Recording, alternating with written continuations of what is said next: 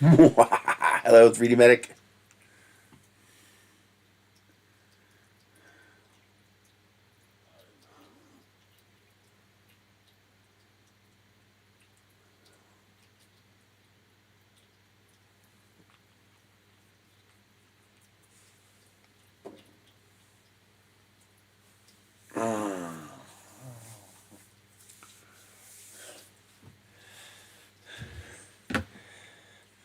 That is still sticking out right there.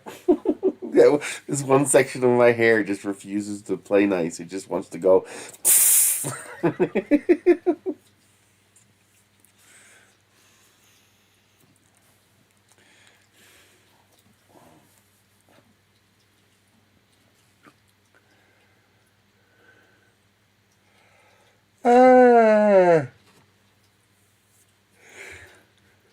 So how are you doing today? Hey, Maker Viking.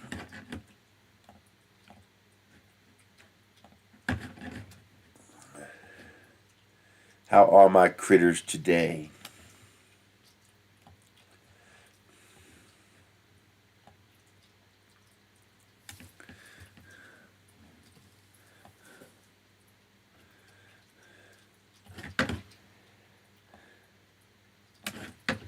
I hate that. I hate that snap to function in Windows where it just absolutely insists on snapping the vertical size of the window.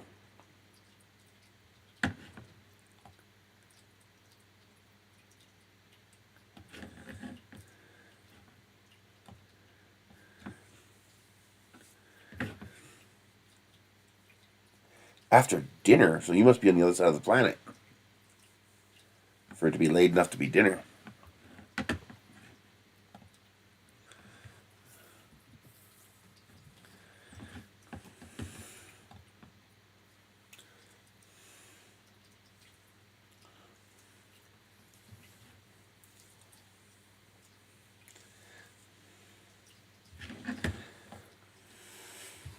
Ah, you are well away.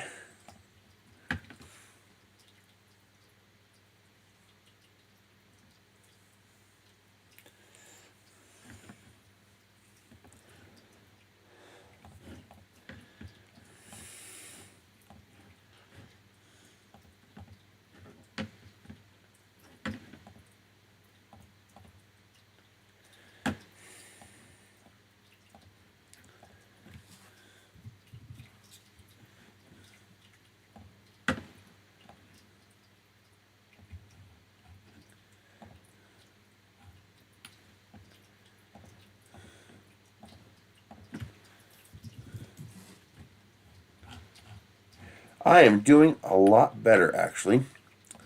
The hang on, doing something on my screen here. The eye drops, these actually appear to be working. That night, I got 5 hours sleep, and after that, I've been getting 6 to 8 hours sleep like normal, and actually waking up having slept. It's been over 2 months since before then that I've gotten a night's sleep, and it was starting to really fuck with my head. And these appear to be working. So whatever's in here is doing something. This is supposed to be antibacterial, which means whatever's wrong inside my eyes is bacteria related, or at least it's a combination of things.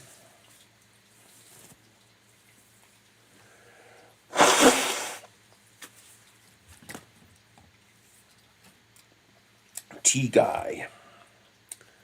guy. So I'll probably have to show it a couple times as people come in, but check it out. There we go. I now have a plastic cinder block. I don't know why, I just want one. I just wanted one really badly, so now I have a plastic cinder block. Oh, it messes with you. It got to the point where I couldn't even lay down in bed and watch TV. I couldn't do anything. My mind was just so screwed up from not being able to sleep. It was just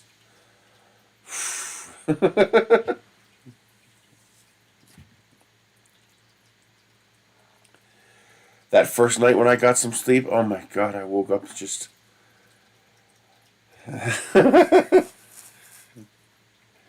well, no, printing more of these is not really sane. Unless someone wants to print a custom one, like with their logo on it or something like that. But the, well, for this is more of a, because I can. That's it. I can do it, so I did it. But this will also be great at shows. If I go to an event, because this is something people can hold, they can touch. They're unlikely to damage it. Because it weighs almost 2 kilos. It's heavy enough to go, oh, that's heavy, but not so heavy that a kid can't pick it up. But this is conventional construction. So now the trick is, how can we optimize this for 3D printing? Well, the way we do that is by making a heavier duty version of my click walls. So, you know, the little shed thing I'm working on. I did find some PETG rolls, though. I was out in the container I was looking for that roll of the orange, and I found a couple rolls of PETG. So I'm going to get started printing more of these again. But make, you know, this style, you know, click together. That doesn't require any glue. Now the trick is, how substantial can I make it without making it stupid heavy like that? I mean, this didn't take long to print. This only took 30 hours to print, which really isn't bad if you think about it. 30 hours to print a cinder block? That's not that bad. Although I got this weird artifacts. You see that pattern over the whole thing? These weird artifacts and lines throughout the whole thing. I found out what that is, I think. The, one of the palm wheels got melted. When I had that big blob form on the Chiron, I replaced the hot end with that one you guys had me get from AliExpress. And I replaced everything, but I didn't realize one of the palm wheels had gotten melted by the blob. So when that wheel rolls back and forth, the whole head's able to jiggle, jiggle, jiggle. And I think that's where that pattern's coming from. No, not really. It's not really cost effective. Unless you already have a stupid amount of plastic. So I got to replace that palm wheel in that printer. Also, the heater won't maintain heat. So I think when I was messing with the fans, I think I damaged the wires going to the heater block. So I got to check that out and figure that out. Thankfully, the Chiron does not have temperature failure mode. I guess it doesn't, because I had it programmed for 235 and it got down to 212. And I would sit there and go whack whack, and it would go back up to like 225. So thankfully it doesn't have temperature failure safety mode, because otherwise it would have failed and I would have lost all this. So as it was, I just slowed down the print and it was able to 90% and it was able to print it. But yeah, so now I have a cinder block. It'll be a nice little demo piece to keep on my table and stuff like that. The brim. But yeah, that came out pretty good. Even with 4 top layers, I still got buckling. That's annoying. That's because the amount of infill wasn't enough. What I should have done, and I can't do this in Prusa Slicer, I can only do this in Simplify 3D, as far as I'm aware. There might be a way to do it in Prusa Slicer. Right about here, I got to switch to like 25% infill and build up a tighter infill net to support the top layer. But I'm also changing the way I'm going to do it. So I have multiple problems. I want to build a big building. Not because it's practical, although it's quasi-practical. To build a 10 by 10 foot shed, no, I have not. I'll have to try that. To build a 10 by 10 foot shed using regular PLA prices, you're looking at like $3,000 or $4,000 to print a shed.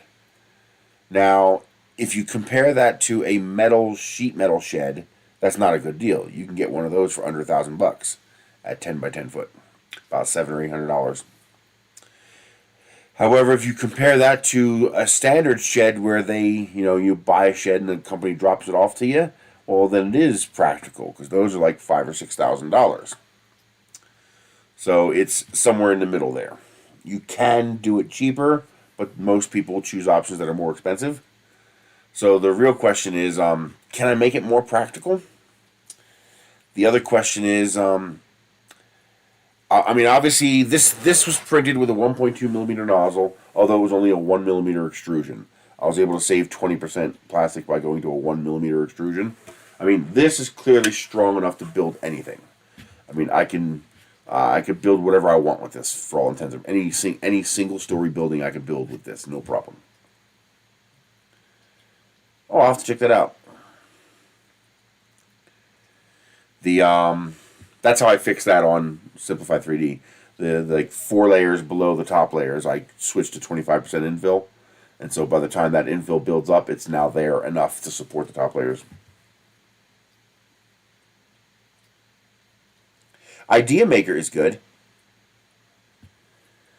I like Idea Maker. Well, Idea Maker mostly because it's the only one that'll do the belt printers. Not counting crap that's Cura. But now what's interesting is that that is interesting. I slowed down to 90% right here, and it stopped doing this. I don't know, can you guys see that? Can you see it now? Yeah, there. See that pattern? The like cracks in the print, like deviations. Now I stopped. You notice I switched down to 90% here, and it stopped doing it. I wonder why that is. Actually, it's still there. It's just much softer. Huh. I'm willing to bet you that dimension right there, the spacing is that big. I'm willing to bet you that is the circumference of the palm wheel. I'll bet you that right there is the circumference of that wheel. And so each time it hits that flat part that got melted, it does that. I bet you that's what that is. And that when I slowed down, it did that little divot just slow enough that it was smooth, because it is still there. I don't know if you can see it. No, you can't see it. Oh, kind of, right there. You can see how it's still there vertically. It's just softer. So I have a feeling that's exactly what that is. Although, why did it go vertical? Here it seems to be a moving target. But when it started here, it's straight up and down. That's weird. It's probably just that wheel. I gotta replace that wheel. And of course, it's still peeled off the bed, so it's got curve.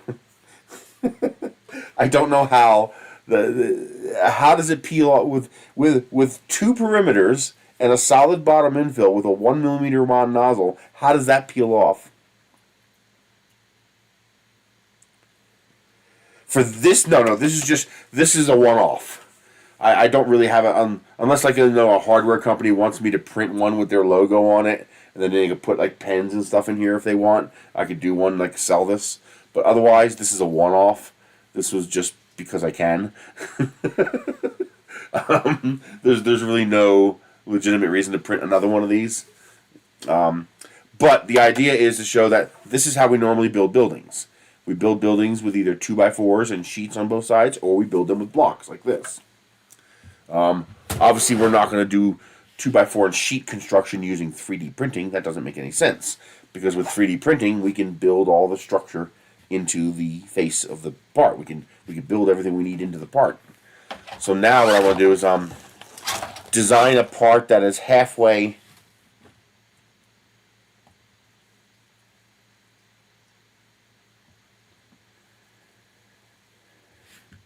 There's no room for helper disc. That's the full width of the print bed. So there's no room to put a helper disc. I couldn't even put a brim. I mean, I have a 400 millimeter wide, and that's 400 millimeters wide. So there, I couldn't even put a 1 millimeter brim around it. So now my thing now is, now that I found a few rolls of PETG, I'm going to continue printing these. So the little Rubbermaid shed is going to continue to get printed. But now I need to design parts for the major project.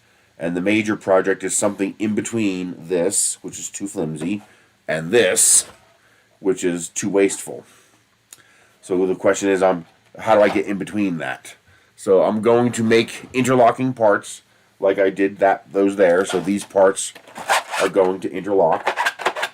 They're not going to be vase mode. They're going to be regular mode using a 1mm nozzle. But that's the other question is, there are multiple reasons to use a 1mm nozzle. The two primary reasons on... Oh, I was only moving 25 millimeters per second.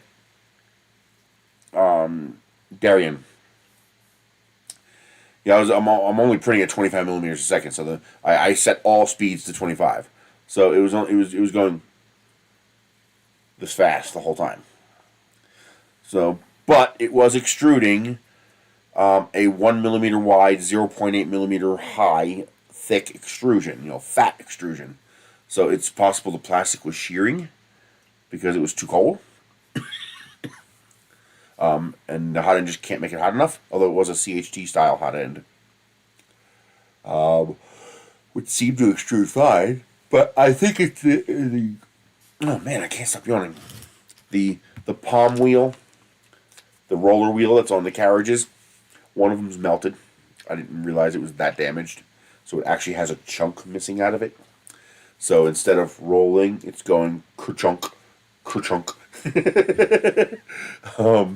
So I got to replace that. When I had a blob melt, and part of that blob wrapped around the palm wheel, and when I took off the blob, it took off a chunk of the palm wheel. I didn't realize that until I looked at it. So,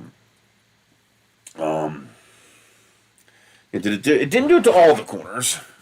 This one was the worst offender. This one stayed flat. Nope, that one curved a little bit too. And these two both, this one a little more, this one a little less. But all four corners peeled a little bit. Usually the big fat extrusions don't peel. They usually stay put. So now now becomes the challenge of optimization. First, I need to be able to print it out of PLA. That means I'm limited to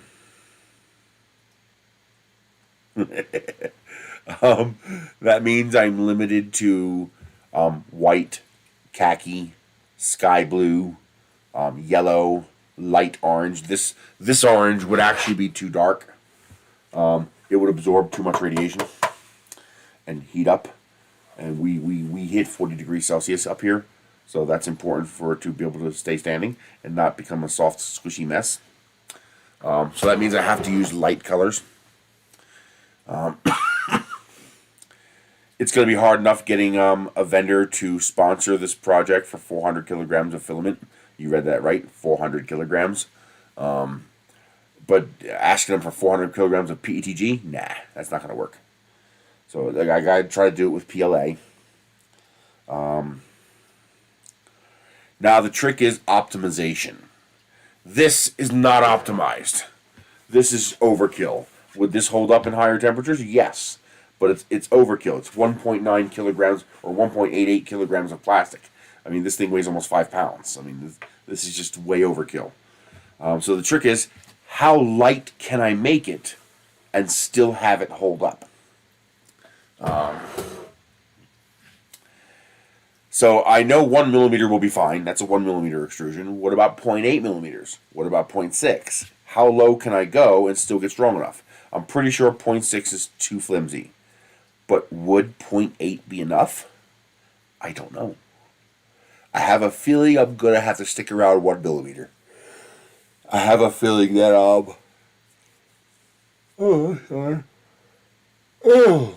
there are other consequences to going to a smaller extrusion width. So, for example, I want my layers to be 0.8 millimeters. Because ultimately print time is determined by 2 factors: number of perimeters and number of layers. So, for example, adding 1 more perimeter dramatically increases both mass and time. This is with 2 perimeters. Now keep in mind that's a 1 millimeter extrusion, so that's a 2 millimeter thick wall. So that would be like you printing 5 perimeters with a 0.4 millimeter nozzle. If I go down to a 0.8 millimeter wall thickness, that's a 1.6 millimeter total wall thickness, which I think might be strong enough. But the problem is I then have to go down to a 0.6 millimeter layer height. That's exactly what I'm going to do. That's exactly what gave me the idea, too. And other people have done that, too. But that's exactly what I'm going to do. I'm going to try to sell sponsorship for tiles. People can buy a tile. I'm going to reserve the prime tiles for the major sponsors. So, the top of the wall and the door, since those are going to be the most visible components in the project, those will be reserved for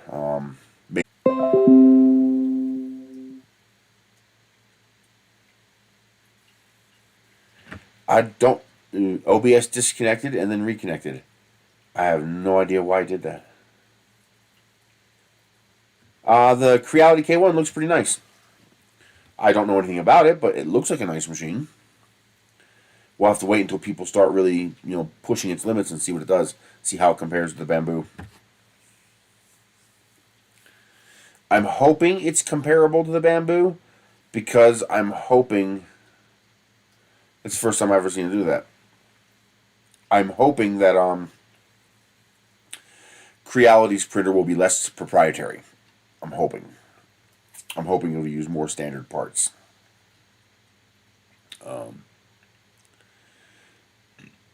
So the first thing so I don't want to use any fasteners. I don't want to use cement. I don't want to use screws. I want to use all plastic only. But I also need to make it very, very printable. So I got to figure out how I want to do that. There's also now there is one constellation I might have to make: hurricane straps. Tie-down straps. That might be something that's necessary, and that would be okay. I wouldn't mind that, because here we get high winds.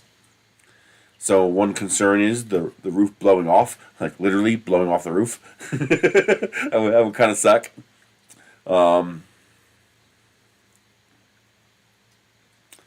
So need to figure that out and make sure it's not gonna, I don't need 200 kilograms of this building blowing down the road.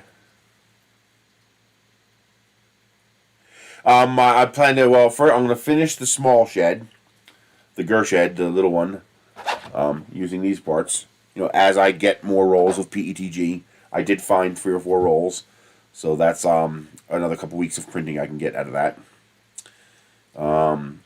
But I also want to start design work on this, so over the next week I'm going to start designing the parts and print a couple test prints. I have multiple design challenges involved in this. So first, I don't need blocks like this. These are kind of wasteful. These blocks tend to be very brittle, which is one of the reasons why they're designed like this. They also have to be mass produced and achieve weight savings. That's why they have this, which I don't need. I also don't need the wall to be 8 inches thick. So I'm probably going to reduce the wall down to 5 inches. And that 5 inches was selected for a very specific reason, maybe 5.5 inches. But it's going to make the wall a lot lighter, and it's going to make parts faster to print. Not that much faster, though, because the reality is taking an inch off of this dimension doesn't really change the print time or mass equation very much. It's this dimension and this dimension that where all the mass is. Kind of. So printability is also an issue. So one of the things that I plan to do is to design, like for this one here, I have slots on the top and bottom edges for joining the pieces together. Do I have a piece available to show you? No. Yes. I'm still using Tinkercad. I know how to use Tinkercad. It's easy, so I still use that. Now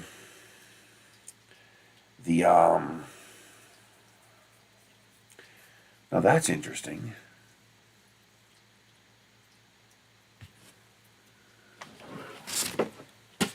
I could integrate tubes into it. It wouldn't have to be this big. A 2-inch tube would be more than enough. But I could integrate tubes into it that would thread together to hold everything together, you know, to make sure it can't pull apart vertically. Huh. That's interesting. Now, one of the issues is I don't want the parts sliding sideways. So I need to be able to lock them together. Locking them together this way is easy. You know, we're going to have something like this, except it's not going to be vase mode, so this won't work. They'll have to be slid together like this, because the tolerances will be much tighter. They won't be as flexible. But the idea then is to put a slot. Literally, just put a slot in the top and the bottom. You know, just run a slot along the top and bottom, and then print separate wedges. Now the cool thing is, these wedges would only have to be, you know, about this big each. And the idea would be that this part here would have a slot in it, and that wedge would just stick into the slot. And then this part here would also have the same slot, so that when you put the two parts together, you'd have this piece that would be stuck in here like let's see what's in here. Here's going. So I'd print a little wedge like this, and that wedge would stick into this piece and stick into this piece, except it'd be in the middle here, and that wedge would now keep this piece from doing this, from moving side to side. And so I would just print a whole bunch of these wedges. I would print them vertically, but install them horizontally. This way the filament is running across the shear path.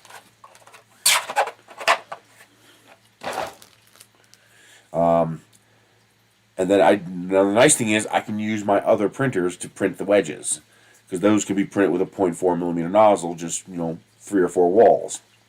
And I can print a bunch of these wedges to be able to click in there and hold all the parts together to keep them from sliding side to side.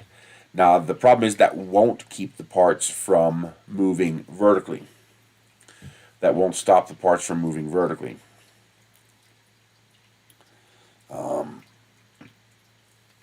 So I would still need a way of holding them down, and I could do that with either the tubes or tie-down straps. Hey, Alden. We're doing okay. Winter's gonna suck, but we'll get through. Actually, that reminds me. I'm going to print the support beams for the roof and the roof shingles in 11-foot long pieces. They're going to be printed a single piece 11 feet long, which means I'm going to use the CR30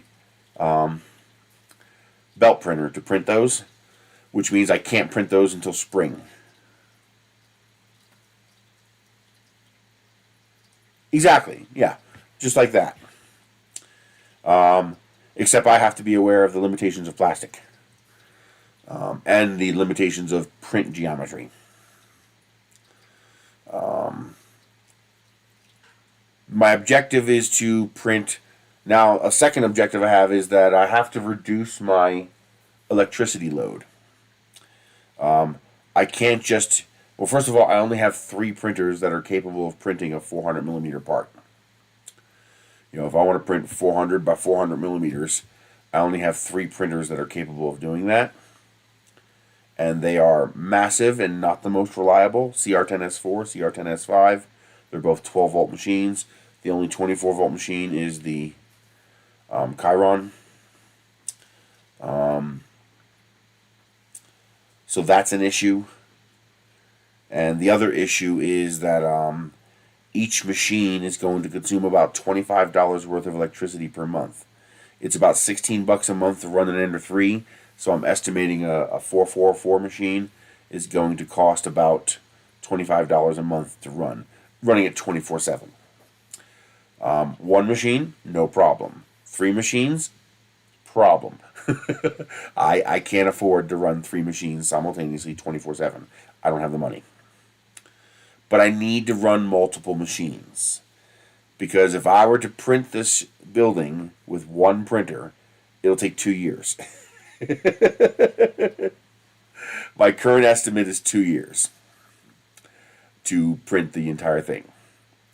I want to get that down below 8 months. To do that, I need at least 4 machines. I don't have 4 machines that can print that big. It's amazing how quickly you can whittle down 2 years down to actually 6 months, but I'm adding for errors, and also that doesn't include the door and the roof. So I'm estimating 8 to 12 months if I use 4 machines. So it's a long-term project. Hey, Matt. So the plan is I want to downgrade to 300 by 400. So I want to use the CR10 size machines. The reason I want to use the CR10 size machines is that I have 3 IDEX printers. I didn't realize I had 3, but I have the Artist, I have the E-Cube Maker, and another one. I have 3 IDEX. Now I know one of them is broken. One of the hot end modules is broken. So I got to fix that. But assuming I can fix that, that is 3 printers that'll actually print 6 parts because it's IDEX. So I can put it in duplication mode and print 2 parts at a time. Which means so eventually I'm going to look for electricity sponsors, people who will sponsor electricity. So they would, pay $25 a month to operate a machine. And if I get a couple of electricity sponsors, then I can run 3 IDEX printers, which will give me 6 parts per day instead of 3 parts per day, which would be very nice. But that requires me to go from 400 to 300, which means I need more parts.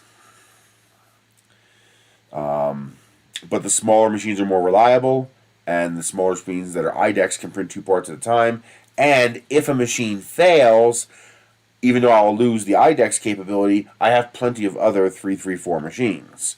So I'll be able to make up the loss by bringing other machines online. I got 2 of them in there that can print 300mm parts. And I got 2 more out there that'll print 300mm parts, and who knows what I have out there. The shed. It might even be worth eventually building a custom machine, depending on how successful the project is and how much support I get. For example, building a 400mm by, say, 800mm printer, and then have 4 print heads, maybe even 5 print heads on the machine, but not independent print heads. Lock them all together. So have a beam that's on 2 sets of roller wheels, and on that beam install 5 heads. Because they're all printing the same thing. So I don't need them to be independent like an IDEX machine. As long as you limit your build volume to 400 by 1/5 of 800, then you won't have any collisions. So for example, if you did a CR10, if you sliced for a 300 by 150 build volume, you could have that second head on the machine, and neither the G code nor the machine has to be even aware that that head exists as far as the toolpath is concerned. Now that does create a problem though. I do still need a way to initiate and control the hot end. The stepper motor is not a problem. I can just wire that into the existing stepper motor. I know I can do 2 because they already do that. Creality does the 2 Z stepper motors into 1 stepper driver. So 2 extruder stepper motors into 1 stepper driver shouldn't be a problem.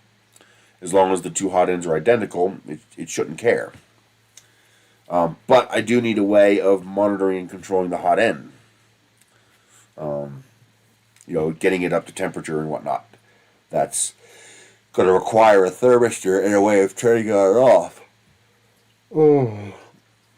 So it'll be interesting to see how that works.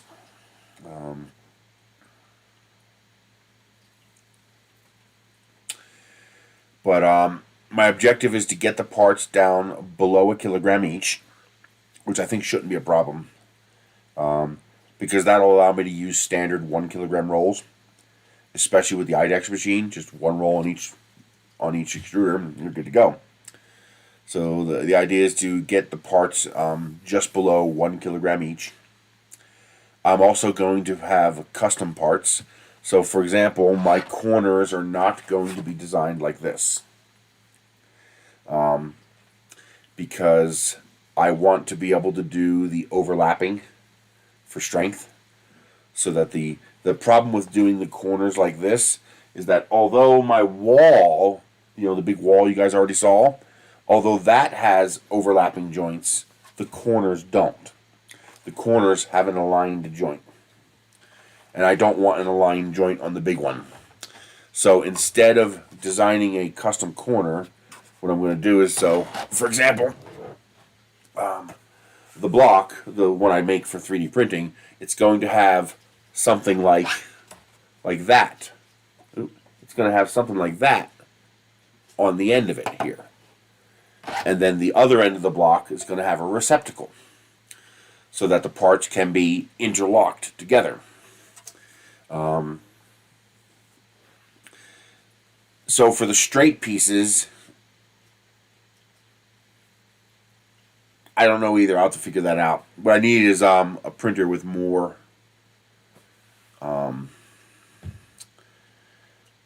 drivers available, or more thermistor connections.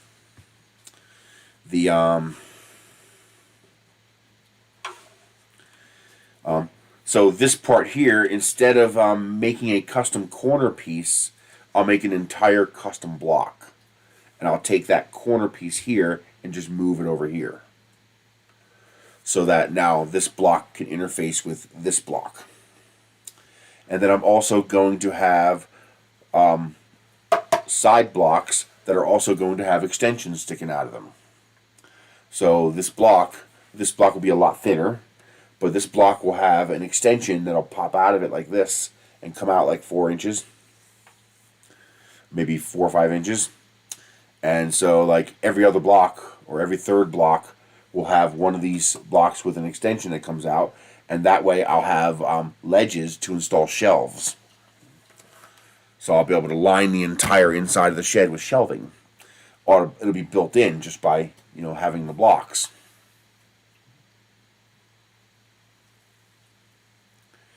I don't know if any of my boards have enough data channels, if any of my boards have enough connections, and I don't know if there's a way to control 2 boards from one.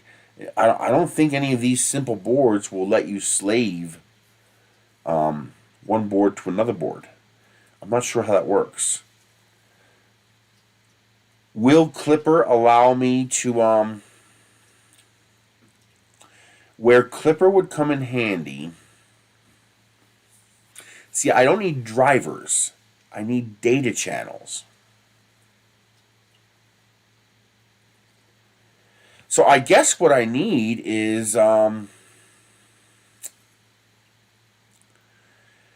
need to take away temperature control from the printer. And have, how they have the Canovo silicone heat beds, and you have that external separate temperature controller where you set the temperature to what you need? What I would basically need is something like that, I guess. If I could repurpose a board, if it has enough datacomms on it, and have Clipper control that second board just as a temperature controller, and where I would just manually say, okay, set the 5 hot ends to 230 degrees Celsius, and that's it. Just do that. The heat bed would still be controlled by the main board, and then the Clipper board would just control the temperature. So it could have 5 thermistor inputs and 5 heater cartridge outputs. There should be a way to run all the heater cartridges directly off 24 volts and then have the board connect to them via a relay. So I would have 5 relays connected to the board, so the board wouldn't be handling much power. As far as how to do that, I have no idea how to do that. I'm not a software guy. I'm a hardware guy, not a software guy. I could probably figure out how to build the hardware, but I'd be lost in software land. But I'm betting I could find somebody to help me with that.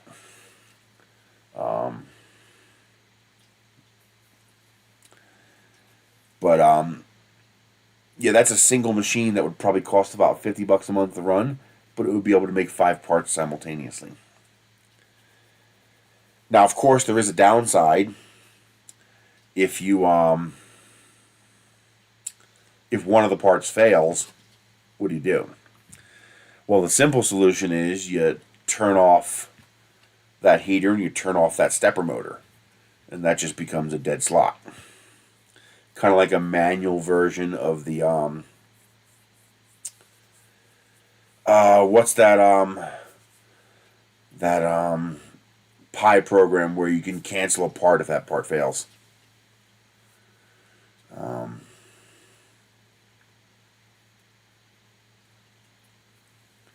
It sounds like it, but it also sounds like I would still need a custom board, and that's money I don't have right now. This is just me idea dreaming, but yeah, it sounds like something custom like Clipper would be able to handle that if I found somebody who could help me with the software side of it. The trick would be if it was a custom board, it's easy. You have your code for that board, but trying to integrate a bunch of non-custom boards to make them do a custom thing, I don't know how hard that is. I don't know how difficult that would be to do.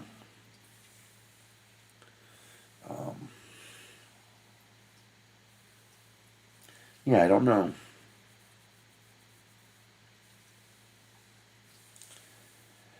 But the key is I would want safety protocols. I want to retain the safety protocols. You know, if you get an over temp or under temp, have it stop. Because the last thing I want to do is burn down my house. So maintaining safety protocols would be important to me.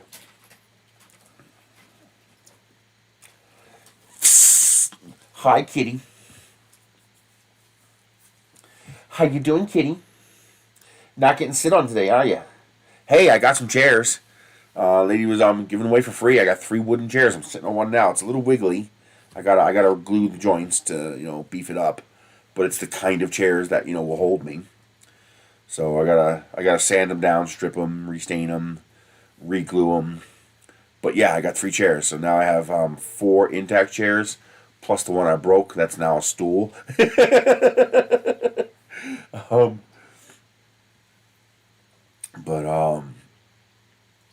So I got my chairs now, thank God.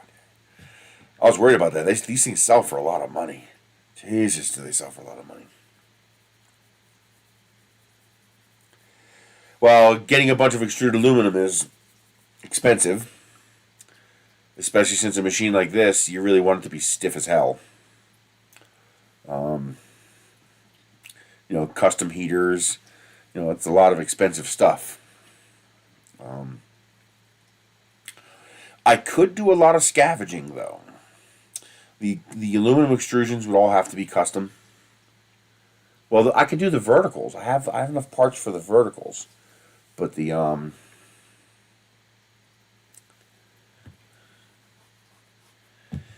I wonder.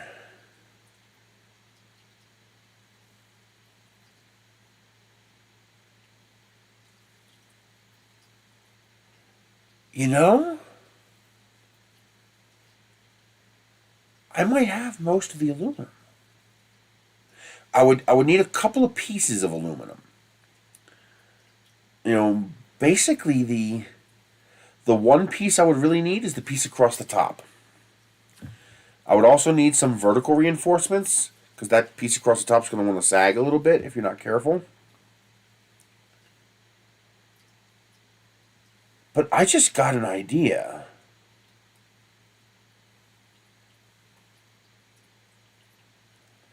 But the problem is it's going to be so power hungry. Oh my God, it's going to take so much power.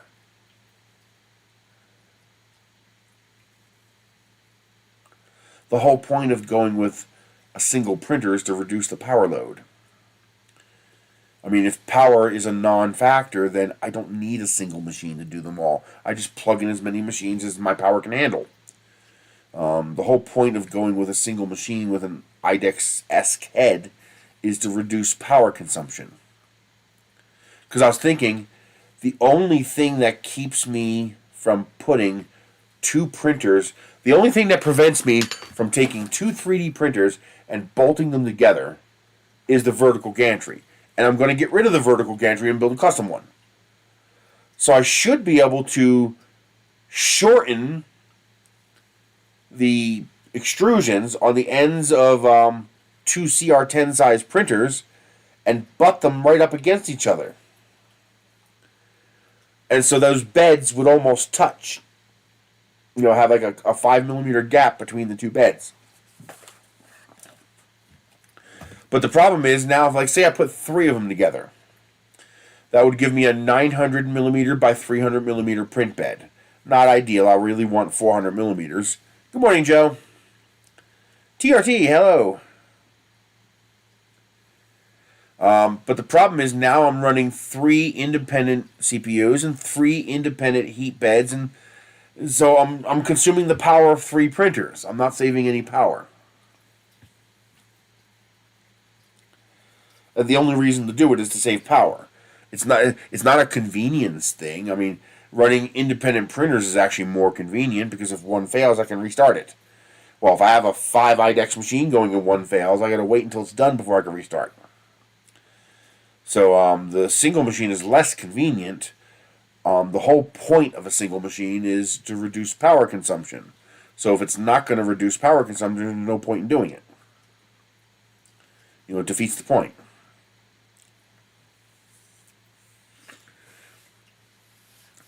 What I really need that I don't have is a belt printer that's 90 degrees. Not the 45-degree belt, but a 90-degree belt. Meaning the belt moves back and forth as the y-axis. And so then I could print one part, move it off the belt, and then print another part. So I can just, you know, queue up however many parts I want and, you know, go at it. Hi, kitty. What are you doing, huh? You all curious about the box, huh? He's getting the zoomies. Oh, man, that's something to think about.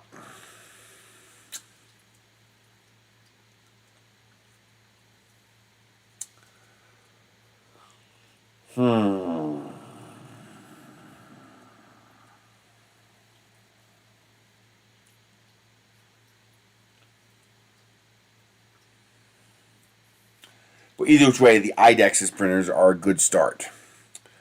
So I got to get all the IDEX printers on the same table. Get them all going, make sure they all work. I got to order some 1mm nozzles. And, those CHT-like nozzles, you know, the ones that use the copper insert, they have hardened versions of those now, which is really nice. Hardened plus copper CHT style insert. Yeah, nice. I want those. But they're like $2 a pop, $1.57 a pop or something like that. Oh man.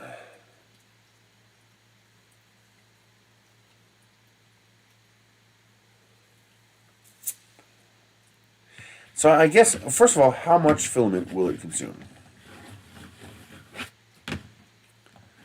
Let's do 300mm by 400mm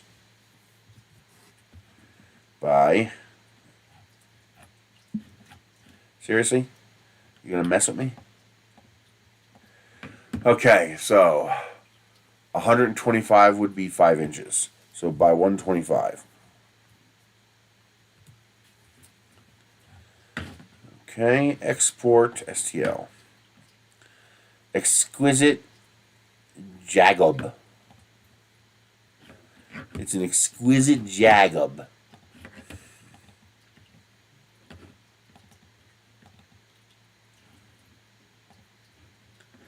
There it is.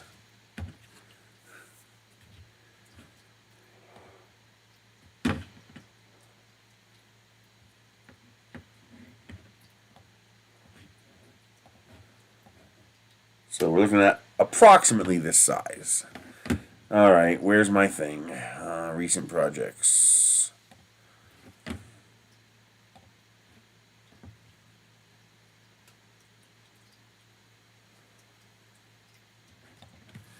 Why isn't this working?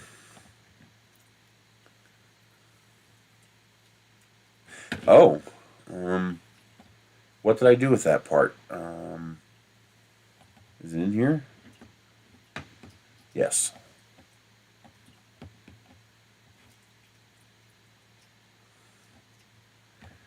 Copy there.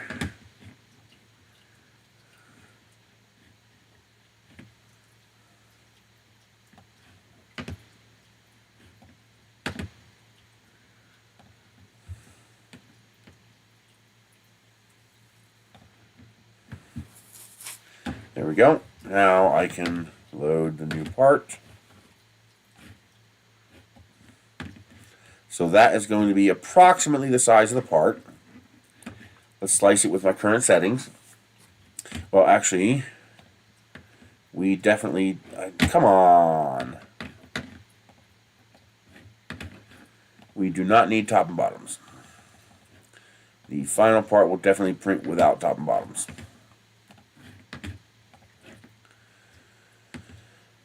So that is 2 kilograms each. So we don't want to print that.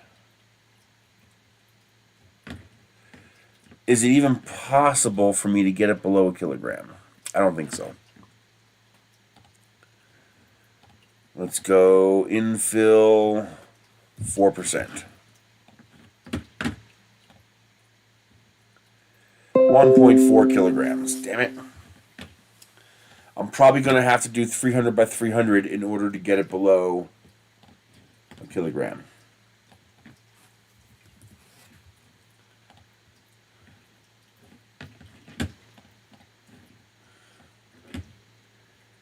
One kilogram right there. I'm also going to want to adjust the infill rate. You really don't want this, although that does minimize filament usage. So that should be, by the time I add my curve on the end of here and my receptacle on this end, this will be below a kilogram. So I have to do 300 by 300 blocks in order to get down to a kilogram each. I might be able to increase that. Oh, absolutely, Matt. This stuff is working. This the new eye drops he gave me, they're working. They seemed like they were having an effect almost immediately. That's 4% infill. That's not a lot of infill. I'm depending on the 1 millimeter thick extrusion to be strong enough. Remember, this is going to be a wall. This is a building that's going to weigh 1,000 pounds, and it's got to hold up to snow and rain and whatever you put in it. So you can't just make it like this. that's not going to work. So this has to have some structural integrity.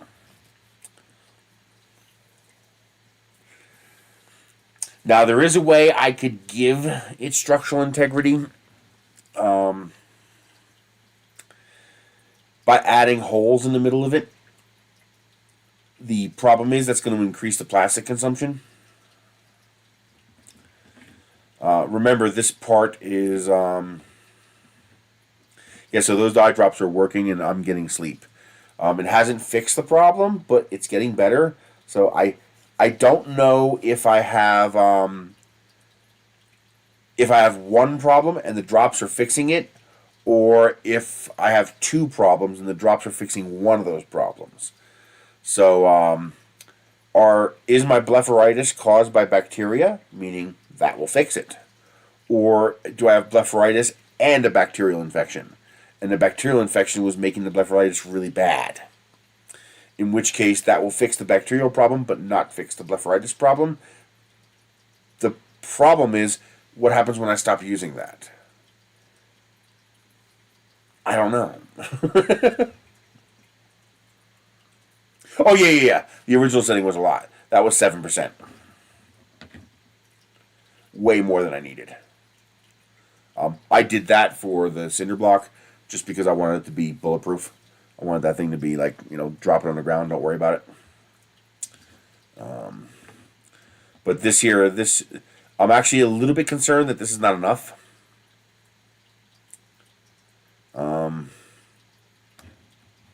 What's up with that? Oh, that's the start point. Okay.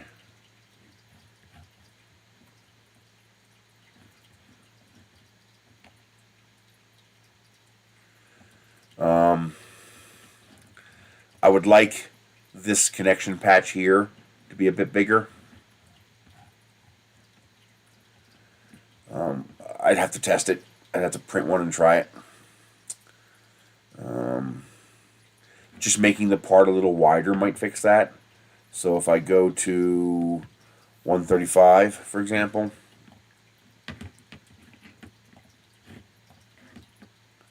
that would increase the contact patch, but it would also add 10% to the mass. Now, I'm going to have a hole on this end and a stick out on this end. That might be sufficient to handle it. Also, I might be able to just...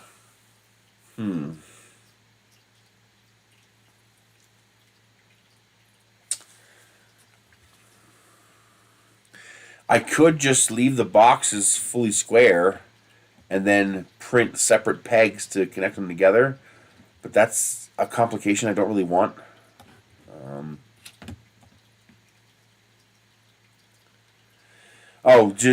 Just being able to get sleep is such a big difference. Oh my god, just having sleep. The lack of sleep was really fucking with me.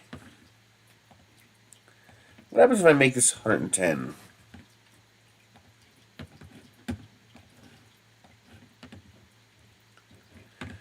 Okay, that gets me my wider patch that I want without the X crossover, which should also increase speed.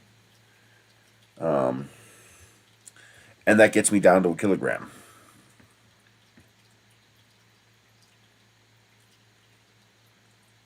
And that's 15 hours per print. That's less than a day per print, too. Now, it'd be really nice if I can get down to 12 hours, so I can make, one printer can make 4 parts per day. That'd be really nice, but I don't think that's practical. Plus, I'd really like to go taller. If I made it taller, then it's more time where I don't have to be standing in front of the printer.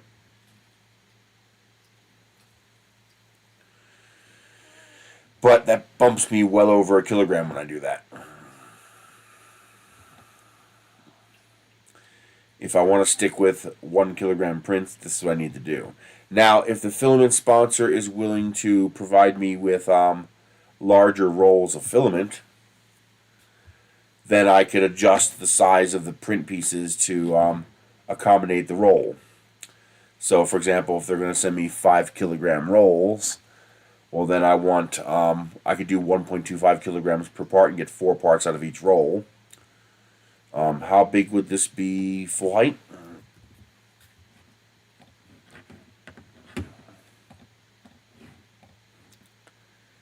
It would be 1.34 kilograms. That's a hair too big, actually. Because if I want to do 4 parts, that's over 5 kilograms. This would have to be down to, actually, this might be down to 1.25 when I put the slots in. By the time I get the slots in. So that might be close. That first night when I woke up, man, was just, I knew immediately it was better. It was like, I didn't feel like absolute shit. Oh, it was bad. It was so bad, and it was getting worse. It was just, I really hope this stuff works. Permanently. I have a suspicion, though, that this might not be strong enough. Like, it's fighting the bacteria, but not killing it. Because it's been a week, and antibacterials usually work faster than that. So he might need to up the dosage a little bit. In fact, I'm going to start doing that. I'm going to use it 3 times a day instead of 2. that'll be equivalent to increasing the dosage a little bit. And because I'm still making maple syrup for tears. The tears haven't gone back to normal yet. Hey, red light. I printed a cinder block. You get a kick out of this. Here we go. So, if somebody was nuts enough, they could theoretically make an entire building out of cinder blocks. That'd be stupid though. So now we're working on custom designing a block for 3D printing. I definitely want to stick with circles for the connections, since that'll be stronger. But that's going to be a fun one just to have on my table at shows. You know, because kids are going to get a kick out of that. You know, just, you know, hey, here's a 3D printed cinder block. You know, it's heavy enough to go, holy crap, that's heavy. But it's light enough that a kid could pick it up. Oh, one day, 30 hours. It didn't take long. It was a 1mm extrusion, 2 walls, 7% infill, 0.8mm layer height. So it didn't take long to print at all. The only reason I even closed off the tops and bottoms is because this is a demo piece to hand to people. You know, for structural part, I would not have any top and bottom layers. You don't need them. Plus, you'd want it to drain. You don't want it to fill with water. But because this is going to be a demo piece, I closed the top and bottom. Otherwise, it would be open. But yeah, the bottom actually looks really nice. I might maybe if 3D Fuel is willing to send me some more of this autumn orange, because I really love this color, I would like to try reprinting this cleaner. So I got artifacts on it, some peeling. I'd love to try to reprint this cleaner, but right now there's no point. It serves its function. And they go to Thingiverse, type in cinder block. You'll find a quarter scale cinder block. Just increase it to 400mm. That's a full scale cinder block. Now there is one more of these I would like to print. I actually have the plastic to do it, but I have to dry it because it's wet. I might actually do that. Oh, that'd be so fun. I want to print one of these in TPU.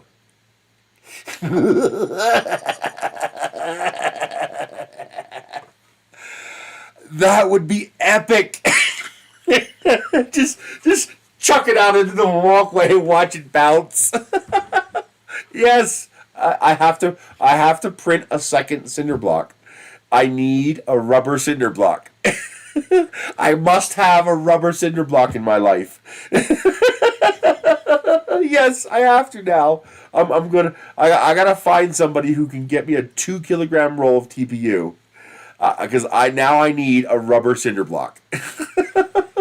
If anybody knows anybody who sells 2-kilogram rolls of TPU, so I don't have to do a filament change.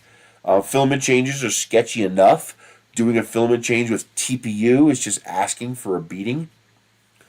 But if anybody knows anybody who would be willing to donate a 2-kilogram roll of TPU, 2 kilogram or bigger, preferably a transparent color, no black. Ideally a transparent color, because that would just look cool as shit.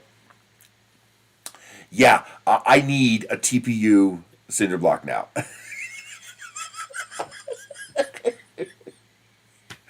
Oh my god! And also, you know, we need a direct drive printer. But oh wow, that x-axis is very tilted. Holy shit! I need to fix that. I just looked over at my Mingda and not my Mingda, the Fucus Odin, and the X gantry is like, eh. Like that's definitely not level. When you can see it from 20 feet away that it's not level, it's not level. That means my bed has to be crazy off too, because it's printing normally. But also that would be fun to print to print actual little quarter scale blocks and just throw them at people. But you'd want to get like Ninja Flex and then print it really light on the infill, like do 2 perimeters, but with like, you know, 5% infill, keep it really light. But yeah, a Ninja Flex cinder block and just chuck it at somebody. That'd be awesome. Oh, now I want to do that really badly. Hey, catch!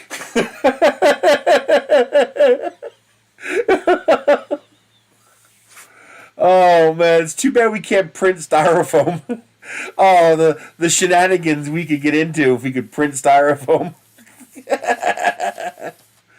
Because that Ninja Flex one would be a very expensive block. But yeah, I have to have a TPU cinder block. You can buy styrofoam cinder blocks. I've seen those. Hang on, let me see if I can find them. I bet you they're on Amazon. I would not be surprised if they're on Amazon.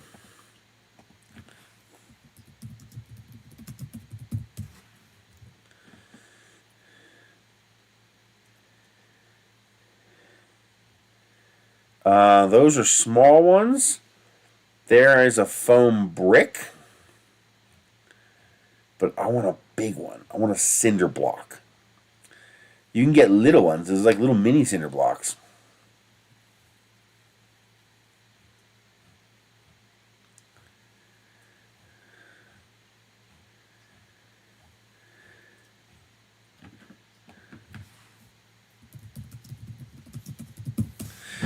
I found bricks, but not cinder blocks.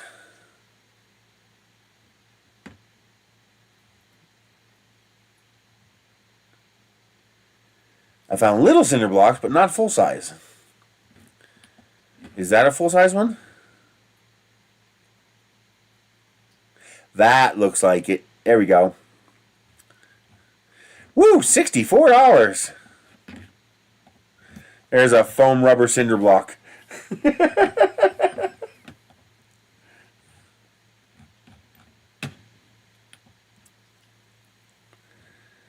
Just chuck that at somebody.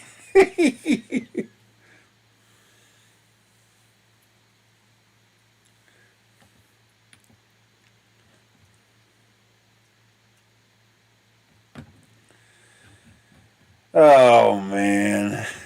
That's crazy.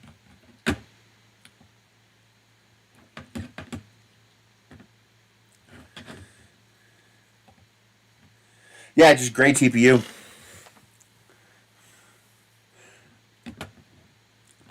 But I would want one transparent. So one of the transparent TPU colors, red, yellow, green, blue, whatever. I just think that would look cool as shit. To have a giant rubber transparent TPU cinder block. Yeah. Does anybody have 2 kilogram rolls of TPU?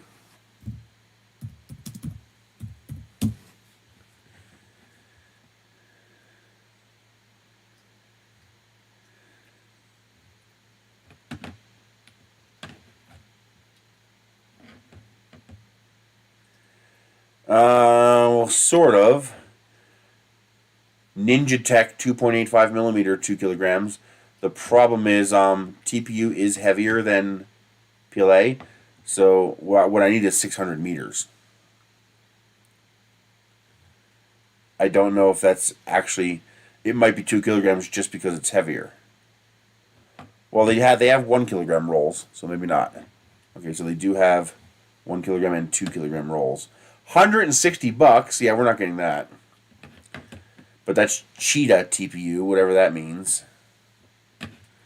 But it's also 2.85. So I need 1.75 and TPU. That is all 1 kilogram. Ooh, translucent purple would be nice.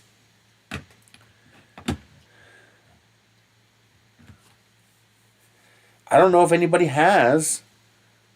Well, the one company does, but it's stupid expensive. But does anybody have reasonably priced 1.75 millimeter TPU in larger than 1 kilogram rolls?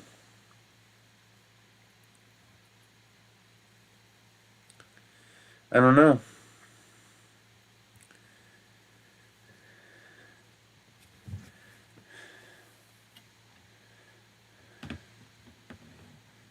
Oh, here we go.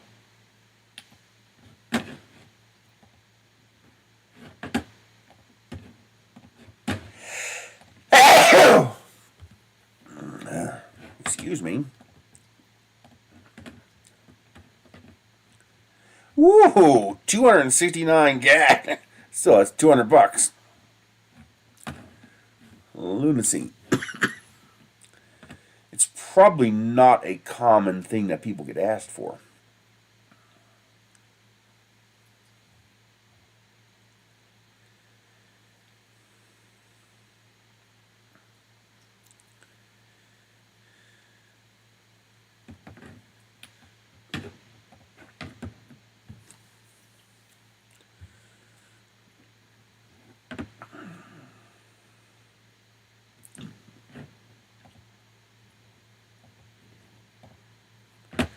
What are you doing?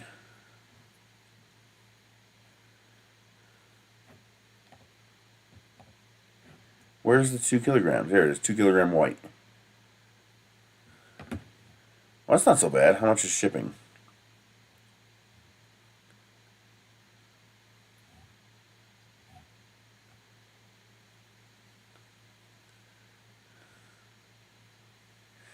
Oh. They're advertising.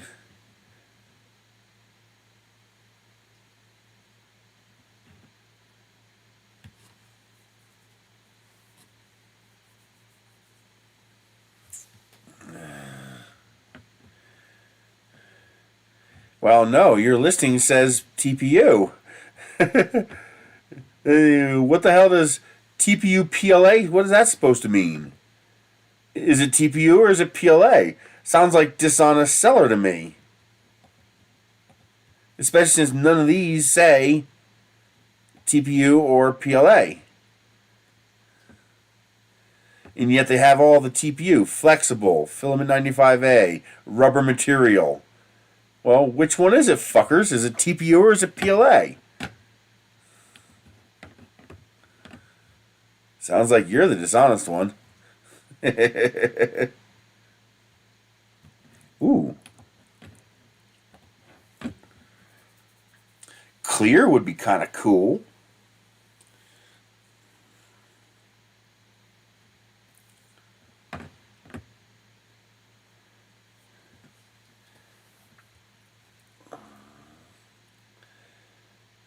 What's this mean?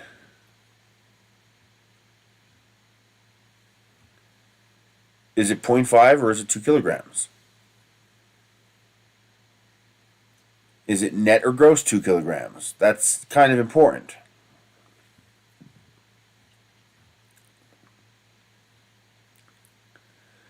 Spool weight 2 kilograms. But this says spool 0.5 kilograms. Which is it?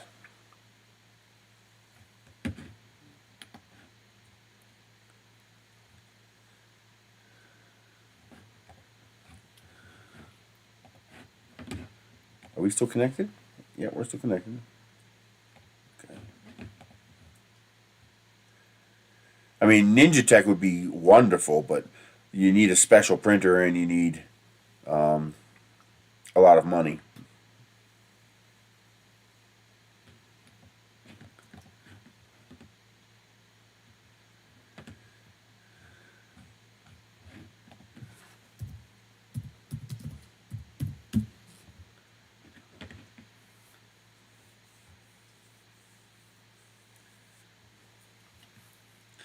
Yeah, it's all 2.85 though.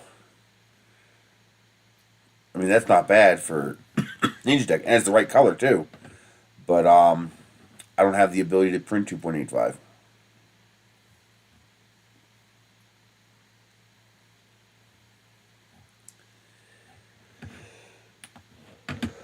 That's the problem with Ninja Tech.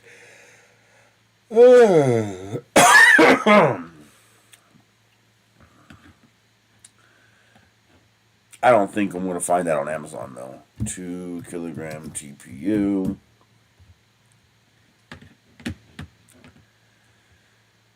That's one.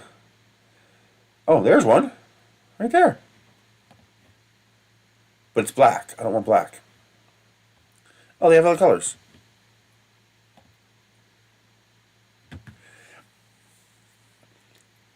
That's 1 kilogram. I don't want 1 kilogram. I want 2 kilograms.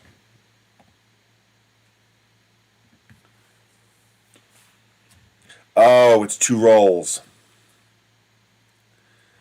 The 2 kilograms is 2 rolls. 2 1 kilogram rolls.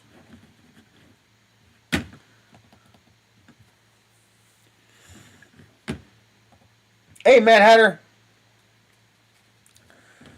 We're doing okay. Just got to make it through winter.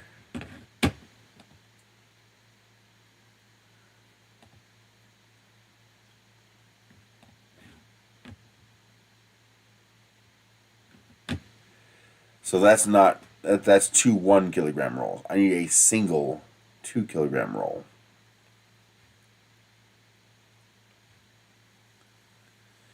You know, I wish you would stop showing me listings that don't work. Now, see, here's a 2 kilogram PLA roll. That's a little on the expensive side, though. Even with the 15% coupon. That's only going to be a $6 discount. $7 roughly. No, about $6. That's about $15 a kilo. I guess that's not horrible.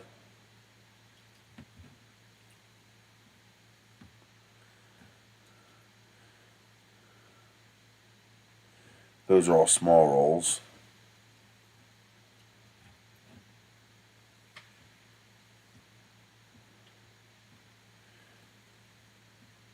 Oh, they have 3 kilogram rolls.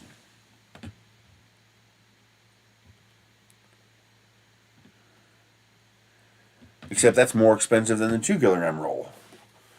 2 kilogram roll was $39. This is $1 more. This is $2 more.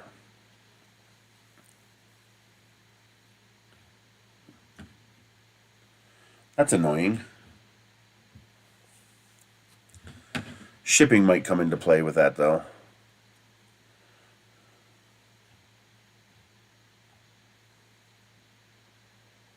You know, clear TPU would be kind of cool. But kind of annoying to look at. I'd rather have a color.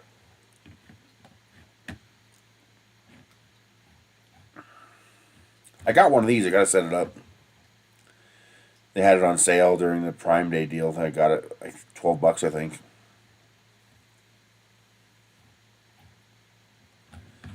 So maybe I'll have better luck with 3 kilograms.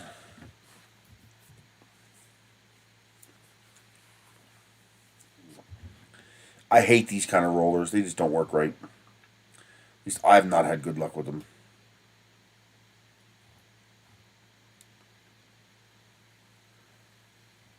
That's PLA.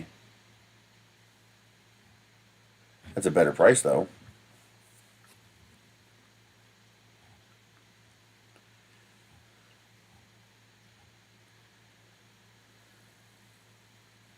There's your concrete gray. I'll have to keep looking. So 1.25 if I go 400 tall. 1.3. But I have to go 300 tall if I want to get under a kilogram.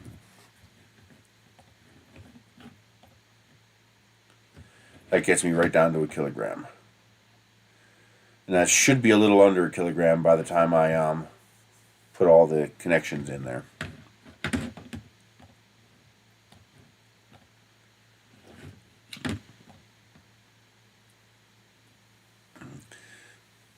Yeah, I want to print one of these cinder blocks in TPU. Just because it'd be crazy enough that I want to print one of these cinder blocks in TPU. So good. This weighs about 1.8 kilograms. That's a full-size cinder block. It's TPU would be I could let kids handle it. They could drop it. They could knock it over, and it won't matter. It'll be indestructible. It'll be a giant block of rubber. Red light. You asked how long it'll take. 30 hours.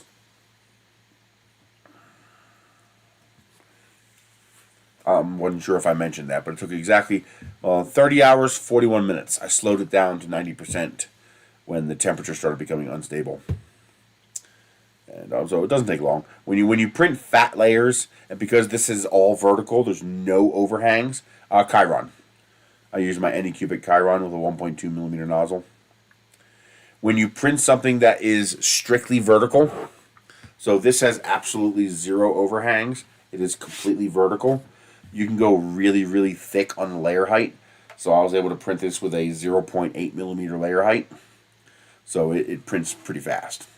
Even at 25 millimeters per second, it prints fast. Just because it's extruding so much plastic.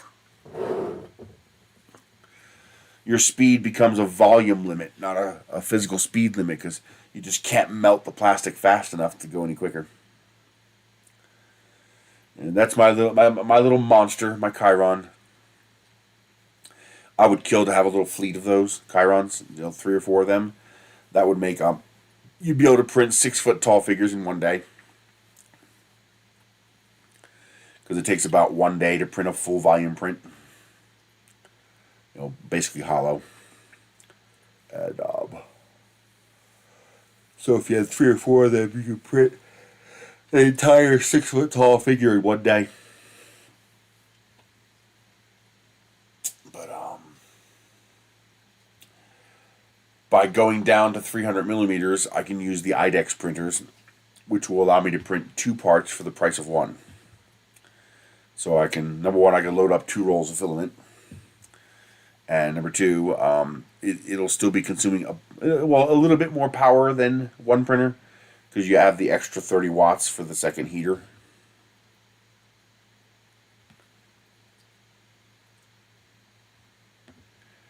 Hang on, let me. The stupid heart at the end of the screen. This stupid heart right here. You can't see it. Hang on. This stupid heart right here covers up the text, so I can't read the fucking text there because of the stupid goddamn heart. It's annoying as hell. This is not a matter of height. It's not that tall. It's only 200 millimeters tall. It's 400 millimeters wide. So either your X or your Y would need to be 400 millimeters in order for you to print that full scale. So here, let me get you a link.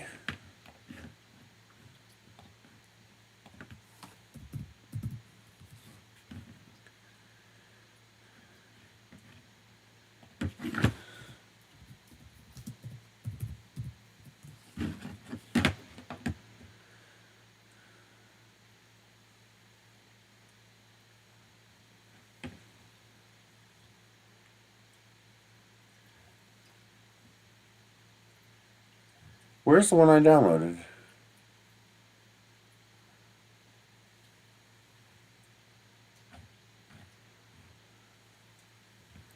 That's not it. I don't think that's it either. These aren't the ones I downloaded. Where is the ones I downloaded? Hang on, I'm gonna move everything out of my way and find it. I should have.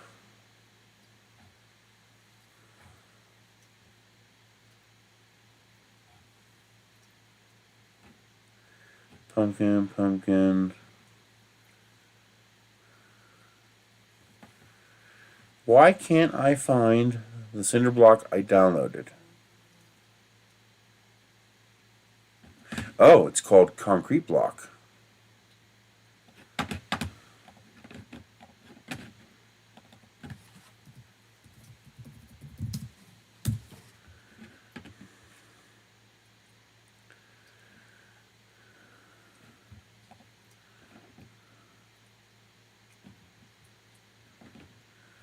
I think that's it.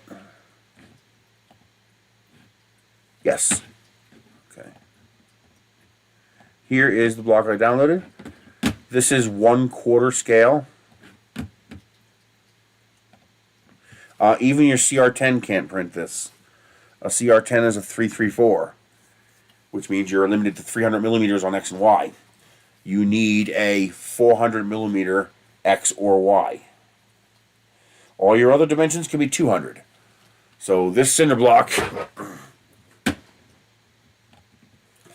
a full-scale cinder block, is actually a hair bigger. I just rounded it to 400. It's 400 by 200 by 200.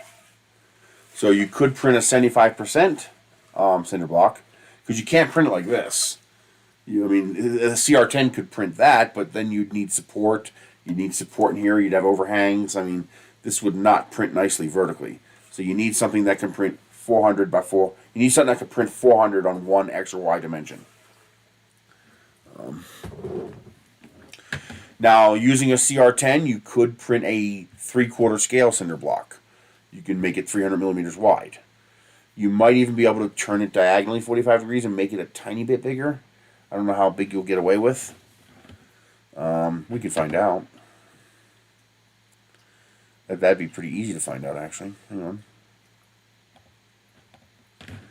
on. Tinkercad. Let's go. Why? I fucking hate when it does that.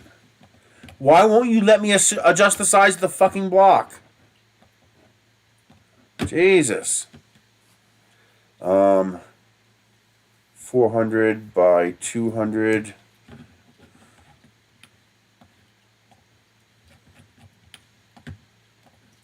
By 200. Now if we shrink this to 300 and rotate it 45 degrees, does that give us any benefit? No, it doesn't. It's wide enough that the 45 degree gives you no benefit whatsoever. It actually makes it take more space. So it takes 318 because of the corners. So the biggest you could print is a 75% scale block on a CR10. Unless you print it in 2 pieces. If you want to do that, you could. You could split the block. You could split the block in half right here. And then you could print 2 of them on your ender. And then just glue them together. You could do that.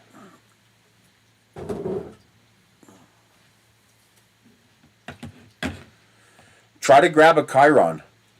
The hot end is hot garbage, but it works for a few thousand hours, and then you just replace it with something else.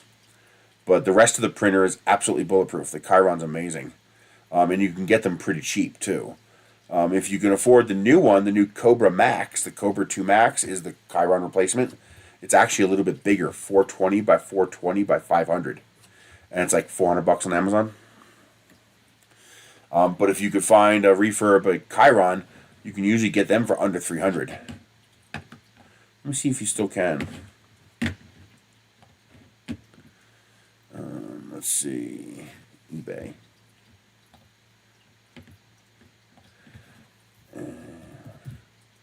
It might not even be available anymore.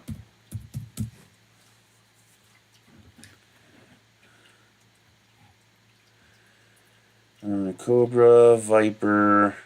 It's not showing me a Chiron, which means it might not be available. Yeah, you might not be able to get Chirons anymore.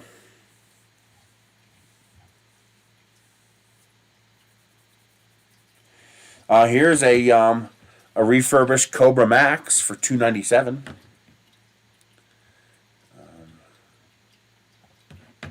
I don't have an affiliate link for it, but why all that extra crap? There's a 400 by 400 by 450. So that's a modern version of the Chiron for $300. That's a pretty good deal for $300.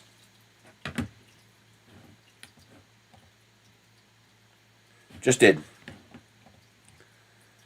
See anything better? Nope. Here's a Chiron, a used Chiron, parts only, $300. That's not worth it. You could buy the Cobra Max for the same price. So yeah, you're looking at the Cobra Max. But $297, and that'll get you a 445. Actually, a little bigger, 420 by 420 by 500. Those are probably fine too. Yeah, Elegoo does have a new one, don't they? How do you spell their name? Elegoo? ELGOO 3D.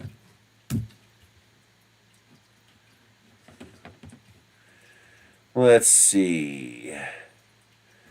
The Neptune 4, I believe, is an i3 size. So we don't want that.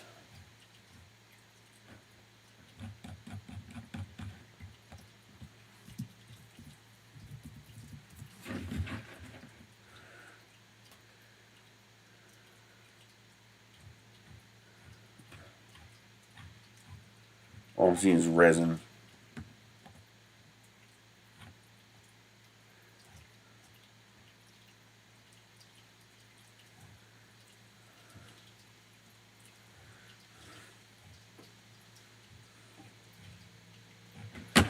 I wonder why they're not showing up. Are they not for sale on Amazon?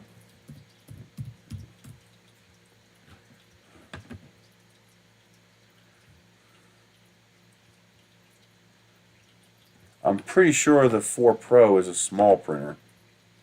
Hang on. Yeah, it's 8 inches.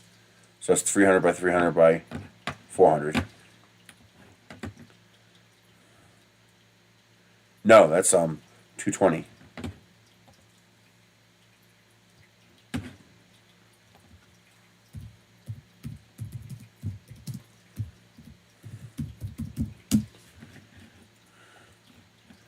Put that there so you guys can see what I'm looking at. Why would you do that? Why? I did not ask you to do that. They have an 8810? Holy shit. Would you give me some place to click that's not going to activate something? Damn it.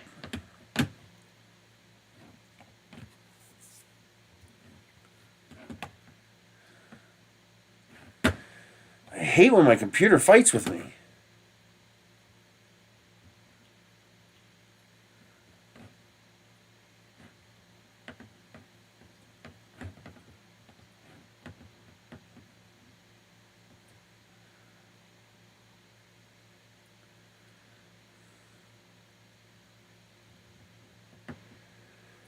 So that one's $200 more. It's 420 by 420 by 480. You actually get a little bit bigger volume using the Anycubic. The Anycubic gives you 420 by 420 by 500. You can ignore the 500 millimeters per second. You're not getting 500 millimeters per second slinging a 4-4 bed. That's just not happening. I don't know what fantasy they think they exist in, but that's just not feasible. Hell, their hot ends can't even handle that. Go away! Jesus Christ! How many fucking pop-ups? Where's the 800 by 800 printer?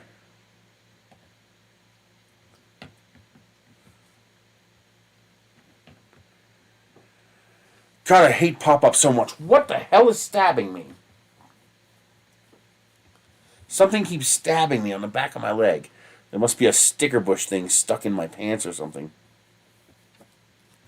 No, you didn't. You're not allowed to link it. YouTube doesn't allow links from people who aren't mods. So your link didn't show up. That's a YouTube restriction. There's nothing I can do about that.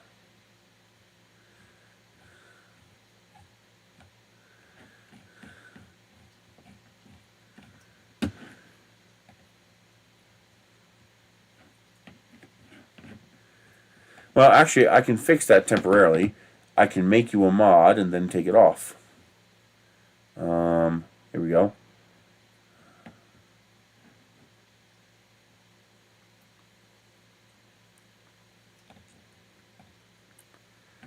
There, go ahead, try to post the link again.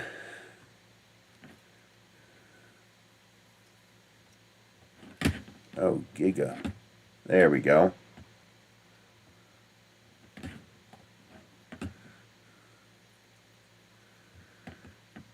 Oh yeah, they just posted this.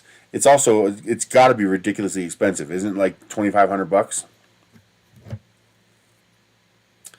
Oh, what I would give to have something like that. Wow. 800 by 800 by 1,000. Jesus.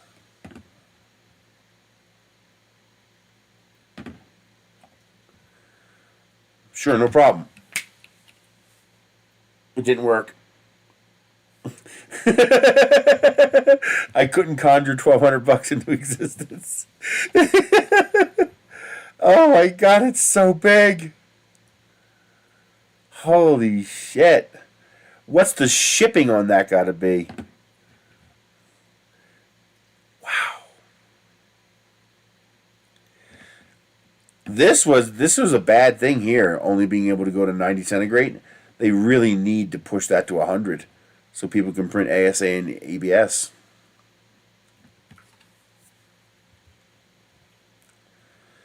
Oh, look at that.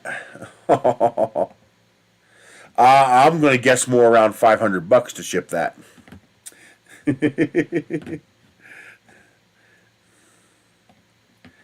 Yeah, I'm going to guess around $500 shipping. Wow.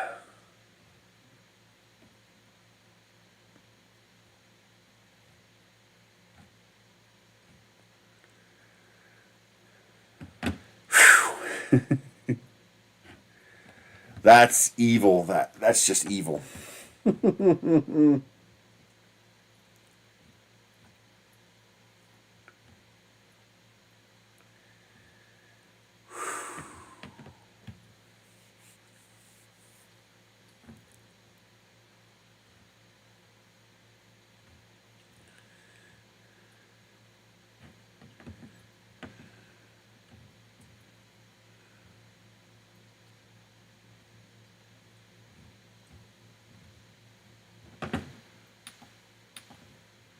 You can't. They don't link it.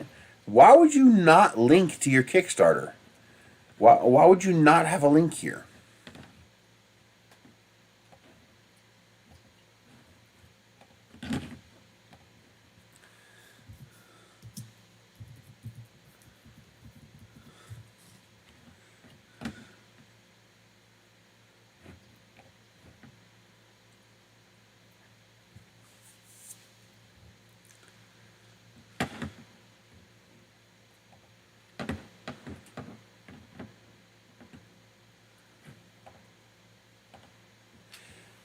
I already have a space for it.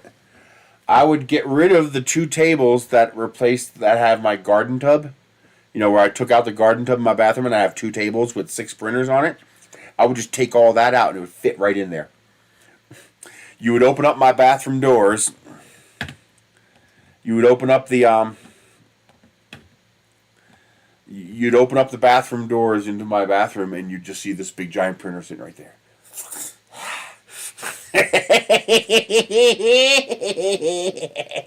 Yeah, I got 5 printers occupying that space right now and 2 tables. I would just remove all that, and it's a perfect little slot right between the 2 vanity sinks. It would fit right in there. Snick.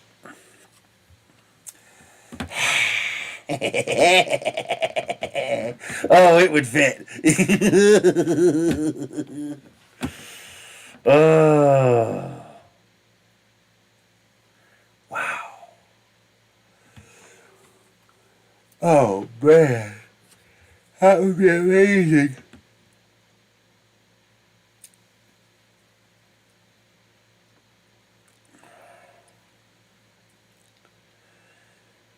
1 meter, yeah, you would even fit. I think it might even fit through the door.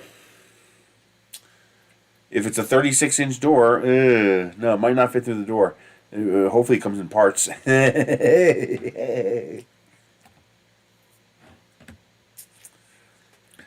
Yeah, in a heartbeat. Yeah, I would clear that whole space. That would be a dedicated space just for that printer.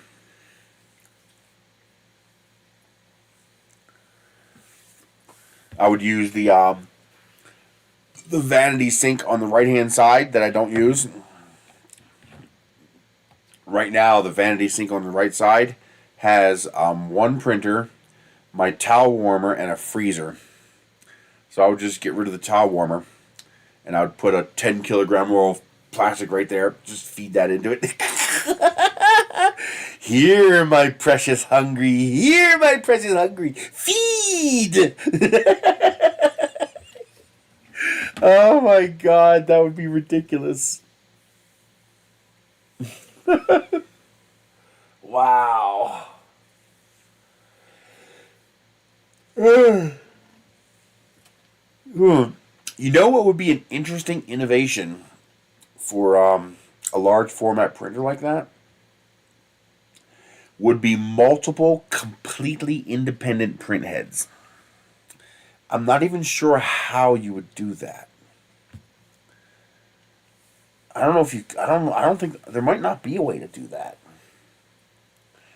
But it would be interesting that, like if you had two parts of a print, to have the two print heads independently printing those two parts to speed up the print.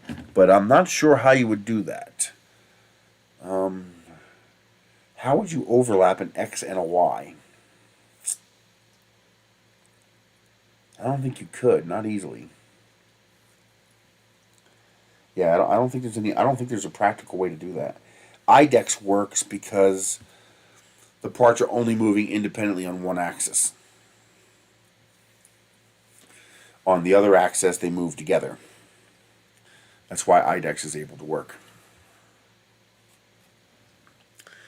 The only way you could do that would be robotic arm hot end, where you'd have a robotic, six-axis robotic arm, so that it could, just bring out a second arm to print another part of the print. That'd be the only way you could do that. And now you're talking, 6 and 7 figures. You're talking real expensive now.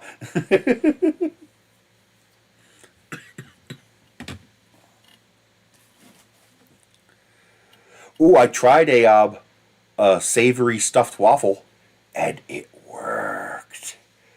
Oh my God! I cooked up some Jimmy Dean sausage and some scrambled eggs, and I scrambled it up real fine, and I stuffed that inside the waffle. It was so good. Oh man, that was delicious. It's going to sound weird, but now I really want to do a cabbage and ham stuffed waffle.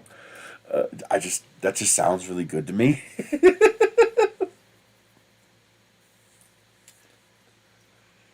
And I want to do a pizza waffle.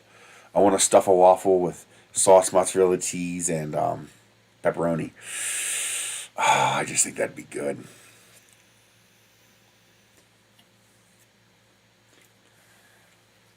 But yeah, I have a dedicated space that would perfectly fit right there.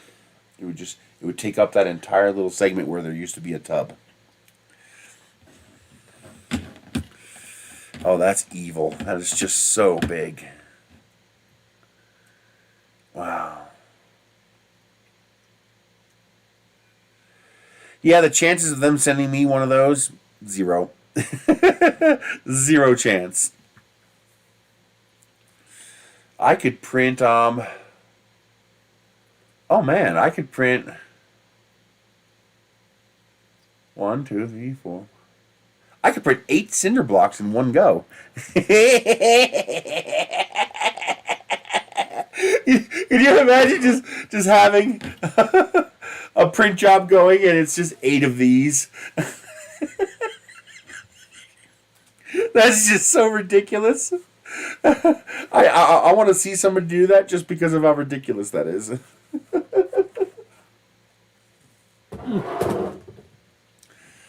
Actually, that printer might fit inside my closet too. I have a pretty big closet right here. I was actually, at one point, I was thinking about getting rid of the closet, tearing down this wall and expanding my room, making my room bigger. But the closet is kind of handy. I have a bunch of my gear on the shelf in there, and I have a rolling trolley cart that has some of my resin stuff in there. I could just pull it out and I have all my stuff on there. So the closet is kind of handy. But yeah. Oh, that's ridiculous. That's a hell of a machine, though. Jesus.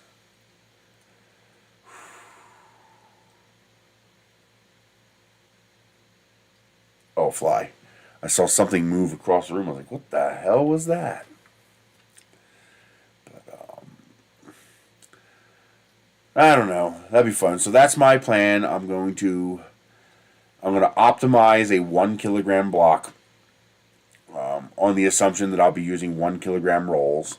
I can always scale the block up vertically if I get access to larger rolls. Like if I get access to 2 kilogram rolls, then I can scale the block up. And I'm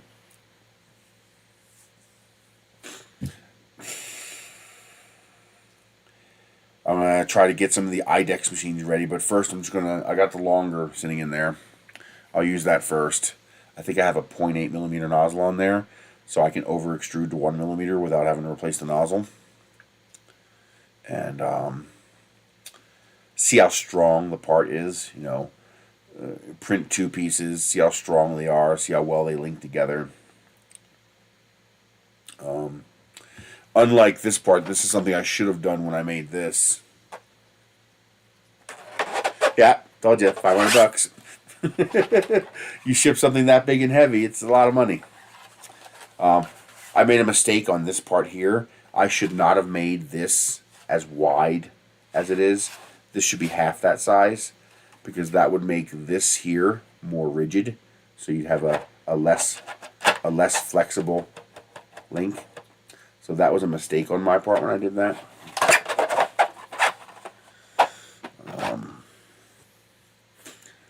Although, because this is not going to be printed in vase mode. Oh, really? They're going to ship that for $150?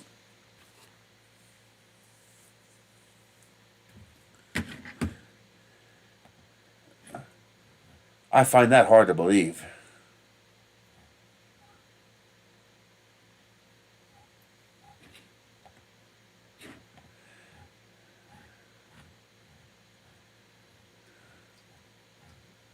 Where'd you see the $500 quote? Because that's what I'm guessing it'll cost.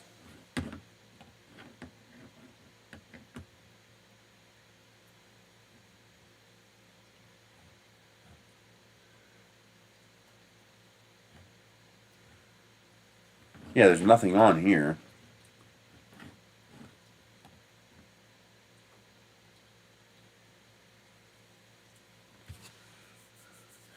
If they're saying 150, oh, well, 500 might be to Europe, where you have to pay VAT. So the 500 might be including VAT to Europe. So they probably could ship it to the U.S. a lot cheaper.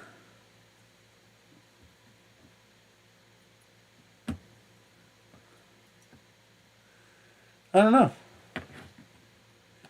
Well, I'm not even gonna bother being notified because I don't got $1,200. So, did you see the cinder block light speed? Here's the cinder block. It's so ridiculous. It's hilarious. That's about 5 pounds, about 1.88 kilograms.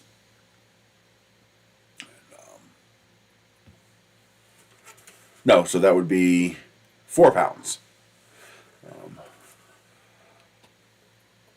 So now I have to design a more practical block, because that's not practical. I mean, it doesn't take long to print. It only takes 30 hours to print that, but it's just not practical. 150 to the US, okay. That's pretty good. Although I guess it also depends on how much assembly there is. It might be, 150 for the kit, 500 fully assembled. Where it'll come in a crate. But if that's a kit, it'll break. I mean, if you look at the printer, it's most printers are mostly empty space. With that block, nothing. That's just a demo shiggle print. I printed that for shits and giggles.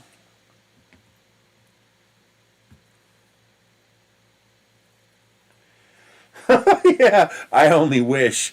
I can't afford anything even close to that. If I had $1,200, I'd be paying a tech to come out and look at my heater.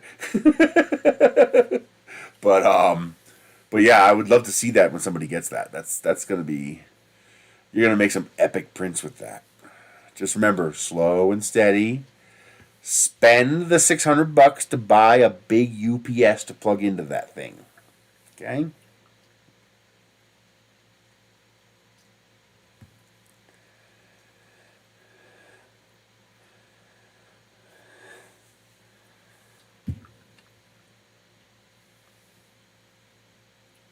Okay, so like the Ender 5. The top and bottom will be assembled, and then you'll assemble the sides and put it all together. That makes sense. Well, 3. You'll have a top, you'll have a carriage, and you'll have a bottom. Yes, they are fast. They're very fast. That Giga is going to be fast.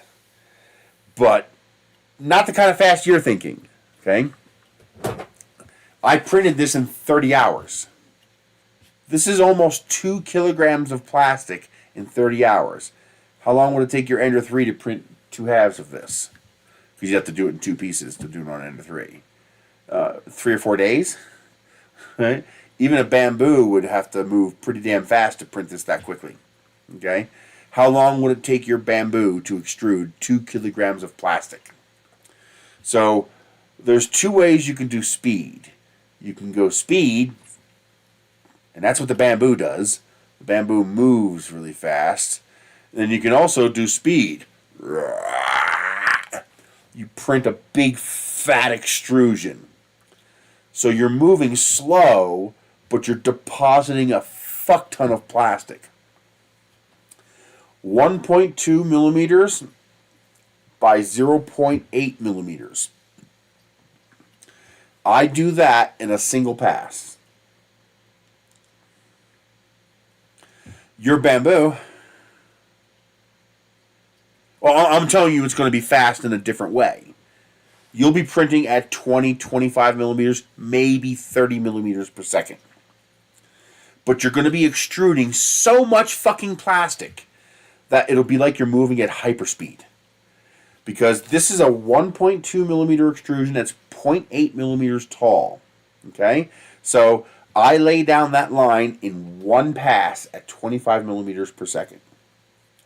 In order for an Ender 3 or a bamboo to lay down that same amount of plastic using a regular nozzle, it would have to make 3 passes and 4 layers.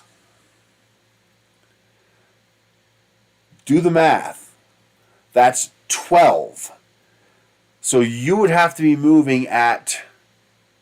Well, your bamboo could do this, actually. Oh,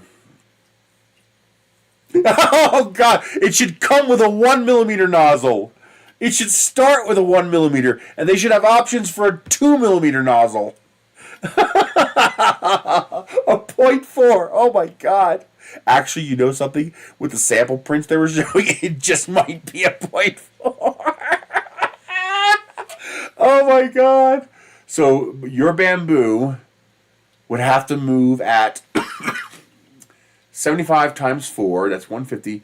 Your bamboo would have to go 300 millimeters per second to equal this.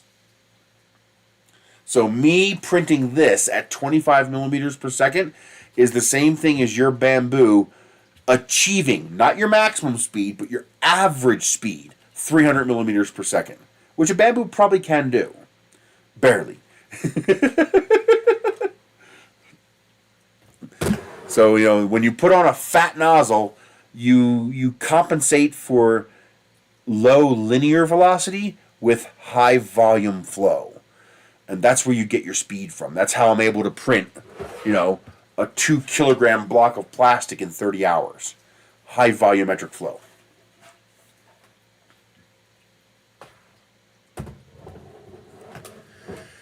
I don't know what the flow rate of that is, but it does it. Now I am printing PLA at 230 degrees Celsius, and I'm also using a CHT clone-like nozzle, which helps a lot. Exactly, flow rate. But even then, you still have the problem of if your flow rate's too high, you melt the. I had this problem with the. I was printing with a 1.8 millimeter nozzle, and yeah, that worked. Yeah, the CHT is actually better than Volcano, but the by a little bit. The I was printing with a 1.8 millimeter nozzle, and the problem was no matter how slow I went, I could not get all of the plastic to melt all the way to the center. So the outside of the plastic was melting, but the center of the plastic wasn't melting, not all the way. So I was getting shearing. I was getting sloppy prints because it was shearing, because the plastic wasn't going fully molten. That's why I stop at 1.2 millimeters. That's about the max for a stock hot end. You know, now if I put a nicer hot end on there, then yeah, I could do more. You know, combine a Volcano and a CHT together, and you could probably get a bit higher.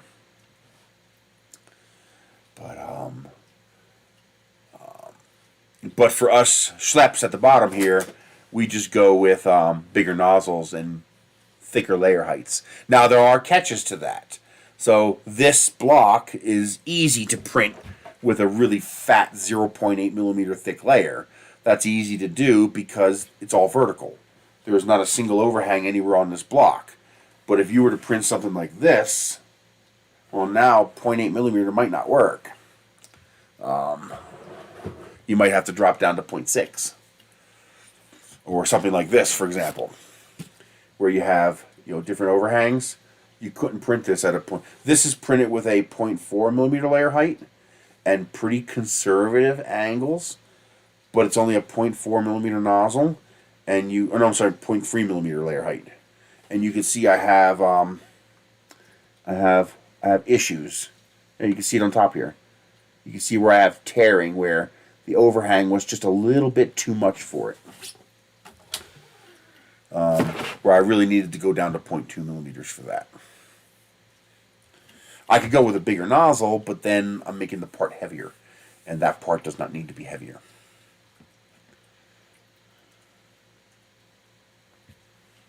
Jesus. Can the plastic handle that? I mean, there's got to be a limit on the plastic itself. Like, at what point does the plastic just say no?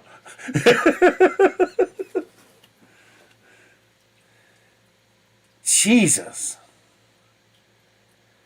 Could you imagine printing a 1.2 millimeter extrusion at 100 millimeters per second? Wow! I mean, at that point, you're almost to the point where you can just, you know, have a galvanometer on the end of the nozzle and just spray the plastic where you want it. Jesus, that's a lot of plastic. Yeah, Slice makes some nice hot ends.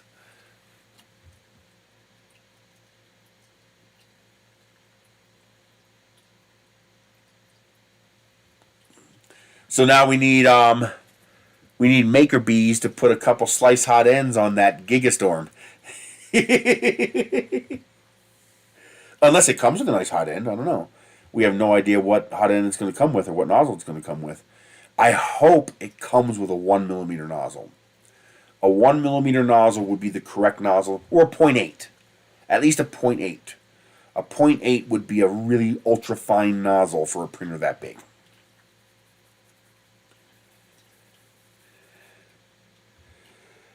But I would start with a 1 millimeter. I would just say screw it and just start with a 1 millimeter nozzle.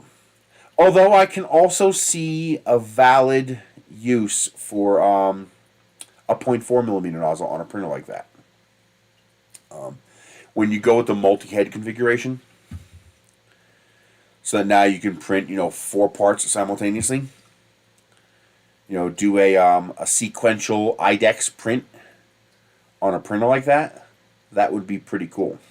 Hey, Joe. So do IDEX, but also sequential. So you could print 4 of your part, then move back and print another 4, move back, print another 4, move back, print another 4. With an 800 by 800 build volume, if you're printing a part that's smaller than 100 by 100. Chat disconnected. Chat reconnected. That was weird.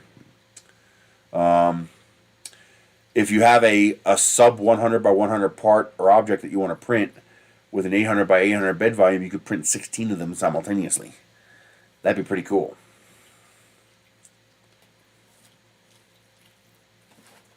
That'd be damn cool, actually. We're printing cinder blocks just because we can. So it took 30 hours with a 1.2 millimeter nozzle, and I printed a 1.88 kilogram cinder block. So what's that? 4 pounds, 4.5 pounds? I don't know, something like that. Just for fun. It'd be something cool at the Rep Rap Festival to just have this sitting on the table, and people can go, what?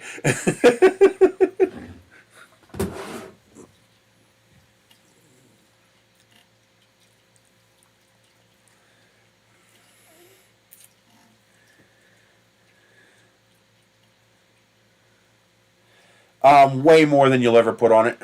I mean, you can't break this. You could drive a car on this.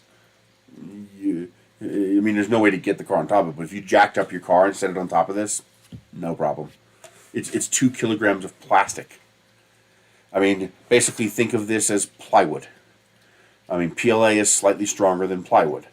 Plywood's like 34 megapascals, and PLA is like 36 megapascals of tensile strength. So imagine this, printed with 1/2-inch plywood. I mean, it's going to be pretty strong, right? So, and this is a big fat extrusion. This is 1.2 millimeter nozzle, 0.8 millimeter layer heights, 7% infill. So it's pretty dense. The only reason I didn't make it denser is because a small little home excavator, you could probably drive on top of this. I don't know how much it can hold, but I know it can hold more than I'm willing to attempt to put on it.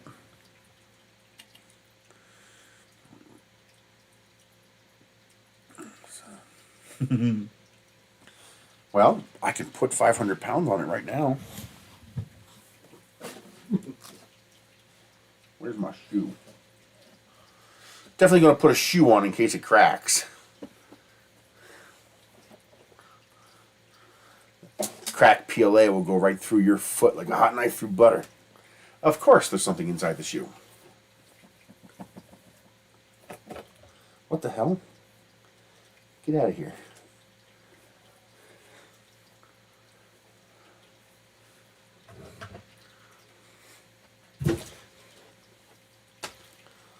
I just gotta be careful it doesn't tilt under me and I don't fall over. That's an actual concern.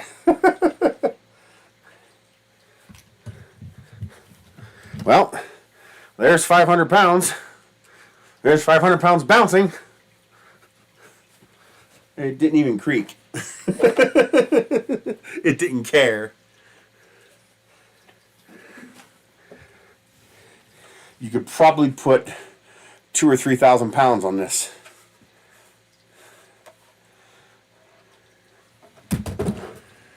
That much plastic is just stupid strong. I mean, it's just...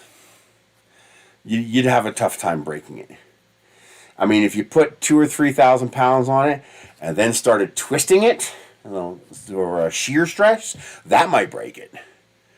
But I wouldn't be surprised if you could put a car on top of it. Small car. Well, I can't print a wall. Too expensive. So to print even a small 10 by 10 shed, just the walls with cinder blocks, would be $3,000. And it would take me 2 years to print. Actually, 420 days just to print the walls, not including the door and the ceiling.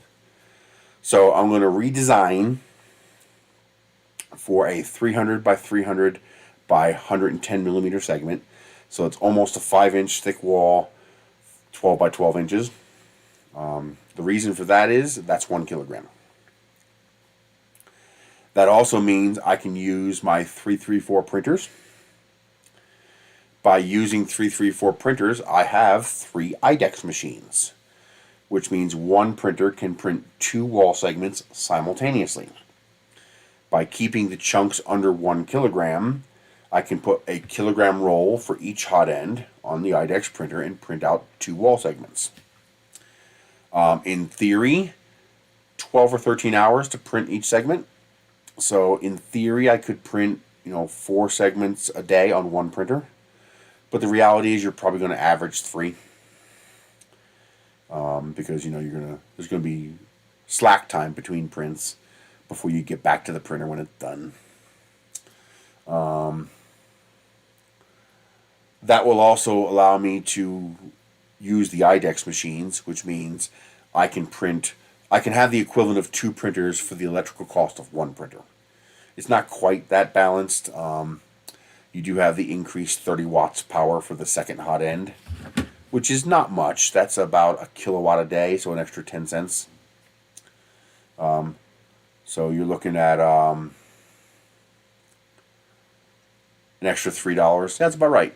So you're looking, it'll be about, a CR10 probably costs $23 to $25 a month to operate if you run it 24/7. And the IDEX machine will probably be about $28 a month to run.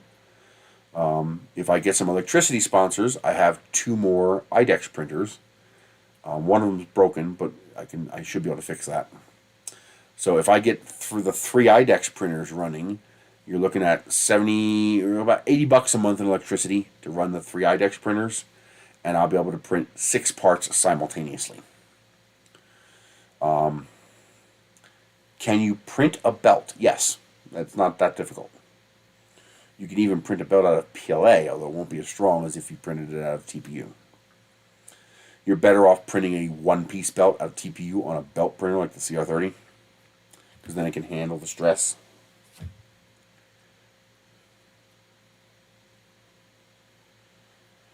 Well, to solar power that would be pretty difficult because of the battery requirements. So you are looking at approximately 225 watt hours on average, so probably closer to 240 watt hours for the IDEX. I'll have to actually put a meter on it, but 240, 250 is my guess. I'm guessing not quite double in Ender 3, which is 154 watt hours. So if we assume we can do it for 250 watt hours, if you use TPU, yes, absolutely. And it'll be strong as fuck, too. So let's see, how much power would that require? We're looking at 250 watt hours. So 250. 250 times 24 is 6 kilowatts per day, which means I would need a 4 kilowatt hour battery. Could probably get away with a 3 kilowatt hour battery. That would cost $600. If assuming a 3 kilowatt hour battery was sufficient, that would be about $650. Yeah, about $650 for the battery. I already have a charge controller and inverter, because I would need 3 100 amp hour batteries to get enough power for that. Ideally, you would want to run 50 amp hour batteries to run them in a 2S3P configuration to get 24 volts. Or better would be 2 200 amp hour batteries together, 24 volts. Because then you could run the printer directly off DC without an AC inverter. So I don't know what that would cost. I just saw a deal for a 100 amp hour battery for $205. It was a special. They're usually about $250. But 200 amp hour.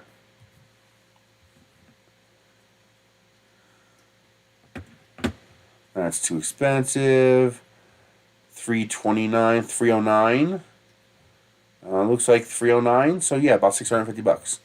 So $650 would get the battery you need. That would get you a decent amount of power. That would get you about 5 kilowatt hours, which would be perfect. So you're looking. No, I'm sorry. That's 300 amp hours. No, that's 200 amp hours. Oh, that's a lead acid battery. That's not a lithium battery. Oh, fuck that. You don't want that.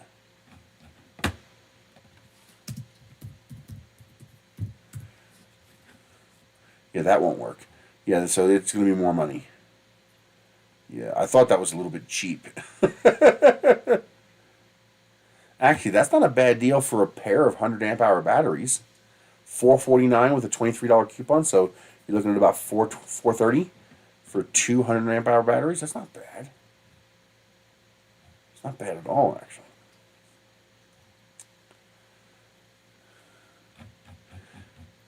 What if we went 24 volts?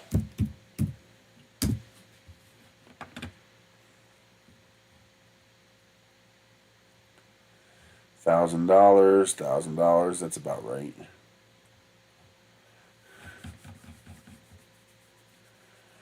Yeah, you're looking at about $1,000.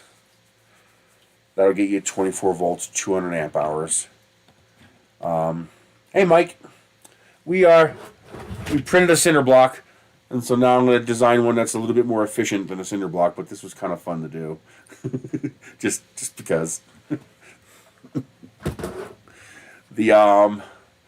So to solar power one single IDEX printer, you would need a $1,000 battery, and now you would need to generate.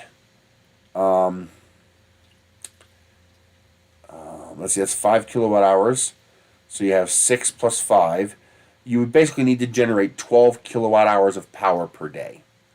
Assuming I get 8 hours of usable sunlight. Well, actually, it's winter time, so we'll be lucky if I get 8. Maybe 8 hours. Maybe. You're probably looking at more like 7. 7 divided by, 12 divided by 7. Why do you do this to me? You would need 1.7 kilowatt hours. You need 2 kilowatt hours of solar panels. So I would need, probably more like 2.5, because you're going to have a lot of loss in the solar panels itself. So let's assume we can get away with 2.5 kilowatt hours of solar panels. You're looking at, you would need 10 250 watt panels. 10 250 watt solar panels running into your $1,000 battery, and you might be able to run one single IDEX printer off of that solar setup. You're looking at about $2,000. Now, on the other hand, if I just paid my electric company $2,000, divide by 28, I could run that printer for 71 months. So, I could run my printer for 6 years just by giving that money to the electric company rather than spending it on batteries and solar. Yes, we do. I actually did that happen already? That might have happened last night.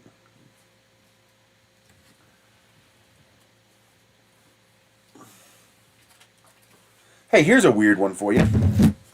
I got these little lights off of AliExpress. $2 for 10 of them.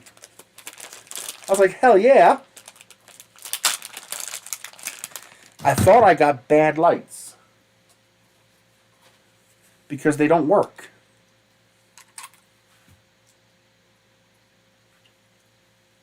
I tried both ports. They don't work.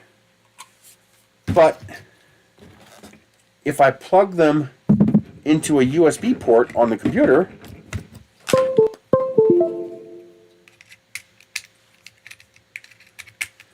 they work fine. You can't quite see that right there. Oh, why is that jiggly? There it goes. That one port is messed up. So if I plug them into the computer, they work fine. What the hell's up with that? Why do they work on a computer but not this? My guess is that these are PD ports, And so they're waiting for feedback from this to determine what protocol they need, because quick charge and PD ports can put out 5 volts, 9 volts, 12 volts, 15 volts, and 20 volts. And my guess is that normally these ports are dumb ports, and they'll just put out 5 volts. And the C port is a special port that you need to have the right circuitry. My guess is that these are actually PD or QC ports, and that this does not have the silly little resistor inside that will tell this device I'm just a dumb 5 volt gadget. So when I plug it in, it doesn't work. So it looks like these will not work on my more advanced battery packs. They'll probably work on my cheaper, dumber battery packs. But that's kind of annoying. Although I am curious now. Will it work? Will it work through a USB-C adapter? I don't know if this C port is bidirectional. It is. So it will work on the USB-C port. So this thing must have the little resistor inside that says, I'm a dumb 5 volt gadget. Interesting. Now here's another interesting question. Will it work on my phone? Will this even fit? Yes. I can plug this into my phone. Even with the screen off. That's kind of cool. Now what did I just break? I heard something move. Oh. I think that moved.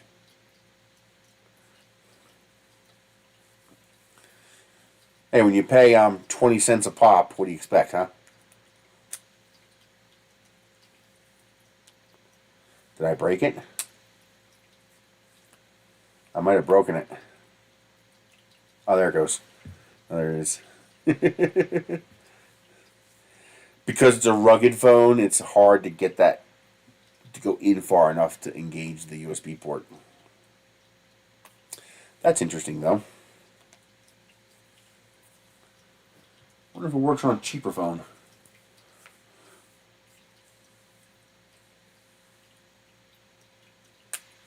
The answer is yes. So it'll even work on a cheap little $25 Nokia.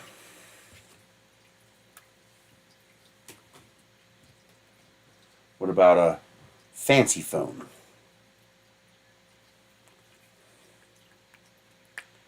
Yes. So this is a Sony. Interesting. So I wonder if I were to plug in 2 adapters, would that provide the resistor necessary to make it work off these dumb ports? No. Well, isn't that interesting? It still will not work off of this. I wonder if it's a inadequate power consumption. A lot of times these ports won't turn on if the power draw is too low. I figure maybe plug 2 of them in. Okay, that didn't work. What about one of these? It's not lighting up.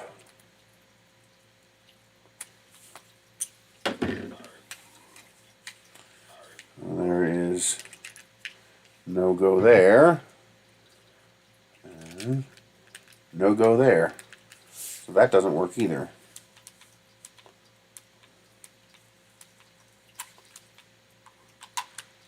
There it goes. Oh, interesting. Oh, here's a warm white one. Well, we know that USB port's bad. Yeah, they got them in warm white, so if I plug it into a hub, it works. But it won't turn on unless I do that first. Now, I wonder, is that something I have to do here? Ooh, I really broke that one.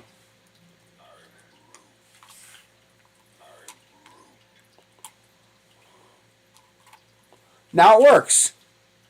What the hell?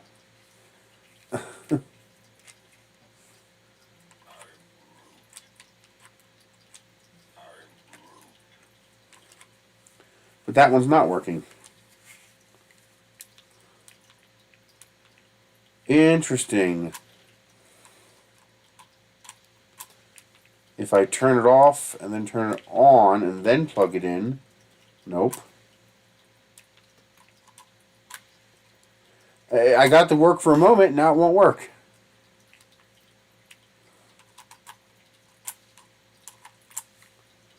Oh, that's got a built-in light too. Huh, I wonder what the difference is. It's got to be something to do with it being a smart port. But either which way, one solution is to plug it into an adapter. That seems to do the trick. Once I plug it into an adapter, then I can plug it into almost anything, it seems. Yeah, you got warm white and you got cold white. So that's the warm white and that's the cold white. But you get 10 of them for $2. Well, I'm pretty sure I know exactly what the problem is. This is actually a pretty common problem with dumb Chinese gadgets that are okay. You have gadgets that use the USB socket, but they're not USB-C. So they use a C plug, but they're not actually USB-C. Oh, this will be interesting too. This is cool. You can get this for $1.99 too. This is a little C to C pass-through, and it has a power meter built in. So by using this, oop, nope, wrong adapter. Oh, this side. By using this, we can see how much power this consumes. It is consuming...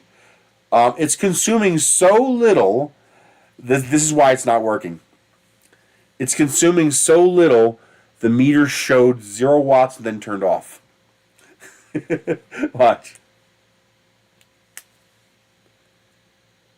0 watts and then turns off. It's consuming so little power. A lot of USB batteries have a minimum power threshold so that they'll automatically shut down when your phone stops charging, for example. And the problem with that is it won't power ultra low power things like this. Now, I'm betting if I plug in enough of them, it'll work.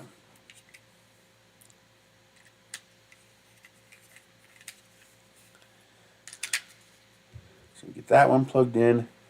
I can only plug in 2 because they're too big. They're too close together. Is 2 enough to get to 1 watt? Nope, it's still 0 watts. Still turns off. So 2 is not enough. Well, I've got a bigger one.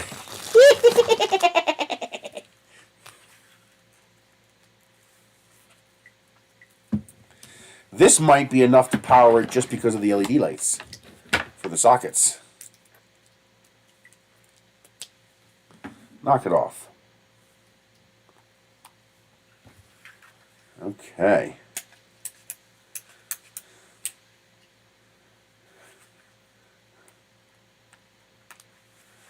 Okay, all of those LEDs, still 0 watts, so the LEDs alone are not enough. Now, are these far enough apart that I can plug in more than one? No. I have to put them every other outlet. I can't get them next to each other.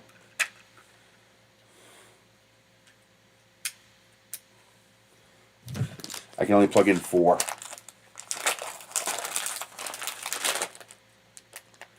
Let's see, there. Ah, we're at 1 watt. 3 of them got to 1 watt with the LEDs included.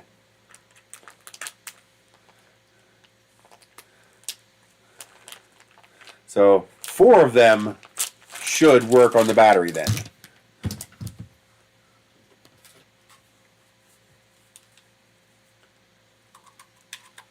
There we go. So it's minimum power threshold. So it just wasn't enough of them to get past the minimum power threshold on that battery. That's all it was.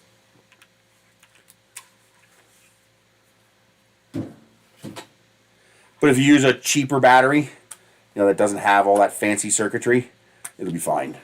That's actually a pretty nice battery. By the way, I got this off of AliExpress for $1.99 as well. A little 7-outlet USB hub that has switches. This also has power input, so you can power this hub, but I don't know what power it needs. Probably 5 volts. But yeah, that's a nice little... That plug is not in there very good. This turns. That's bad. Because that means you can twist that cable. Cheaply made. But still, it's a... Was it 7 ports? Yeah, it's 7-port switched hub. So you have a switch for each hub for $1.99. But you know something? Even if you don't want this, you get yourself a USB plug, a wire, a nice little housing, 7 blue LEDs, and 7 switches for $2. But yeah, those are pretty cool. But those are on there now, $1.99 for 10 of them. And you can pick, I think you can pick all warm, all cold, or half and half. I think, I'm not sure. But still, 10 of them for $2, hell yeah. Snatch that up all day long. This is the little, the power meter thing. I got a few of them. Where'd that go? Did I knock it over? Oh no, it's still plugged in the phone. Very interesting. But that's a handy one. That allows you to convert any USB-C cable into one with a power meter. It's basically a power meter that goes in between. And then I can, of course, also plug a adapter into it to make it into a USB-A power meter that goes into a USB-C socket. So I could, I have a dedicated one for this, but for example, if you didn't have a dedicated cable, you could use this to plug in a micro USB cable and see how much your battery takes to charge and stuff like that. It's kind of handy. I don't need it because I have a dedicated cable. I have an actual micro USB cable that has a meter built in. So when I plug in my camera battery, I can see how much power it consumes. This battery is almost fully charged, so it's only consuming 1.5 watts right now. It consumes a maximum of 3.5 watts.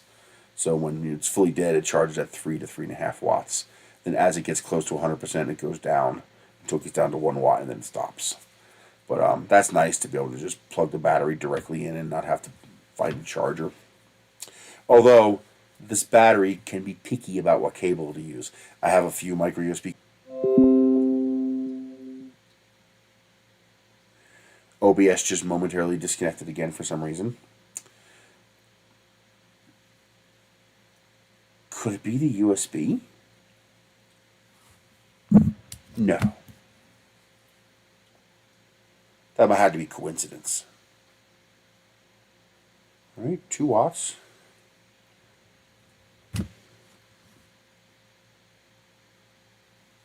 It was coincidence. Okay. It did it at the same time I unplugged this. But I can also plug this into this. And I could probably use my phone. Interesting. That means I should be able to use my phone to charge my battery. Yes, I can use my phone to charge my battery. And there you go. 1, 2, 3 watts.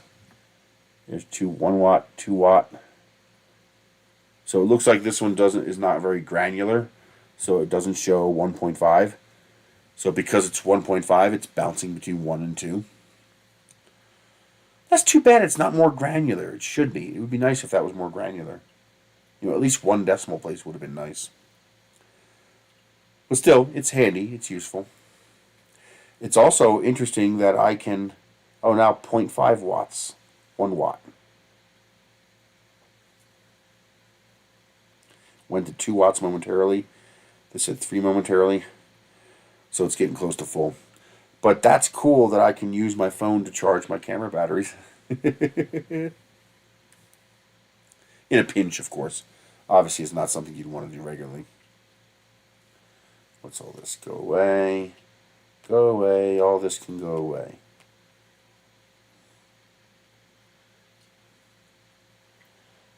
Update everything. Let's check shopper panel. I run this as my dedicated shopper panel phone for Amazon shopper panel because the ads to get the extra $2 requires a VPN that they run internally on the phone, and that VPN breaks the internet on my Chinese phones. It just stops working. I can't get on the internet.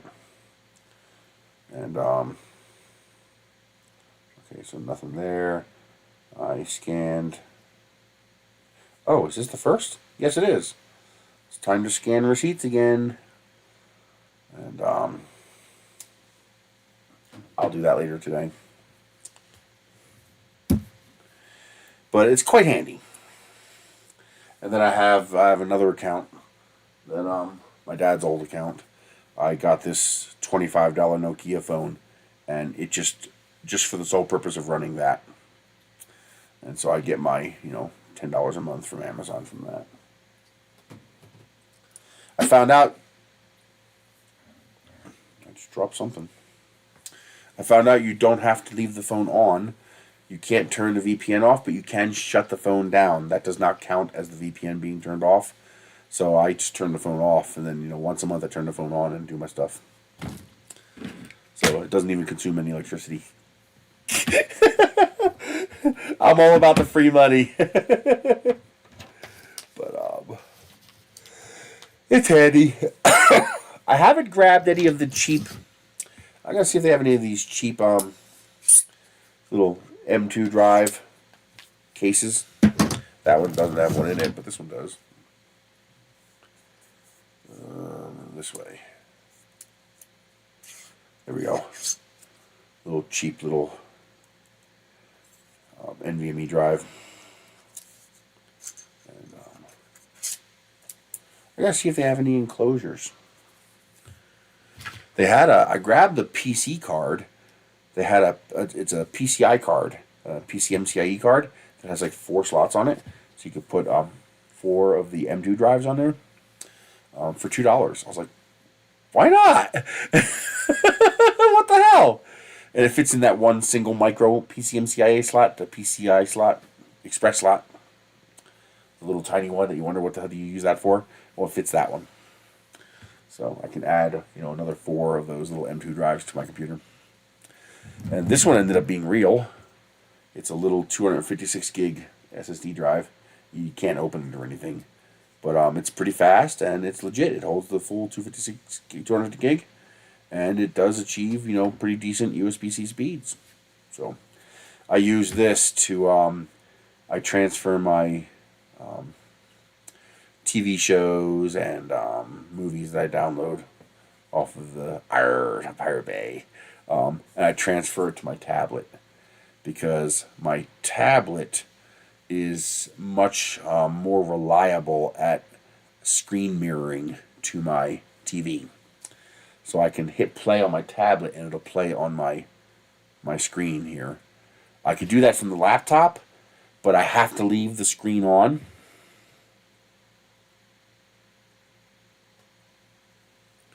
It says X1. It's probably not very fast, but it says it'll work. But then again, it was $2 from AliExpress, so who knows? I could probably show you, actually. Let's find out.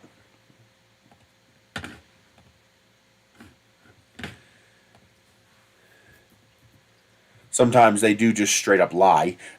This is 1080p. No, it's not. It's 640 by 480. Hey, they're $1.79 again. I don't know if you guys saw this. It's $1.79 day again. So all the prices lowered to $1.79. Stop it! You see, it's stuck in a foreign language again. What the hell is it stuck in that language for?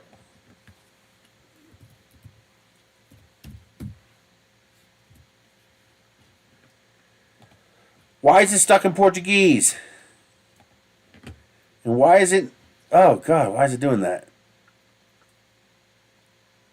Oh, it switched. Okay. Normally it gives me a hard time. I really hate the fact that I can't make my browser window bigger than my screen. because there's no way for me to make this go away. It's really freaking annoying. What was that orange plug thing I saw? I want to see that.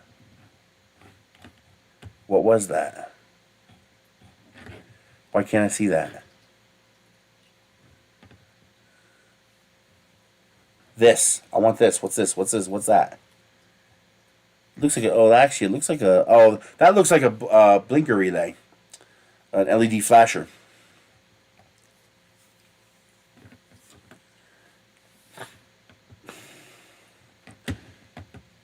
Ooh. There's a 10-pack of switches for $1.79. That's not bad. These, yeah, LED flasher. Yeah, it's an adjustable flasher. Be careful of these. Most of them are Euro plug, not US. Here's the 8 one, but they raised the price. I got it when it was $1.99, but they raised the price to $2.99. But still not bad for 8 little LED bulbs.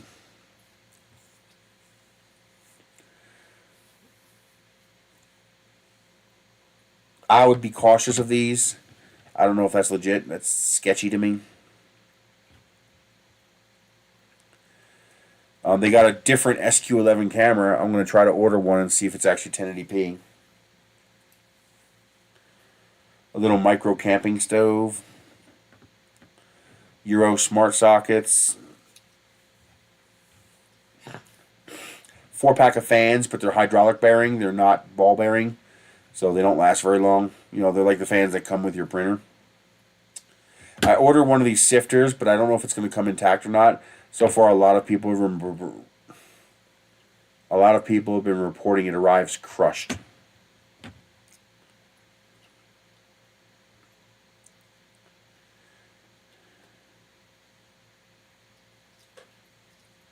Anything really good? I want to get one of these little garlic choppers. They got some nozzles, but they don't have any big ones. What do they have here? Oh, they got some 1mm. Okay, I might grab some of those. A 5-pack of 1mm?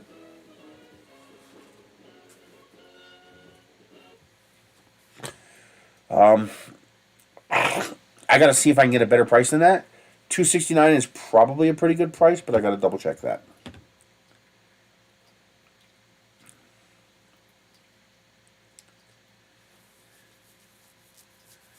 This is just a pigtail with a USB-C plug on it. So if you just want to power something by USB-C, there you go. These lights are nice. I like them a lot. I've got like 8 of them now. So I'm going to start setting them up outside. Hey, here's some palm wheels. I'll have to see if that's a good price. Because sometimes you can get a better price than that. But I'm going to add it to my list for now.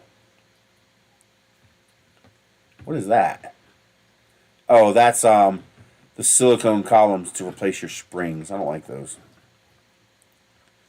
Not a fan. Are those not the same ones? It's different. Ooh. Nice. I can get 2 sets. Because that's the I need 10.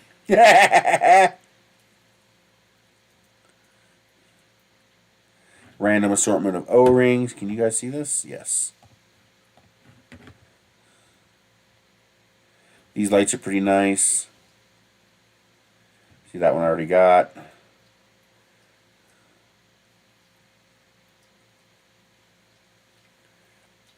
Here's 10 pair of cheap socks for $2. It's pretty hard to argue with that.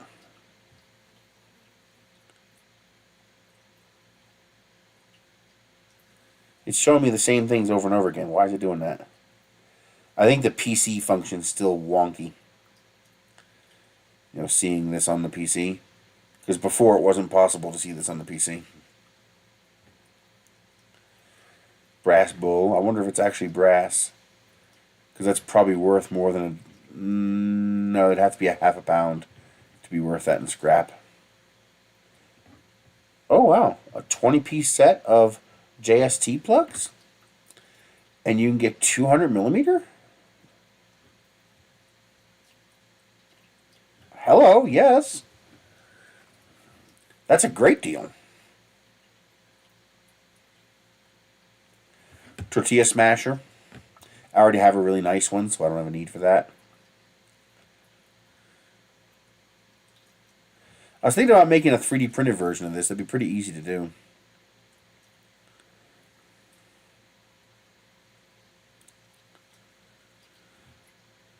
Yeah, that wouldn't be that hard to do at all. To make a simple 3D printable version of that. I think that's heat shrink tubing. What I need is 4-inch heat shrink tubing. Wait a minute, inside diameter, 200 millimeters?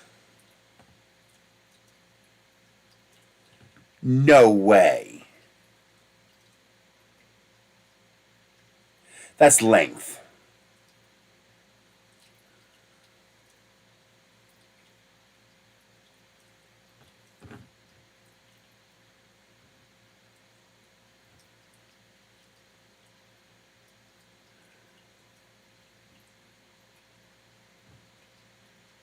Huh. But what I need is 3 meters, 4-inch diameter in white. I keep painting my posts out front white and the sun keeps destroying the paint.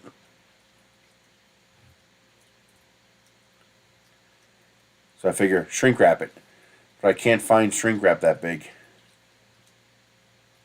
Ooh. Are those XT60 or XT30? Looks like you can get multiples. Those are XT60s.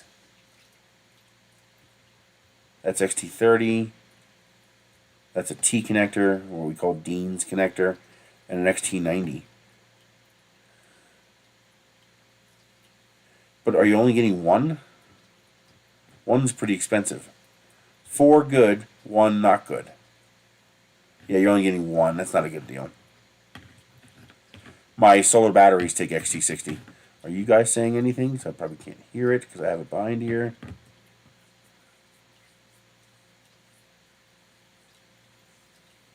Oh yeah, it'd probably be slower. Yeah, no doubt it'll be slower. But still, for most use case scenarios, you don't need high speed. You know, if you're even getting USB 2 speeds, that's fine.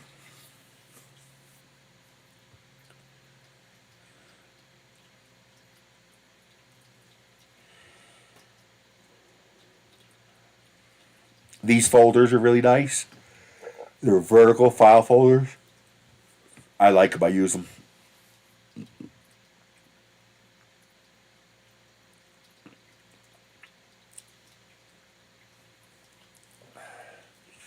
It keeps duplicating a lot of things, showing me the same things over and over again. I want this, but I want the orange one. And they won't give me the orange one, so fuck them. Little handheld mini drill. I was thinking this might be interesting to build a little 3D printed drill press that this would then insert into. But I don't think it's USB-C. I think it's direct USB. So you can't even unplug the USB. But it'd be nice for like doing making a little micro drill press for 3D printed projects. I thought that might be interesting.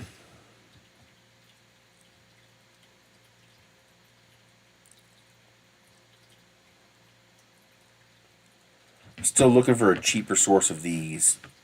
I wish they would start making these with lithium iron phosphate batteries.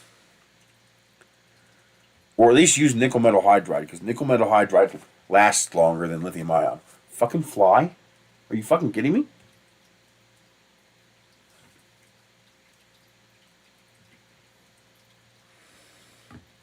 She's trying to go in my ear.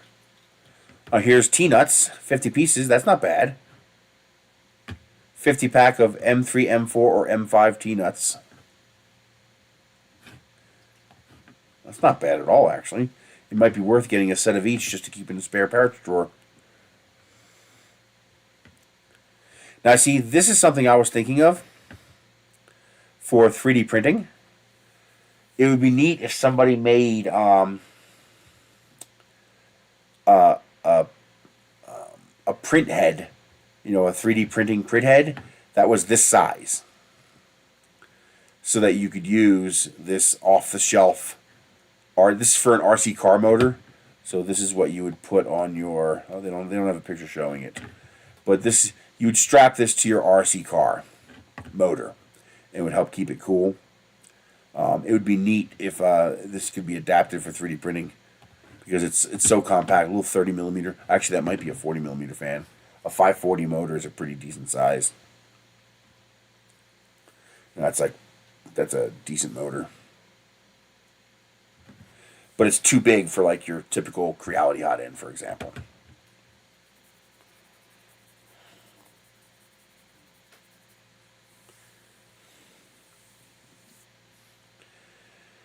An ESC for $3? Wow. It's only for brushed motors, but still, that's pretty cheap.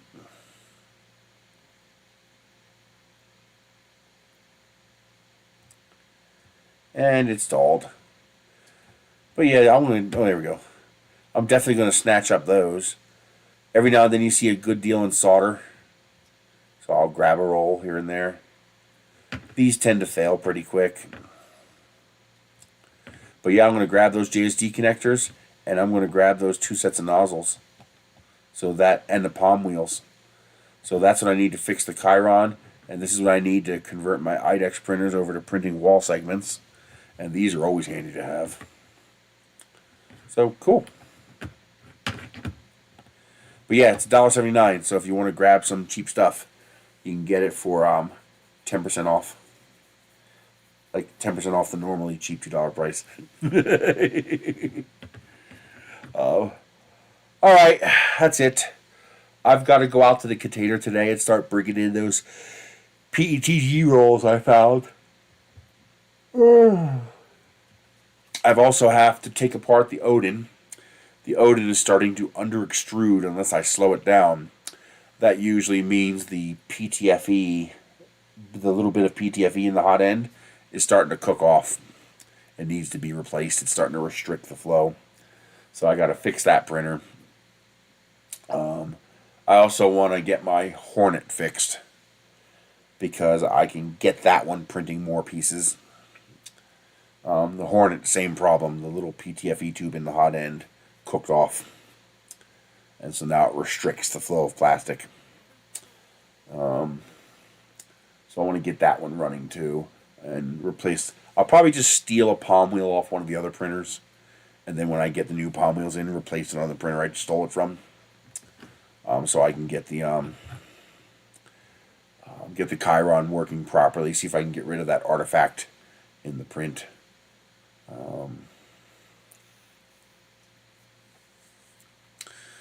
Go from there, and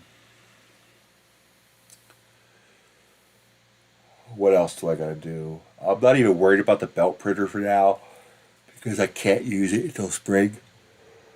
The CR30 I have to use outdoors, because I have to set up the 2 10-foot roller beds for printing a long part, and I can't do that indoors. I could do it in a container, but it's still outdoor temperatures, and there's no way in hell that's going to print properly at 17 degrees. They get pissy when you do that. But but it'll be a long time before I need to print those parts, because I'm only going to print the support beams, the structural beams, and the roof shingles, because those I'm going to want to print in 11-foot long chunks. That saves me from having to figure out how to overlap 3D printed parts to avoid water intrusion. All I have to do is overlap this edge here. I don't have to overlap this edge because there won't be an edge there. It'll be 11 feet long, so it'll go off the end of both sides of the structure. And I can only go 200 millimeters, but that's okay because I'm printing 11 feet at once. So in springtime, I'll get that going. Assuming this project takes off. Assuming I get a filament sponsor, because I don't... oddly enough, all the filament I have, I don't have enough filament to print a building, because I can't use dark colors. I can only use white, beige, khaki, yellow, sky blue, maybe bright green might work, like a really bright green. We're talking, this kind of green, because that kind of green would be too dark. Yellow would have to be, that kind of yellow or lighter. Banana yellow, lemon yellow. Orange won't work unless it's a really light orange, like this orange. This orange is too dark. That'll absorb solar radiation. But for example, that roll of orange might work. Also, I can get away with a little bit of dark colors if I make sure the dark colored blocks are where the sun can't get it. So, for example, if I have this shed near the house, then the wall facing the house, I can use darker colors for those blocks because they won't see direct sunlight. Because either the other shed walls will block the sun when it's here, or the house will block the sun when it's here. So, I could use some, like that orange I might be able to get away with that for walls that are in the lee of the sun. But the other three walls would have to be, white, beige, sky blue, yellow, lemon. It'd have to be colors that are light enough that they're not going to absorb solar radiation. Because the whole thing's going to be PLA. It's going to be thick PLA, so it's not going to warp like this will. That's why this has to be PETG. Because this is, single wall, 0.4 millimeters. That's strong as hell, damn it. That really is strong. That design came out good. The only part not strong is this part. I tried adding a couple reinforcement tabs, but it's still pretty weak. I might redesign that while I still can, since I've only printed a few parts. Well, that's a lot of parts, but I might redesign that while I still can and make this thicker. So basically make this diameter smaller so that there's more meat in this part here for when I put them together like that. And, I don't like how weak it is, how easy it pulls apart. Although the straight parts are much stiffer. But still, I'm going to make that diameter, 40% smaller. So it'll beef up this section here. It'll beef this section up a bit. And go from there. Alright, I will see you guys next week. I made contact with somebody who in a couple weeks is going to try to hook me up with a filament maker. I don't want to say names or companies yet, but hopefully get somebody who might be willing to sponsor a crazy exotic project like this. Yeah. What am I using for heat? Nothing. It's going to be a cold winter for us. I have my main heat died. It doesn't work. I think there's a Freon leak, and I do not have the money to pay somebody to come out and look at it. It's that simple. I can't afford it. So there is nothing I can do to fix that until I have more money. I do have my backup mini split, the original unit, and it is working. But it's only 12,000 BTUs, and that is nowhere near enough for a 1,400 square foot house. In fact, it basically only heats the center of the house. Not a whole lot of heat makes it to this room or that room or Michelle's room. Now Michelle's room doesn't take a whole lot of heat to heat up. I have a little 500 watt heater, and that's enough to keep her room toasty, even in the coldest night. But I told her she's not allowed to use it. I was like, your room is a fire hazard, and I am not turning on a heater. I am not going to burn this house down because you don't want to clean your room. And I was like, if a cat knocks that heater over and the safety switch fails and that heater keeps running on top of your mess, it'll burn this house down. So I was like, when you clean this room up, we'll plug in a heater. So I'm hoping the cold will motivate her to clean up her room.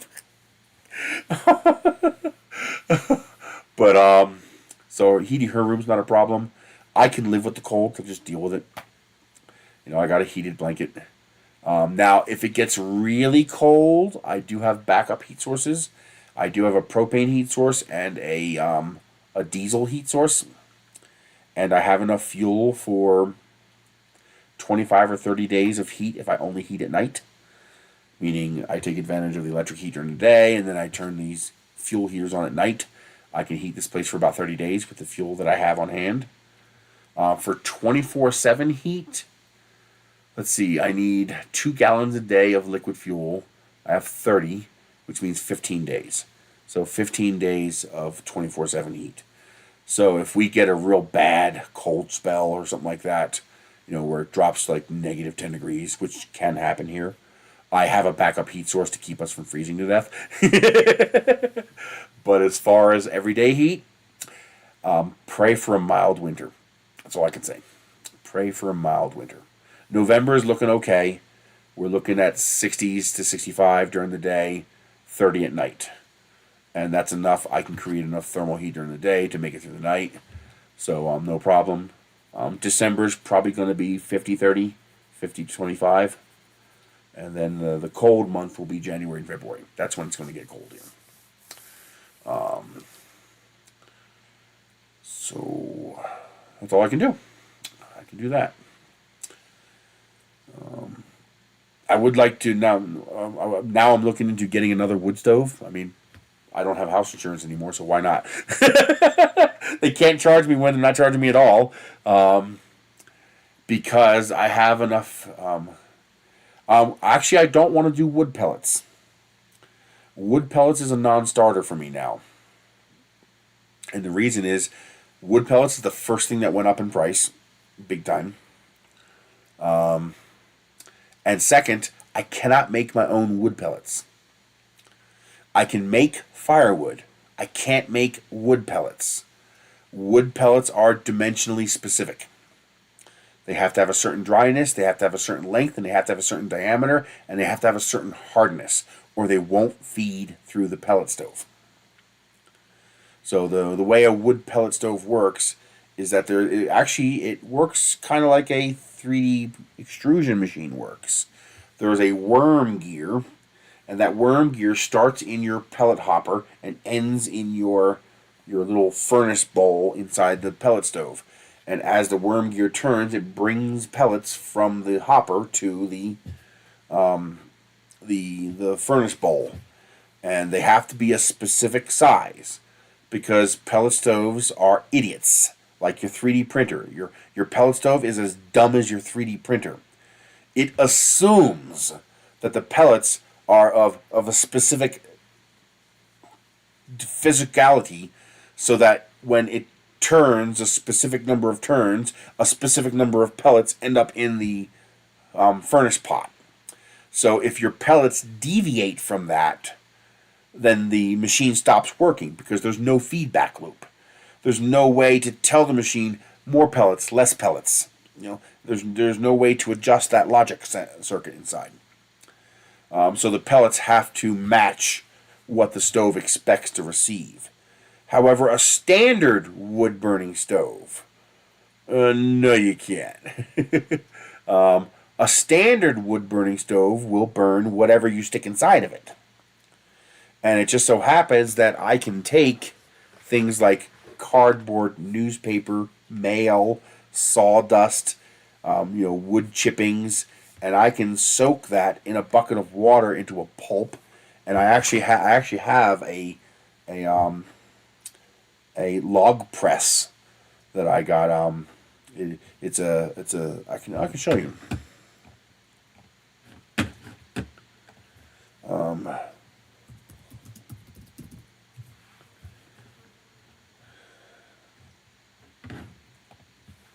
I forget what they're called.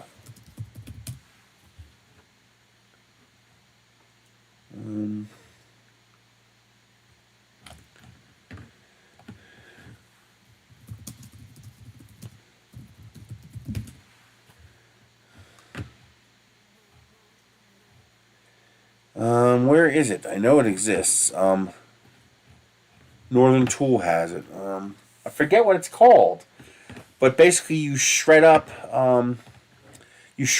paper products and wood products, and you have this machine that you fill the cavities with the pulp, and you close the top and you press it, and it forces all the water out, and you end up with this compressed paper, fiber, pulp, wood briquette. And then you stack them outside on shelving, and you let it dry. And it takes about 1 to 3 months to dry, depending on your climate. And you can burn them in a fireplace just like logs. And the advantage of that is it's free fuel. It just requires labor. There's one guy who made round ones. He used, Schedule 40 pipe and stuff like that. And he has a hydraulic press, and he makes these little logs. And, but yeah, that's a viable way to do things, because there is the one thing I can get for free around here is pallets. There probably are. But most of the time, these places are, lower elevation, where they don't get winter like we do here. Remember, I'm at 7,000 feet. I'm pretty high up there. Matter of fact, no part of Mexico is lower than 3,000 feet. The lowest point in Mexico is like 2,945 feet. But I'm at about 6,800 feet. According to my watch, 6,700 feet, roughly. And so the result of that is we get cold winters, thin air. But the advantage is we get mild summers. We get summer, but it's mild. And winter, honestly, is also mild. The problem is there's no fuel available. In Pennsylvania, I can get wood for next to nothing. All the time there'd be listings, come get this wood, and we'd go up there with our chainsaw and just jit, load up the trailer, and go, there goes a quart of firewood for free. Around here, that doesn't exist, because it's the desert. Trees don't grow around here. It's very, very difficult to grow a tree around here. You should see that deciduous tree I have in my backyard, how much it's struggling. It's established, so it'll live, but it's struggling. Matter of fact, it's one of the reasons why I plan to, I'll be 3D printing this. I plan to divert my shower water from my septic tank to the tree. So I'm going to 3D print some pipe to divert my shower drain and send that water to my tree out back. So that every time we get a shower, the tree will get free water, which will help it a lot. It'll really help it grow a lot. Gray water is safe for trees as long as it's not citrus. For some reason, you don't want to use gray water for citrus trees, but this is just a regular tree. But otherwise, most of what you see out here are these short little, juniper or pinyon trees. And I could probably run the sink out there too. So sink and shower, not the toilet of course, but sink and shower, run that out to the tree. And I might even plant a second tree out here in the front yard, far enough away from the house not to be a threat to the house, but close enough to provide wind blockage and privacy. But plant another tree out there, run the shower out to that tree, and run the sink out to that tree. Although in the beginning, I'd probably run the shower to the new tree, since it's going to need it. And it all depends on how the pipes are run. Like, does the shower run over here to where the toilet is and then over, or does the shower run straight over to the sewer? I don't know. If it runs over here, then I could just divert it there, and then run it outside.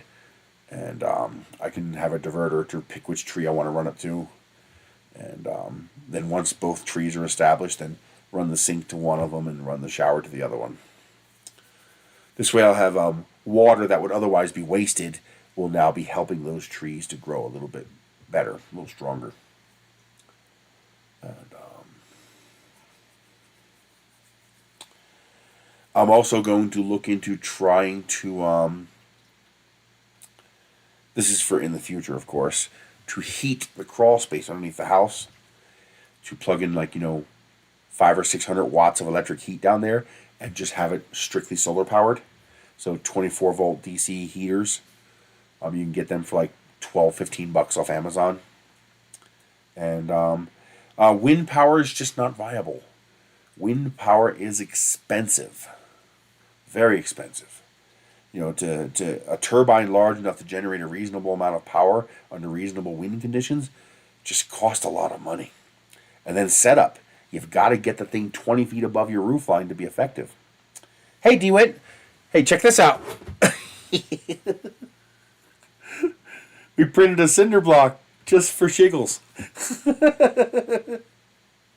1.88 kilograms of plastic, 1.2 millimeter nozzle, 0.8 millimeter layer height. It took 30 hours to print. So I printed that on my Chiron in 3D Fuel Autumn Orange. I used the Autumn Orange because it's something I want to keep. Is it strong? I'm 500 pounds and I stood on it. It didn't even wiggle. You could probably put your car on it. I wouldn't be surprised if in this orientation, if this would hold 2,000 or 3,000 pounds. I mean, you know, PLA is stronger than plywood. So that's just for shits and giggles. Now here's something maybe you can help me with. I need someone who will donate a 2 kilogram roll of TPU. I need 2 kilograms of TPU. In a clear TPU, like a clear red or green or purple or blue or something. I want to print a TPU rubber cinder block. Now that I've thought of it, I have to have it. I need a rubber cinder block. It won't be a prank one because it'll be heavy enough to kill a person, but it'll be strong enough that you can bounce it off the floor and it won't care. So now I really, really want a rubber cinder block.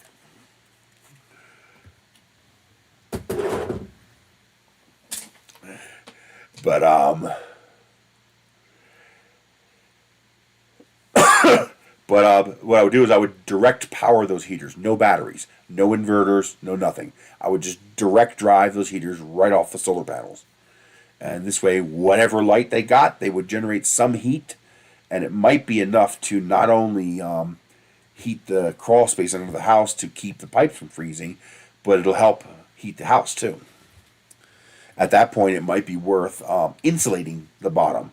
You know, putting styrofoam insulation on the inside of my crawl space.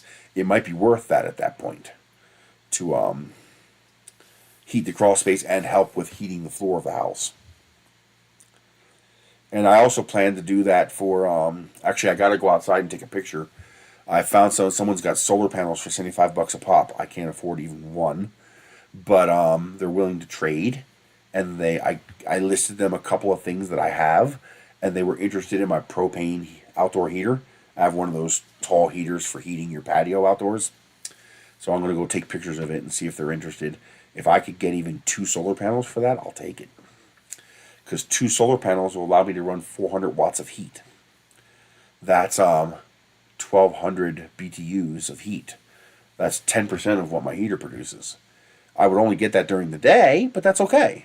You know, if I put one panel and one heater in my room and one panel and one heater in Michelle's room, that would be 600 BTUs of free heat for 10 hours every day. And then, so I want to try to do that. Of course, there's plenty of ways to store the power. Give me lots of this. Give me lots and lots of this, and I can store the power. Let's see. To run a single 200-watt heater, I would need a 4 kilowatt-hour battery. And I would need 10 solar panels to both power the heater and recharge the battery. So that's $750 for solar panels, assuming I could find 10 of them for $75 each. And that's $1,000 for the battery. So sure, I wouldn't need an inverter because the heater would be 24 volts. I could plug it directly into the battery. So if somebody would donate, $2,000 to me, I could run a single 200-watt heater on solar power. One.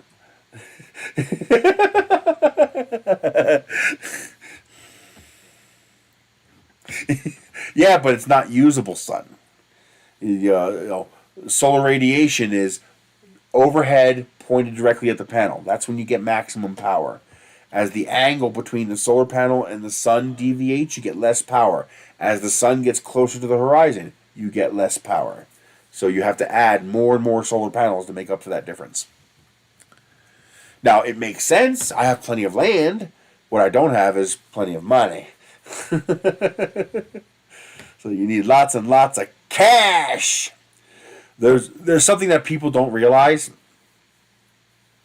There's a lot of people who are off-grid, who run their house on solar.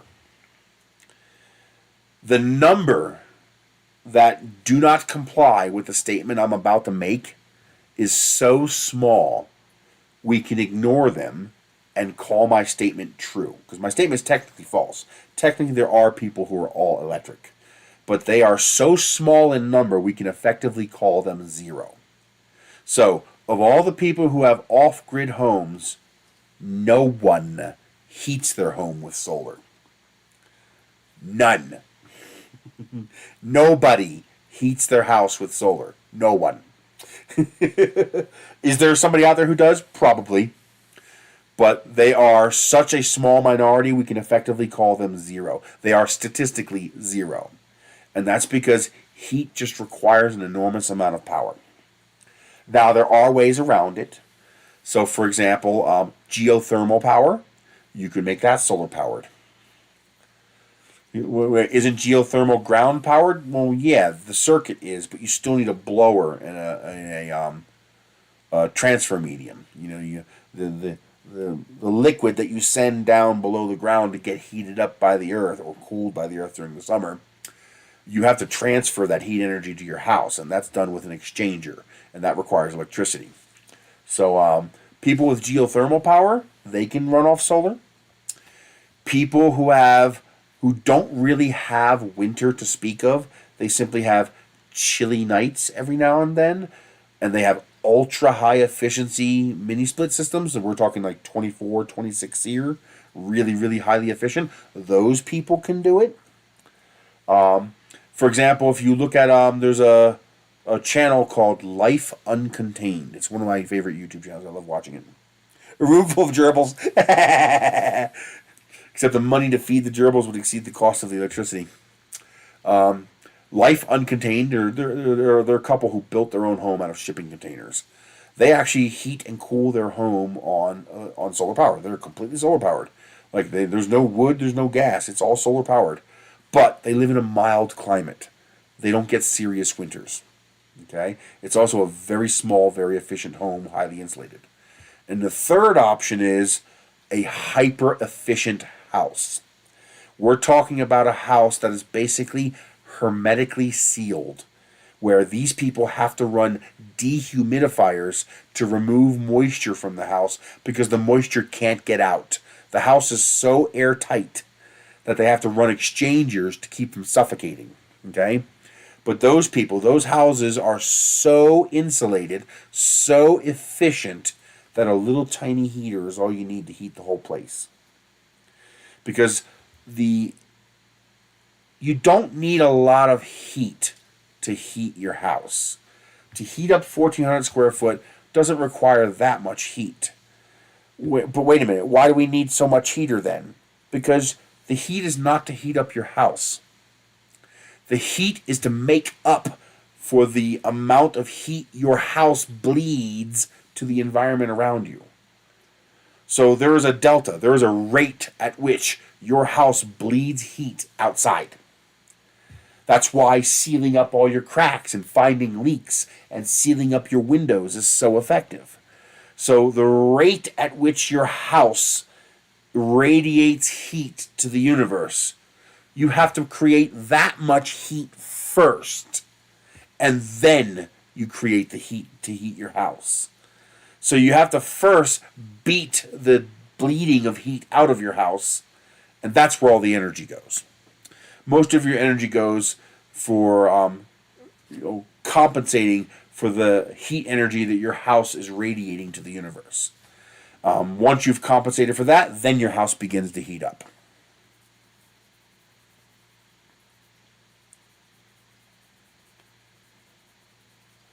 Modern heat pumps are pretty good for colder climates.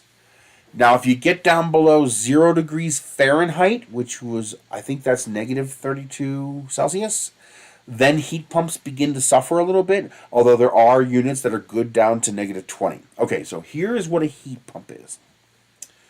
Hey Paul, Have you ever seen people say that, my heater is over 100% efficient? You can't be over 100% efficient. Well, you kind of can. You could be over 100% when comparing to something else.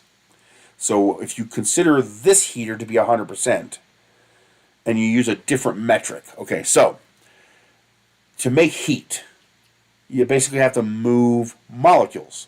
Friction. Do this. That's a heater. You're going to feel your hands heating up when you do this. Okay? Well, when an electric heater, when you plug in, I don't have one handy. When you plug in a simple electric heater, one of those radiator heaters, or the heater in your car, or the actually, your car is technically a heat pump. That's interesting. Your car is technically a heat pump.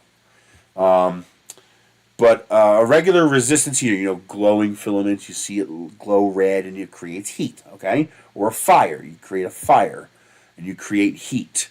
That's 100% efficient because entropy is the creation of heat. Everything, the lowest form of energy available is heat. So everything devolves down to heat. Even this mouse is generating heat right now. By that light lighting up, it's generating heat. Now, in fact, 80% of the electricity to make that light up red is heat. But of course, 80% of zero is still close to zero, so it doesn't matter because it's using so little power. So even light bulbs, regular light bulbs make heat. You touch a light bulb, it's hot. Okay, it makes heat. That's 100% efficient. You put in 100 watts, you get 100 watts of heat. All of the 100 watts gets converted to heat. So you say that's 100% efficient. So why does it take so much power? Because heating just takes a lot of energy. You might be 100% efficient, but you still need a lot of it. You just need a lot of heat to heat up a house. A heat pump does not make heat. A heat pump is not a heater. A heat pump generates zero heat. What a heat pump does is collect heat from somewhere else and move it to a different spot where you need it. Well, the point is, this LED might be drawing 0.0001 watts. So 80% of 0.001 is zero. You can't even feel it. It's so close to zero, we can just call it zero. But technically, it's making heat. Every time light hits something, it's making that something hotter. That's why black things out in the sun burn you when you touch them. But light-colored things don't. Because light-colored things reflect most of the light, while dark-colored things absorb the light, and it gets converted to heat. A heat pump is not a heater. It does not generate heat. What it does is it moves heat. Even in the wintertime outside, when it's 10 degrees outside, there is still heat. Heat's still there. I mean, because, what do you mean heat's there? It's 10 fucking degrees outside. Okay, let me lower the temperature to 0 degrees. Do you now think there's heat at 10 degrees? Hell yes! 10 degrees feels a whole lot better than 0, doesn't it? Because there's heat there. It's just not the heat you want. So what a heat pump does...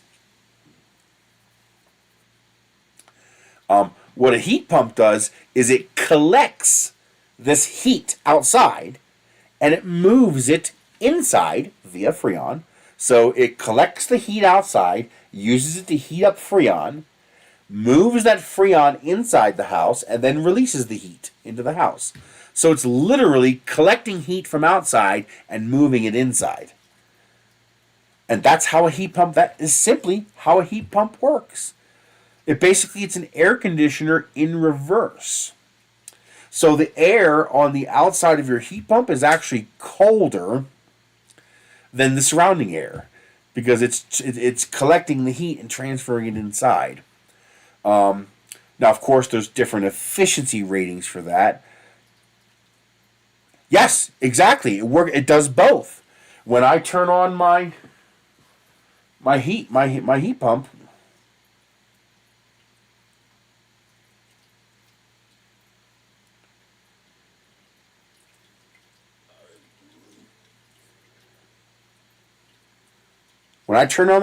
you see where it says mode? Well, I can switch that mode right there between hot and cold. So right now you see I'm in mode hot. So now the heat pump it's working in reverse. It's taking the heat that it collects outside and it's bringing it inside to heat my house. Now that means it's more than 100% efficient compared to a resistance heater. Because now we're not talking about how efficient are you converting energy. We're talking about a different kind of efficiency coefficient here. We're talking about how many watts are you expending to put BTUs inside your house. So heat is measured as BTUs, British thermal units, while electricity is measured at watts. 1 BTU is 3.41 watts. So you need 3 kilowatts to generate 3,000 BTUs. Yet I have a 12,000 BTU heater that only consumes 1.5 kilowatts. I should only be able to get 1,500 BTUs out of that. No, I'm sorry, 3 times. I should only be able to get 4,500 BTUs out of that heater. If I were to plug in a regular resistance heater at 1,500 watts, I would get 4,500 BTUs. So that heater right there, that little tower heater that I have in my kitchen, which I'm not going to use this winter because I can't afford it, that little tower heater consumes $168 worth of electricity per month. My mini split also consumes, well, more like $150 worth of electricity, like $140. It doesn't consume full power, but it consumes about $140 worth of electricity per month. That heater that consumes $158.21 in electricity per month, $160, gives me 4,500 BTUs. The mini split gives me, for less power, gives me 12,000 BTUs. Because it's not generating the heat. It's taking heat that already exists, collecting it all together, and bringing it inside. It's actually kind of like you going outside, picking up a piece of firewood, bringing that firewood inside and sticking it in your fire. You're not making heat. The heat has already been made when the tree grew. You're now converting that stored energy that you brought in from outside into heat when you burn it. So that's kind of like a human heat pump. That's why we use wood so much for heat. So a heat pump doesn't have to actually create heat. It's moving heat. Now, how efficiently it can move heat determines how cold you can go. So my mini split, it's only good to about 20 degrees. And when I go below 20 degrees Fahrenheit, which is like negative 15 Celsius or something like that, it's really only good to about 20 degrees Fahrenheit, and then it becomes less efficient.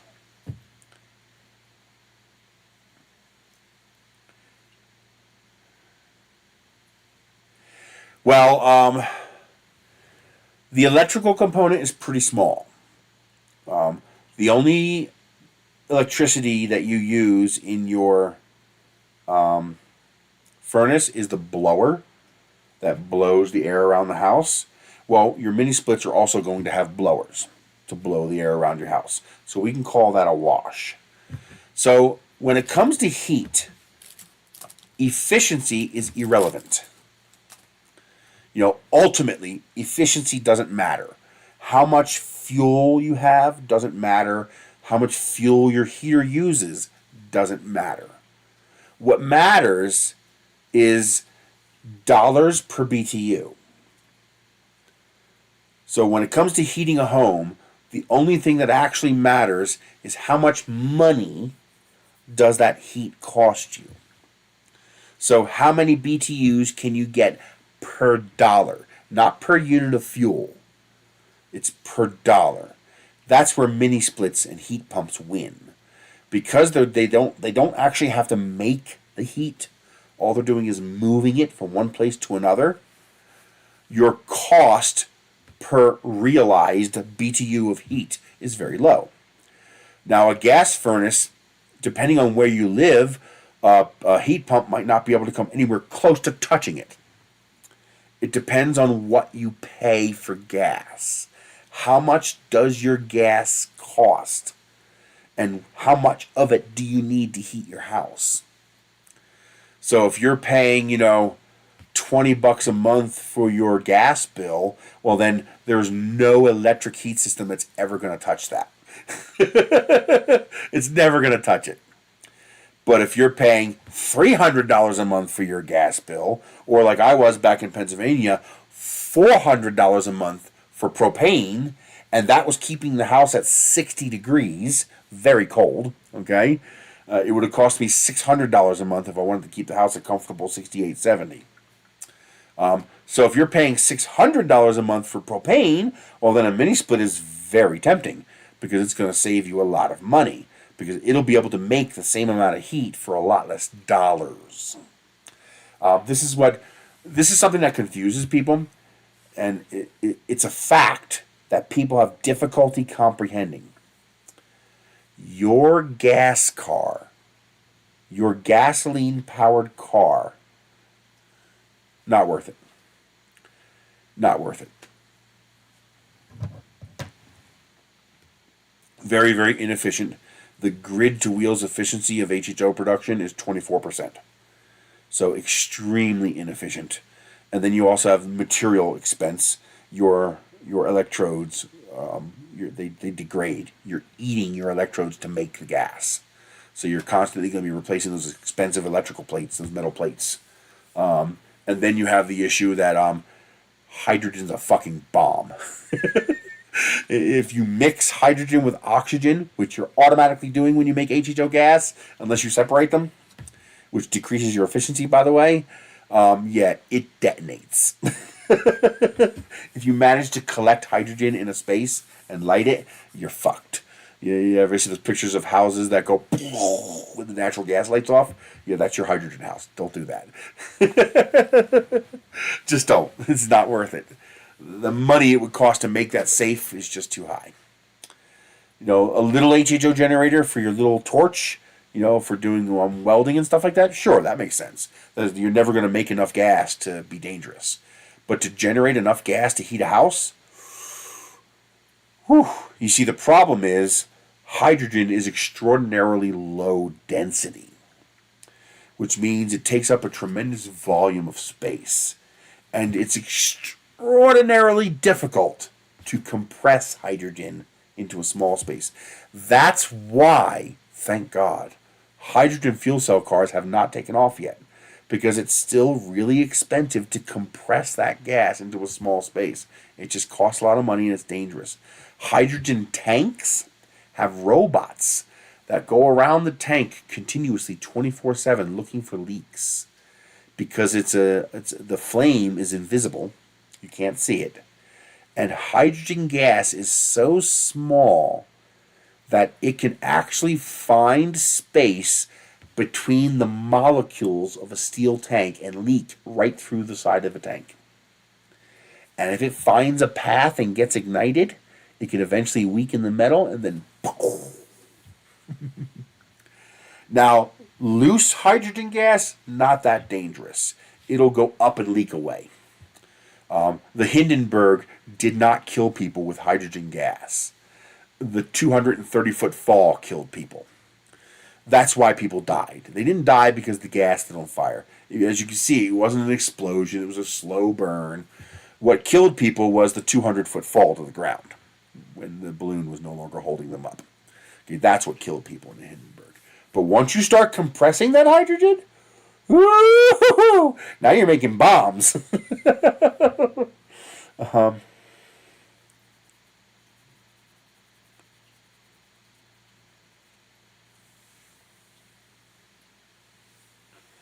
$95 an ad. That's bullshit.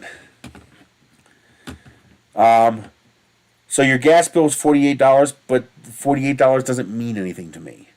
What I need to know is how much was your gas bill in the coldest month of the year. That's what I need to know.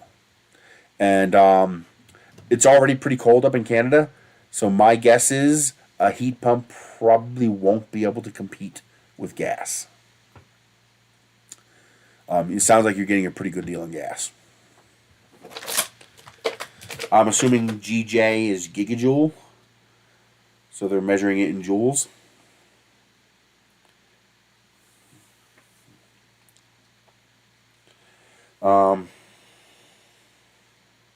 Okay. Well, I'm assuming that wasn't gallons because there was no way it'd only be $48.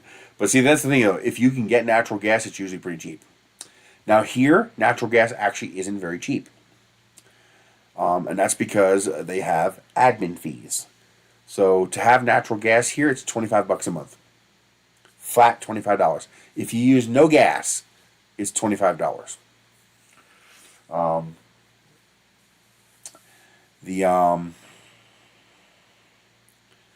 So like during the summertime, well, it's the same as my water bill. My water bill has $25 fee every month.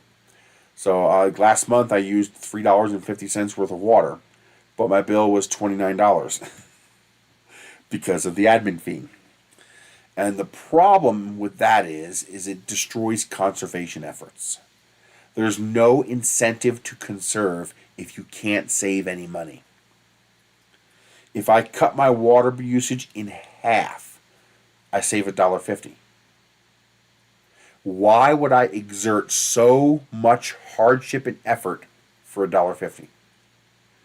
And if I'm filling a swimming pool, I don't care because it's going to cost me $50. What do I care? So the problem when you have a high admin fee and a low per gallon cost is that it destroys conservation efforts. Nobody makes any effort to conserve because there's no point. You can't save any money. And you don't lose any money by being wasteful. So nobody cares. I wouldn't be surprised if there's people around here who have water leaks and don't care because the extra $20-$30 they pay a month for the water bill is cheaper than the thousands of dollars to pay someone to dig it up and fix the leak. So it's one thing we need to discourage. We need to discourage fixed fees and force them to charge a per unit fee. I know why they do the admin fee, and it's because people use so little.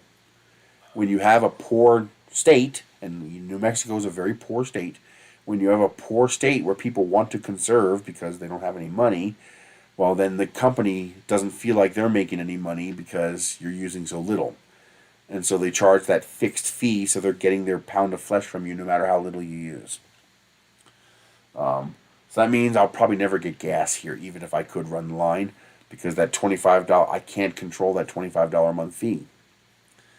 And the reconnect fee is $75, so I would have to disconnect the service for more than 3 months to realize the savings from the $75 reconnect fee. That's why they have a $75 reconnect fee, so that you don't disconnect your gas in the summer. They want to keep collecting that $25 a month from you throughout the summer, even though you're using $8 worth of gas.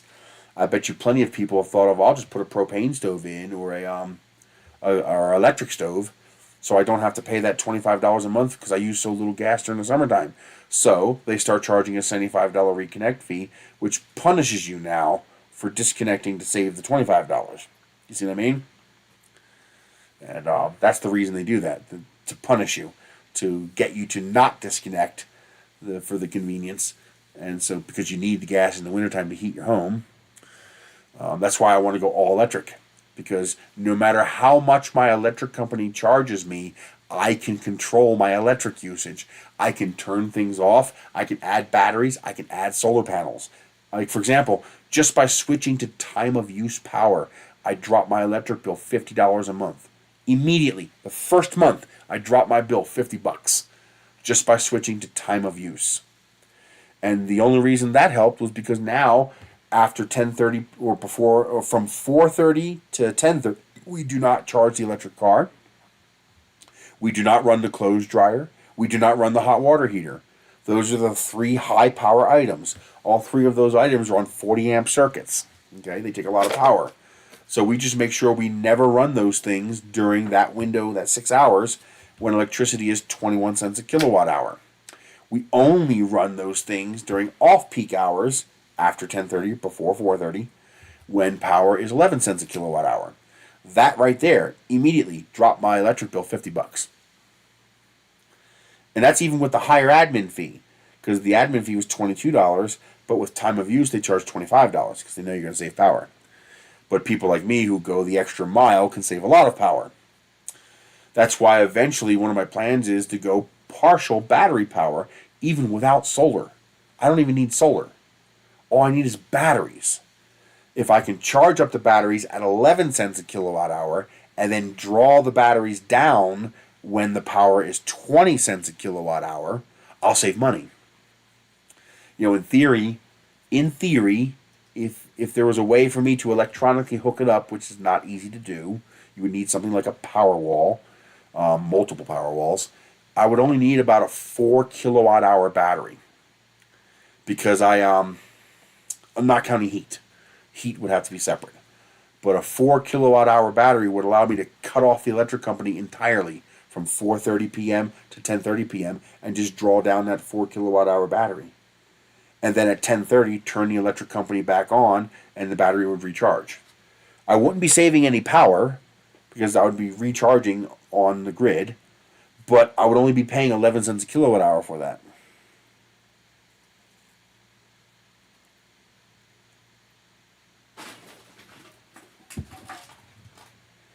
Did you get it?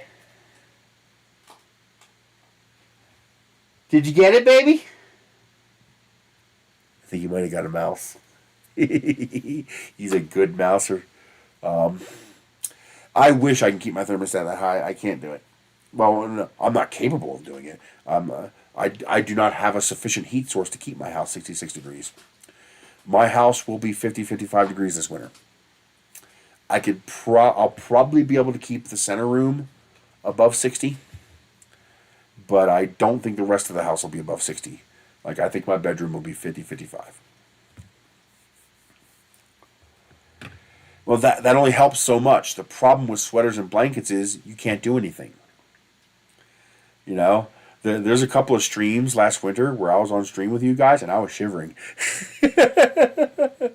Like, there's cold and then there's cold. Especially at high elevation where the air is thinner, the cold sinks in harder. You know, back east you had that thermal blanket of humidity. Here you don't get that. Even in the wintertime, our humidity is 35, 40%. Which is really, really low. But eventually I'll get it worked out. Eventually I'm going to seal this house up better. Get it sealed as best as I can. And then I want to get solar heaters set up to run during the day. That won't give me any heat at night, but that'll give me heat during the day. And then I can just use fuel heat at night only. And just for a few hours to get the house warmed up. And then let it cool down. And then when the sun comes up, it'll start heating again. What, you haven't done anything on YouTube in a while, DeWitt?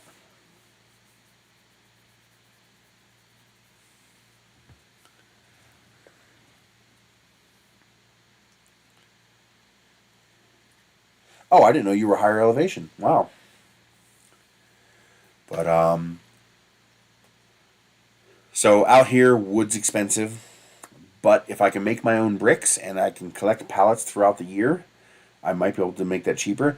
But that only works when I have the electric car. I no longer have a viable electric car. I can use the car around town, but I can't go into the city. The battery's bad. It doesn't have enough range for me to go to Albuquerque and back. You can't make it back up the hill without the battery cutting off. And Nissan won't warranty it. They just...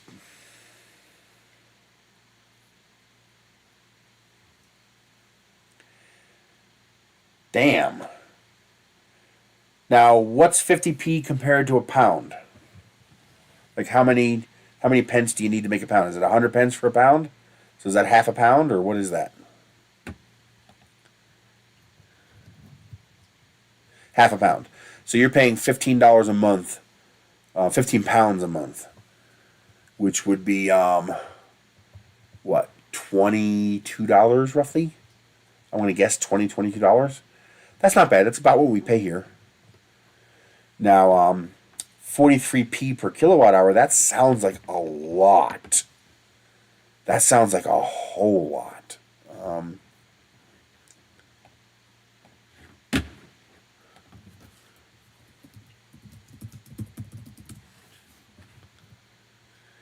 $1.21 per pound, so you're paying, Jesus Christ, dude, you're paying 60 cents a kilowatt hour? That's triple what I'm paying. Wow. But you guys use gas for a lot of things, don't you? Like, you probably have a gas range and a gas heater and a gas water heater. So that's going to offset that a lot. But still, holy shit, that's a lot of money.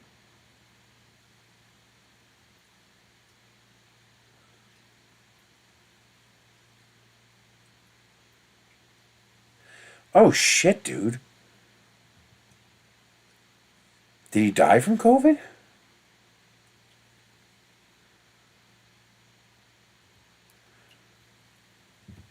Wow.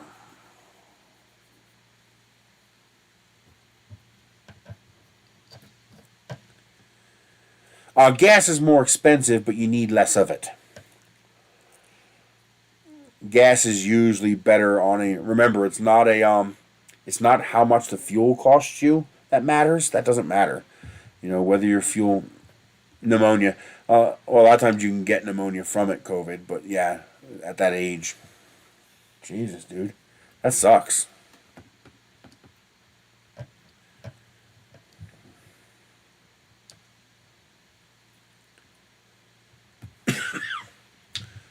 But remember, it's not the cost of the fuel that matters. It's how much heat do you get per dollar that matters. So what does your heat cost? Now, I know with that Russian-Ukraine issue going on that you guys in Europe are having a pretty tough time with fuel, aren't you?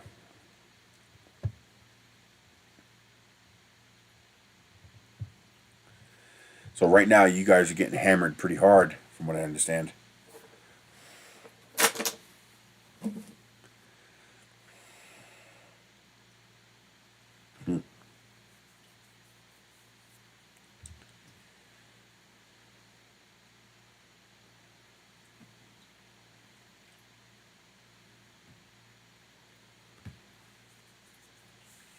See, that's another reason why I like electricity. But this only helps if you have land and if you have the money to buy the solar panels, because I can make my own electricity. I can't make my own gas. I can't easily make my own heating fuel. Jesus.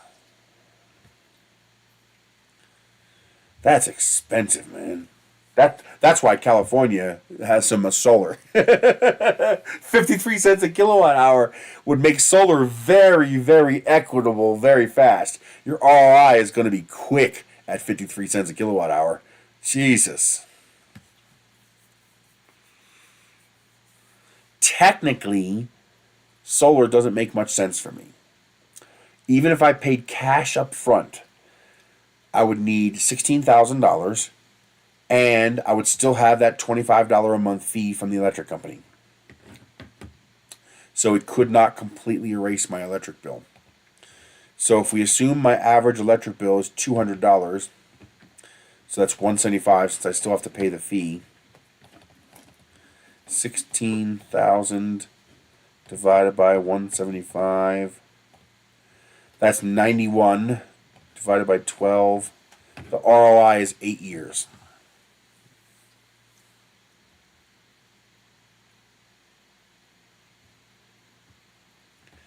That's bullshit. That $95 service fee is bullshit. I mean, that's just absolutely that's an ass raping. They're saying fuck you without saying fuck you. That's such a big fuck you that it's almost them out loud saying it. Jesus.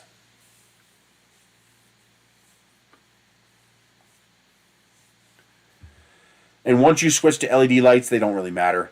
I mean, that's less than 20 watts right there. The amount of electricity, even at a horrible rate, is just negligible. There's two ways that you burn electricity. Yeah, I would find that interesting.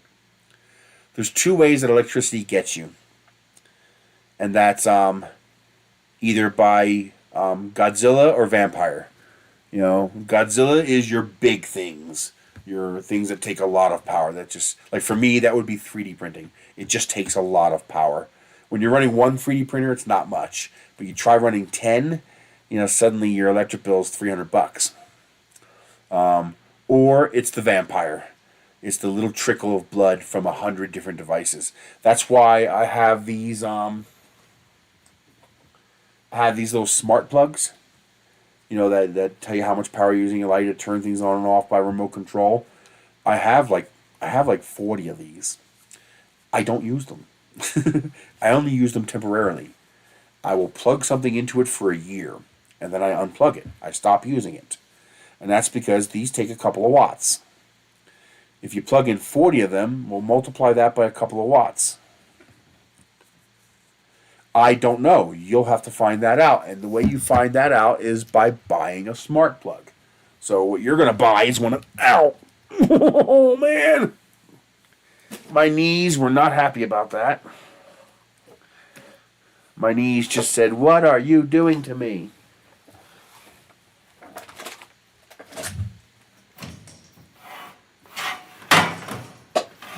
There. Ow!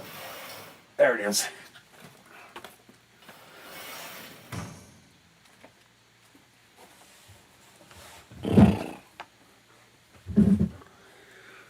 So what you're going to do is go on Amazon and you're going to buy some of these. Okay, these are smart plugs. You want the ones that are 18 amp compatible, and you want the ones that include monitoring. That's the key word. You need monitoring. I have links in my Amazon pages. Or if you just go to my Amazon main link and find them, I appreciate it. I get affiliate income when you do that. Basically, you plug this device into your wall, and then you take your device and you plug it into this. There's a manual on-off switch to turn it on. But the point is, this has monitoring and logging. Now, this is why that's so important.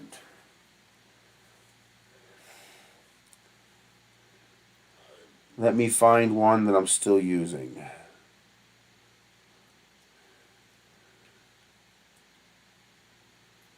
Ah, my heat tape turned on.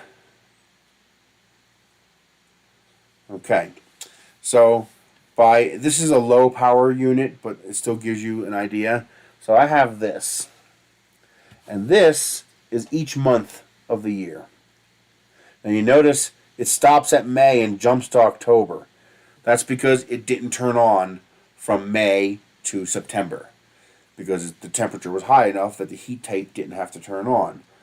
In my most expensive month was January,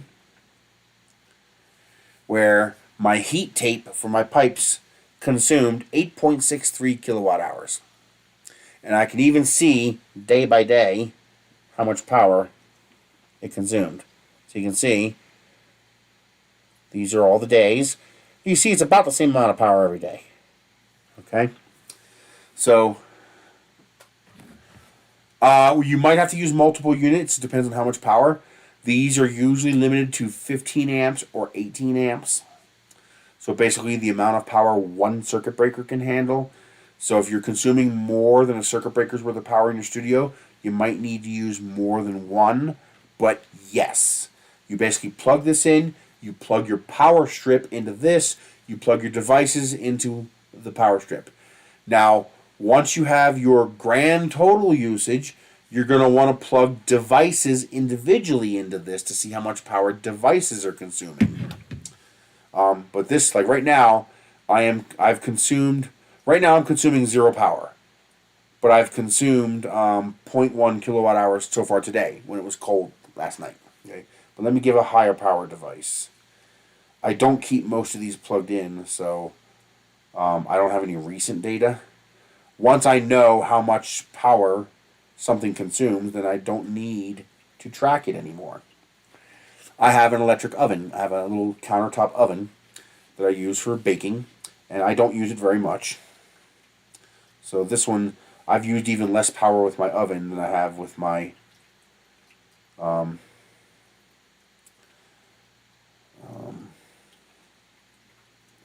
mini split. Let me bring the mini split up. I only have old data, but that should be okay. Yeah.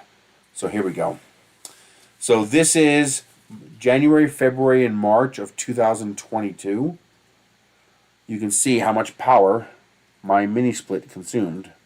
144 kilowatt hours, 300 kilowatt hours, 14 kilowatt hours. So in February, oh, it doesn't have the individual data. It just has the monthly data. I wonder why. Oh, my highest was February of 2021. I consumed 668 kilowatt hours. Holy shit, that must have been a cold month. So, 668 kilowatt hours. And it'll give you a breakdown per day. It'll also give you real time. So, it'll tell you how much power so far today you've consumed, and it'll tell you what the current voltage and power consumption is down there. You see where it says current voltage, current power. I should go plug it back into that just so I can get power readings. But that's what you need. How do I make you go away? Like there. You need that. Oh, water heater. This is how I found out it was worth it to have my water heater running underneath my kitchen sink. I don't use a meter on it anymore. I might have deleted it. Water heater. No, that's different. I don't use the sensor on the water heater anymore. Now that I know how much power it consumes, there's no reason to keep a meter on it. But that's how I found out my little 7-gallon water tank consumes $3 worth of electricity a month. It's basically nothing. I can afford to let that run 24/7 for $3. But that's what you do. You find out the trend, and then I stop using them because if you have 30 of these plugged in, they're actually consuming a pretty decent amount of power all by themselves. If this thing consumes 5 watts, and I've got 30 of them plugged in, what's 5 times 30? That's 1,500 watts. No, 150 watts. So, if I have 30 of these plugged in, that's 150 watts, which is 150 times 24 times 30. That's 108,000. So divided by 1,000. That's 108 kilowatt hours, or times 0.147. That would be $16 a month just powering these things. All right? So that's why I don't run everything on smart switches. It'd be nice. I can't afford it. I need that $16. That's half my water bill. So what I do is I use, for certain things I always have them plugged in. For things that are high draw that I really want to keep a track of. For things like my heat tape, I keep that one plugged in, even though it's wasting power, because I need to make sure the heat tape is on. So it's not. I don't even care how much power it consumes. I need to make sure it's on, and so I need to be able to load that app up and see watts are being drawn, and then I know it's making heat. But for anything else, there's no reason for me to have them plugged in. Like one of these does not take much power. It's very little. What's 16 divided by 30? Come on. It's 53 cents. So it cost me 50 cents to run this thing for a month. And you don't think that's a lot until you plug in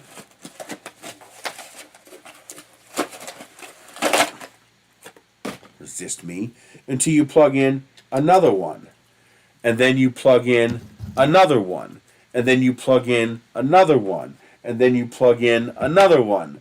And all of a sudden, you got 20, 30, 40, 50 of these things plugged in because you're a smart home automation geek. And all of a sudden you realize, why is my electric bill going up? Because you got 50 of them plugged in and it's costing you $25 a month. So yeah, they're very low power draw. They don't take much power. I figure 5 watts because they get warm, so they got to be producing some power usage. But I don't know how much power they actually. Maybe it's 1 watt, maybe it's 5 watts, maybe it's 10 watts. I don't know how much power it actually consumes. I'll have to test that. I'll have to plug one of these into one of these and see how much power it consumes. That's actually something I should do, and see if there's a difference in how much power it consumes when there's a load and when there's not a load. That's interesting. I'll have to test that. Huh. And the difference in power, all I have to do is take the power reading of this one and the power reading of this one and subtract them, and the difference is the power that this is consuming.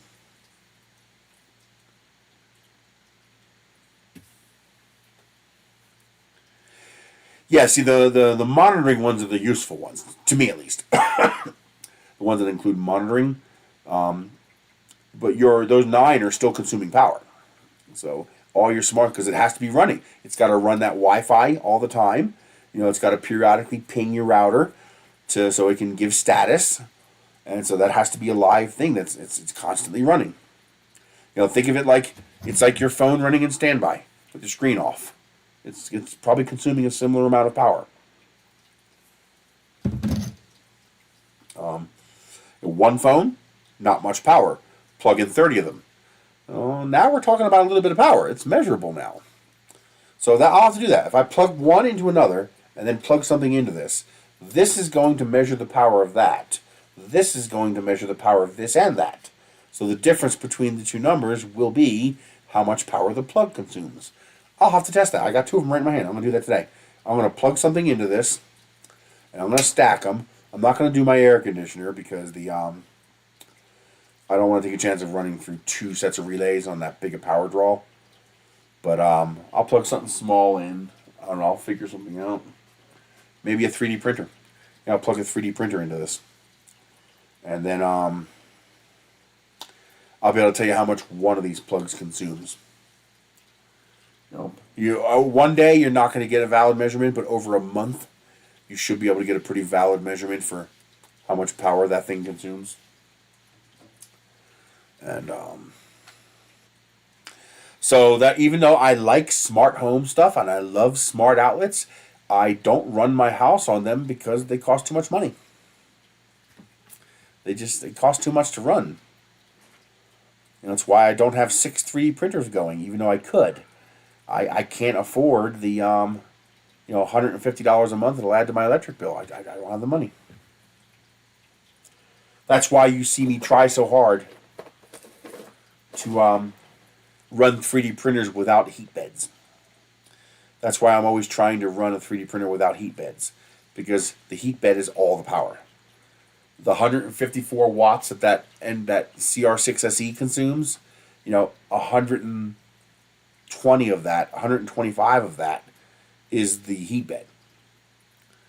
Because, your heater cartridge is a 30-watt heater cartridge. And what does the PCB and fans consume and stepper motors? 5-10 watts? You're probably looking at 40 or 45 watts for the whole printer if you turn off the heat bed. So that's the difference between costing an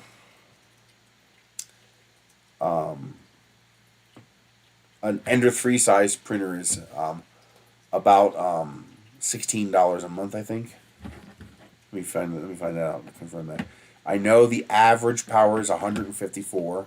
154 times 24 times 30 equals, divided by 1,000, 110 kilowatt hours.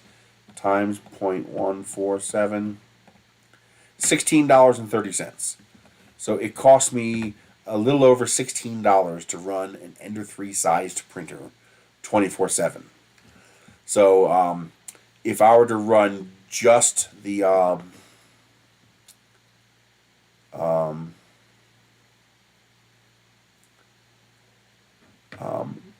if I could turn off the heat bed, and let's assume the printer consumes 50 watts. It may be plus or minus 5, but let's assume 50 times 24 times 30 divided by 1,000. 36 kilowatt hours times 0.147, $5.29. So we're talking about the difference between $16 and $5. At $5, and here's the kicker. It doesn't matter how big the printer is. If you could turn off the heat bed, my 500 millimeter cubed printer takes the same amount of power as my Ender 2 at 150 cubed. Because it's the same board, the same fans, the same steppers, the same hot end. The only difference is the heat bed. So I can run any printer I want, and it only costs $5 a month. If I can run without the heat bed.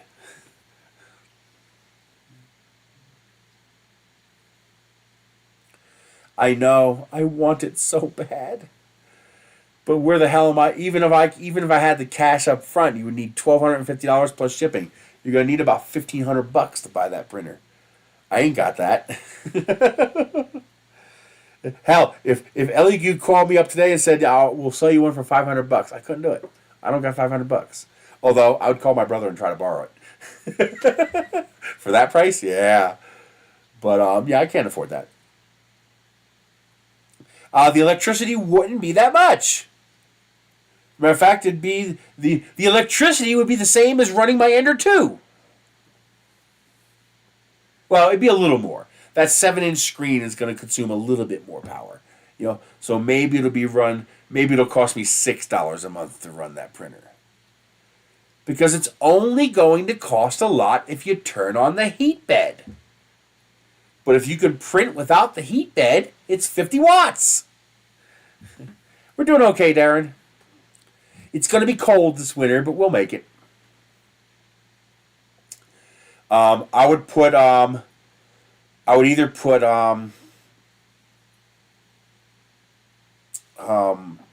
polycarbonate build surface down, or I would put a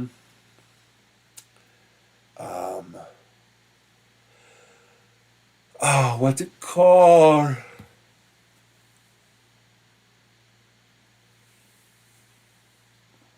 Build tack. I'd put down build tack sheets. Now I can print PLA with no heat, especially when you're extruding out of a 1.2 millimeter nozzle and you're laying down fat lines of PLA. That shit's gonna stick. I might be able to print. Why didn't I think of that?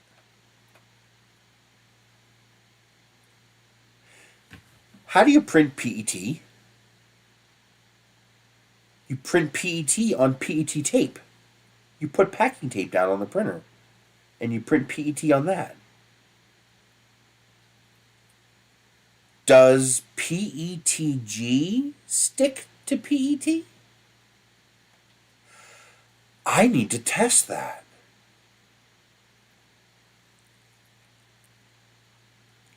Yeah, if you have G10 or what's it called, the brown stuff without the it's basically epoxy impregnated cardboard, or in this case fiberglass. What's the brown stuff called? It's like G10. That'll allow you to print nylon with no heat bed, although heat's better, of course. I wonder if PETG will stick to PET. Meaning, if I put packing tape down on a metal plate, could I print PETG with no heat bed? I gotta test that.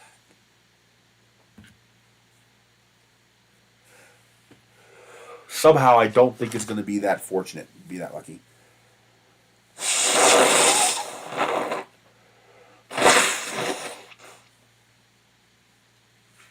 But I have to try that.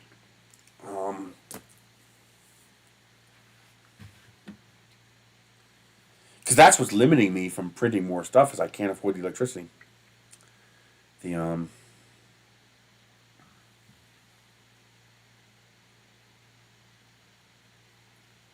Garolite. That's the word I was thinking of. Garolite. Garolite's good for nylon. I gotta test that. Oh boy, do I have to test that. But yeah, that Giga printer, who cares? When you're printing something that big, you could probably get away with turning the heat bed off. Or hell, at that point, it's worth investing in nanopolymer or goop to hold the prints down and keep them from coming up. But hell yeah, and I already have I have a space for it too. You know, my bathroom is the old style Romeo and Juliet bathroom. So my bathroom is actually a huge room by itself. It's as wide as my entire house. So on the left-hand side, on this side, I have a sink with cabinets and a big giant mirror and a toilet and a little cubby. On this side, I have a sink, cabinets, and a mirror and a shower. And then in the middle, there's a garden bathtub. Now, I got rid of the garden bathtub, and I have 2 tables there, which is holding 6 3D printers. And then the cabinet tables, they're also holding 3D printers, and underneath the cabinets is 3D printers, and underneath the tables is 3D printers. I have one, and I have them stacked on top of each other too. 1, 2, 3, 4, 5, 6, 7, 8, 9, 10, 12, 13, 14, 15, 16. I got 20 3D printers in my bathroom. And 2 lasers. They're not plugged in or anything, they're just stacked. But you know, that's how big that bathroom is. If I got rid of those 2 tables in the middle, the Gigastorm would fit right there. It's only about 1 meter wide. It's only a little more than 1 meter wide. That Gigastorm would fit right there. Yep, I would take all that out of there, and I would put that Gigastorm right there. You'd open up my bathroom doors, and there'd be this giant 3D printer. In a goddamn heartbeat. Oh, yes. If they were willing to set me up with one, yeah, I would remove all that, and that printer would be right there. Oh, what I would give to have a printer that big. I could print 16 cinder blocks simultaneously. Oh my God, that would be, and that would only be 200 millimeters tall, or 400 millimeters tall. No, 200 millimeters tall, and that would consume 36, 72, 144. That would be 288 kilograms of plastic. No, not that much. I did the math wrong. 1.88 times 16. 30 kilograms of plastic all at once. Give me the 4 print heads, and I could print 4 cinder blocks simultaneously, and then in sequential mode, print another 4 cinder blocks, and hook up 4 10-kilogram spools of filament to feed to that. Oh my God, that'd be insane. Holy crap.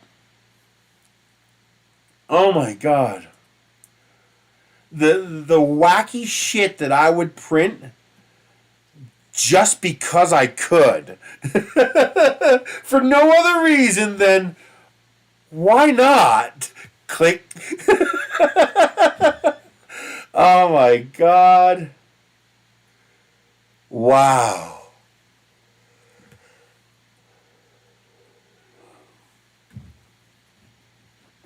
I'm not even going to bother to ask Ellie Goo for a review unit because I know the answer is going to be no. Guaranteed no, so I'm not even going to bother asking. The power outlet going to my lab bench is bad. It was starting to do things that concerned me. So I actually turned off the breaker to that string of outlets until I can get into those walls and find out what's wrong with it. No, I've never worked with LEU.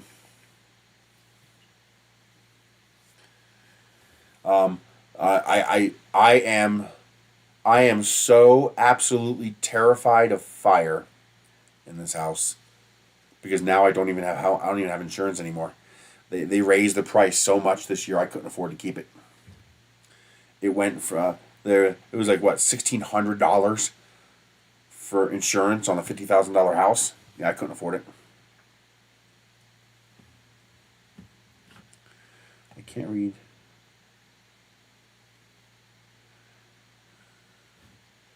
Yeah, it's insane. I had no choice but to drop my insurance. I couldn't afford it. I just $1,600, over $100 a month to cover a $50,000 house. That's insane.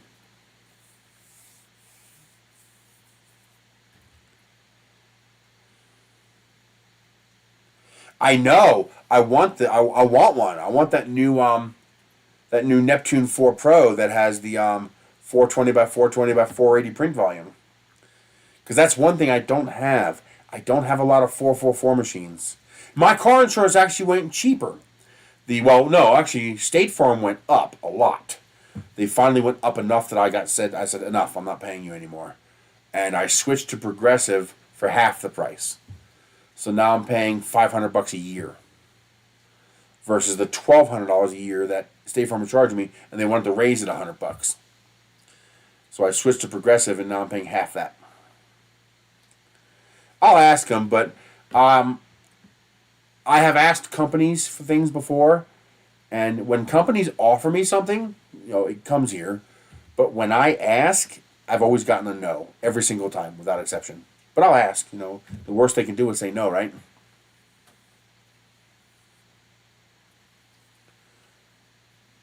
You see, that's something that pisses me off too. That's another reason why insurance should be government run. You pay $100 a year for your driver's license, you're covered. That's the way insurance should be. You get full, complete liability coverage, no limits. You get complete liability coverage. You just charge everybody $100 a year for the driver's license. If you got a license, you're insured. Cops will never again have to ask for insurance. Valid license, valid insurance. Because you can't make something legally mandatory without consequences. And the consequences are they charge whatever they want and they do whatever they want. Wow. But if your company had to pay, you had to go through your uninsured coverage, the other guy hit and run or something like that, or he wasn't insured.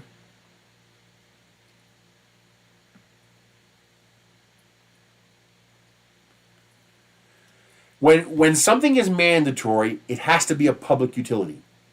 You can't have what is effectively a public utility and leave it in private hands because they're going to charge you any goddamn thing they want. Well, the government can regulate them. How's that working out for you, Lightspeed? It didn't work out great for you, did it?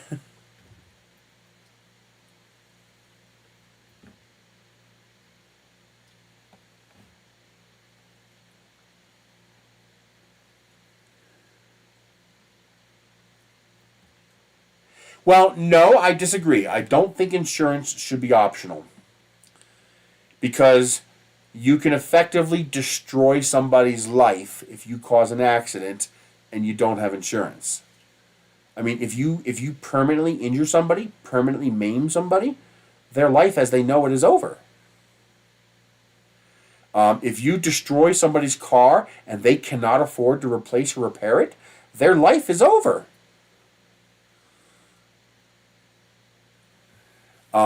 If it was government run, then there could at least be public oversight.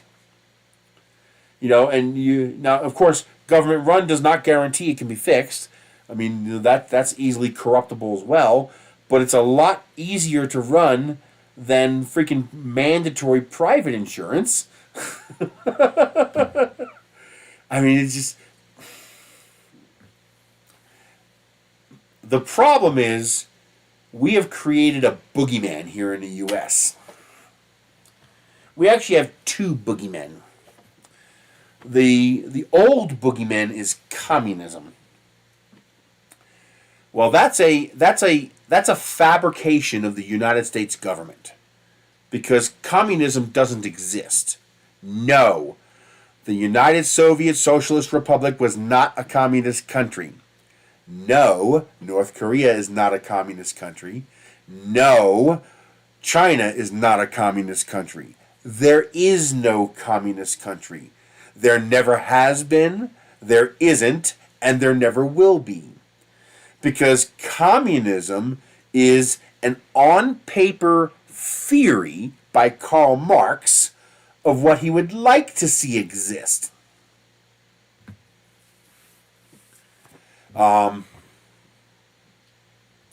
Communism can't actually exist. There's no such thing as communism outside of a theory on a piece of paper. Okay? So there is no communist threat. There is no Viet Cong communist threat. That doesn't exist. The Soviet Union was a socialist dictatorship. China is a capitalist socialist dictatorship. Okay? There's no such thing as communism. So forget that. Communism is off the table if you have any number of working brain cells. Now you have the next boogeyman, socialism. Well, socialism has the same Achilles heel that capitalism has. Once the powerful people take over the ist system, well, then it becomes feudalism again. But there are certain things that should only be socialist, that should only be operated under a socialist infrastructure. And those things are utilities. Think phone, power, water, sewer. Those things should all be public utilities. You cannot have capitalism as a utility. It can't exist. It's not possible. I don't care how much you delude yourself, pretend, convince yourself, whack off in the mirror and dream about it. Capitalism cannot exist as a public utility. Do you know why? Because I have one fucking power wire running to my house. I have one fucking water pipe running to my house. And if you have a sewer connection, you have one fucking sewer pipe running to your house. That means it's an automatic monopoly at some level. Which means it cannot function under capitalism. You cannot have a capitalist electric company. Because your customers are captive. They can't choose someone else. The closest you can get to that would be a public grid with private entities that feed that public grid. That's the closest you could get to that. But the grid itself would still be a public utility. It can't be anything else without raping your customers. Look what happens. We privatized phone companies, costs went up. We privatized water companies, costs went up. We privatized electric companies, costs went up. It's a private company wants profit. And they're going to do everything in their power to increase their profit.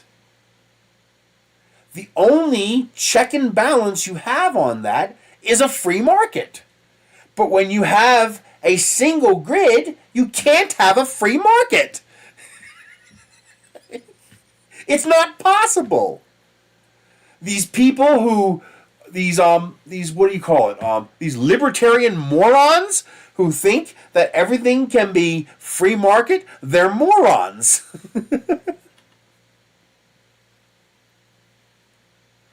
But they're not really. They're not. Because your power is 53 cents a kilowatt hour. So it's not. They might be pretending to. They might be masquerading as such, but they're not. And ultimately, you have one power line going to your house. So you are gridlocked. You're a captive customer. You can't say, I'd rather have their power at 12 cents a kilowatt hour. Because they still have to come through that one power line going to your house that they don't control. I mean, what are you going to do? Have 10 power lines running to every house? 10 water lines running to every house? How's that going to work? Imagine if roads were private.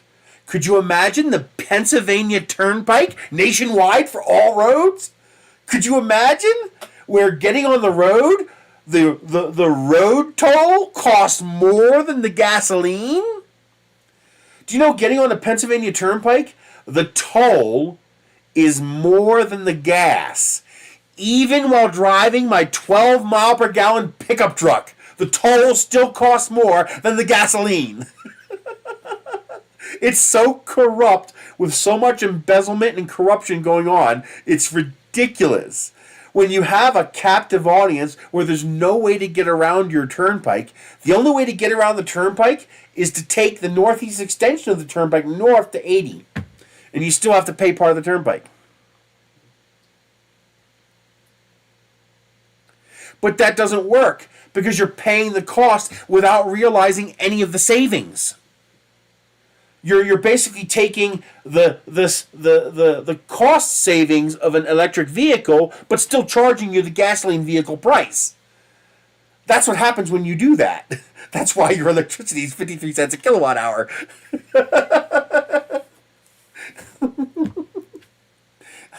I mean, you can throw away as many words as you want. All you have to do is look at your power bill to say, yep, Chris Taylor's right. This is not working. It doesn't work. The only way that works, well, okay, when I say works, I mean you get power at a reasonable price, meaning at the lowest cost possible to the citizen. That's what I mean by it works. When your price is going up, well, I guess that works if you're the power company. Or if you're the tax collector, I guess that works. But that doesn't work so well if you're the citizen who has to pay that. Could you imagine that electric rate here? I don't know what I would do if my average bill is 1,200 kilowatt hours.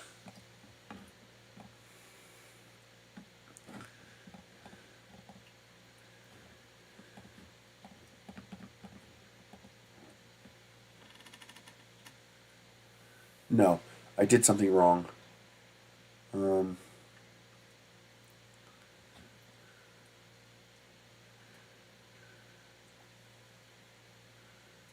Oh.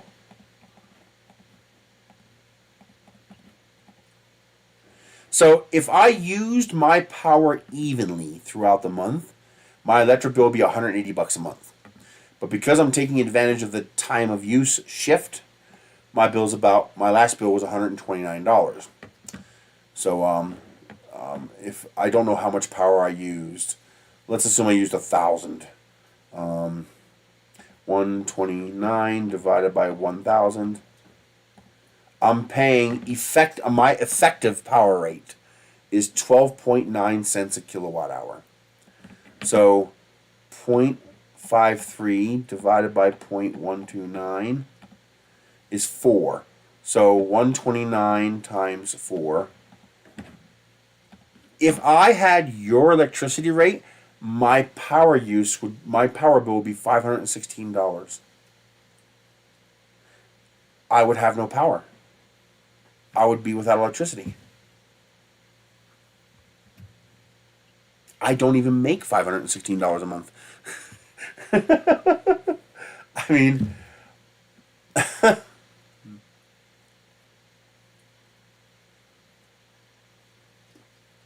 but see, that's the problem. That base charge shouldn't be legal.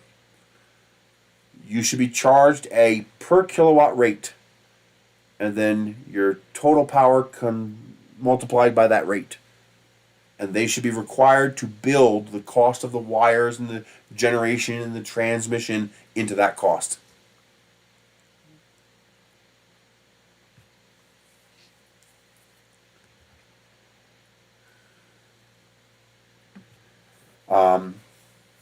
It's how do people have power? Okay, power cannot be 53 cents a kilowatt hour in California.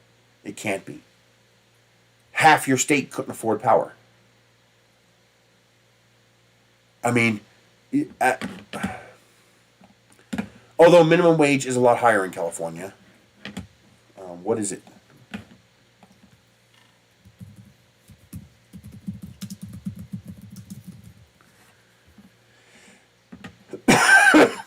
$15.50. So minimum wage is $15.50. You're going to get 80% of that.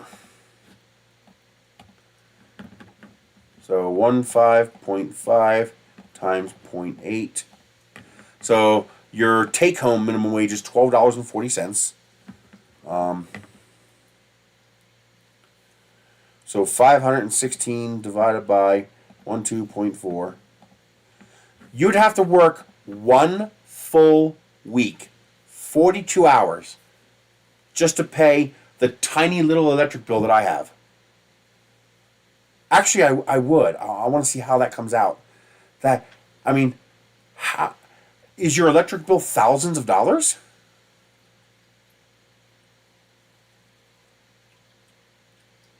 I mean, I use a minuscule amount of power. I'm in the 20 percentile bracket in my area for power consumption. I use so little power that I use less power than 80% of my neighbors. Although I'm 100% electric. I have no gas or anything like that. So my heat's electric, my hot water's electric, my range is electric, cooking's electric.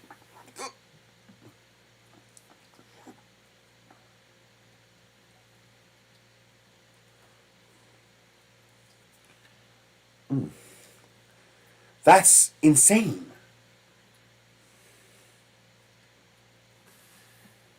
A minimum wage worker would have to work a full-time job for a little bit more than 1 full week, 42 hours, for 1 megawatt of power. That can't be right. It can't be. 3D printing at Nerys.com. 3D.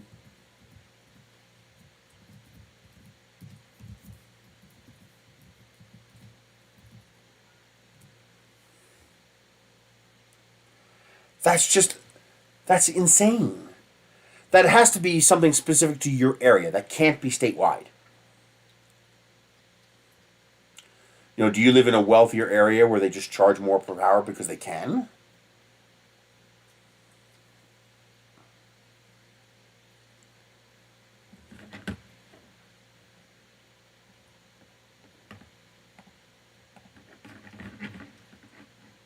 I mean, I just don't understand how anybody but a wealthy person could survive with a $500 electric bill for 1 megawatt.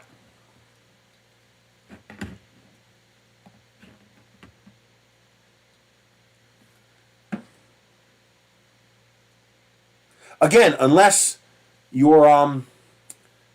use a lot of gas too.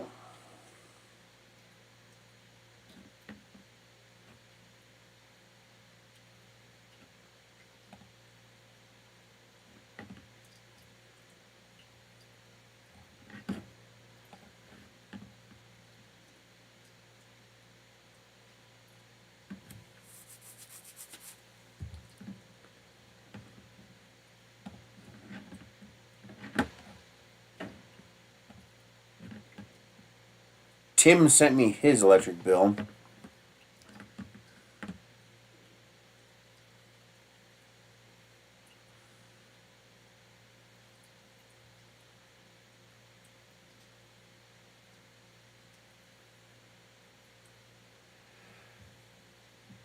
What the hell are all these extra charges, dude? Water treatment and supply, wastewater collection and treatment, stormwater management, waste and recycling. Oh, are all your bills... Is this your water bill and your sewer bill and your refuse bill all in one?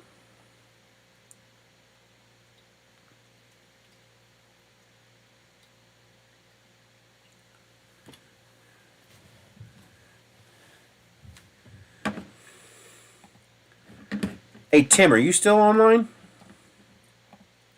What? Go away. Whatever you are. Okay, that's a big difference.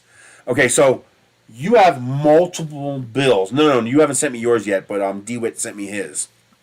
Okay. So your bill's not nearly as bad as you think. Because remember, okay, in Pennsylvania, I was paying $30 a month for water. I was paying $400 a year for sewer, and I was paying I think it was $319 of our taxes, or $419 of our taxes was trash. So you're being charged in a completely different way than I was being charged. So I have to figure out what my bill would be under your conditions. So our sewer bill is $400 a year. Trash $419 a year, as far as I know.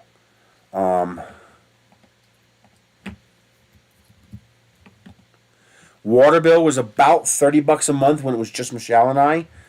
It was up over $100 a month when all of us were living there.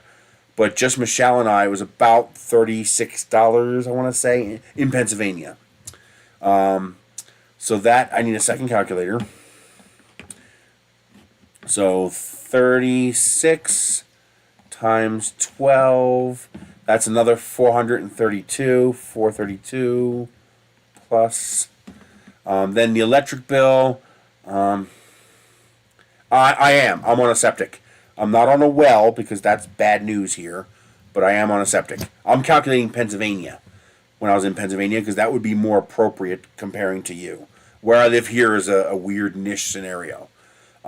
My electric bill with just Michelle and I was down to around $200 a month. That's $2,400.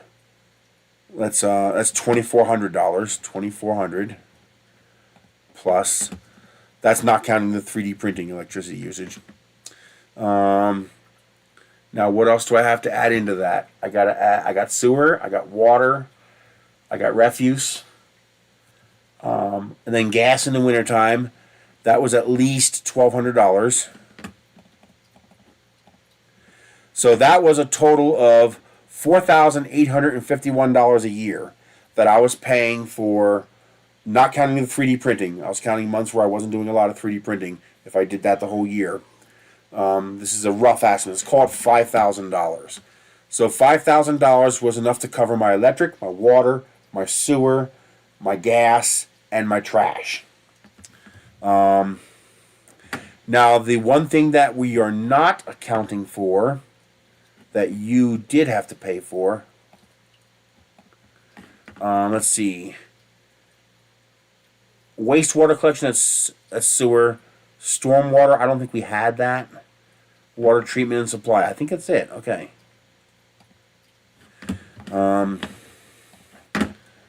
Stop doing that. Okay. Not you. You. Okay, so $5,000 divided by 12. So that's about $416 a month. So I was paying more than you were. So you're paying less than I was in Pennsylvania. Now, of course, we don't know what your winter bills are.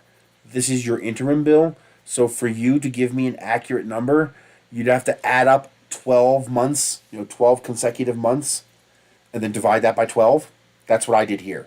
This is not a per month. This is my total for the year divided by 12. It's $416.66 a month. So my equivalent of your bill here, I'm not going to show everybody. I'm not showing them, am I? No, good. Making sure I'm not showing your bill on the stream. That would suck. So my equivalent for yours was $416 a month. So you are paying. So you were paying this month. Your bill was, $146 for electric, $48 for gas, $30 for water, $43 for sewer. You have this extra $16 for stormwater management. I guess that's something you have there. And then you have refuse for $24. And and your taxes were only $9.73, which is, so we're actually paying a lot less than you, but we make up for it with administrative fees and taxes. You have no administrative fees on here. The only fee you have on here is the $9.73 GST. So your electric bill, let's look at that. You consumed... Now here's where your weird breakdown comes in.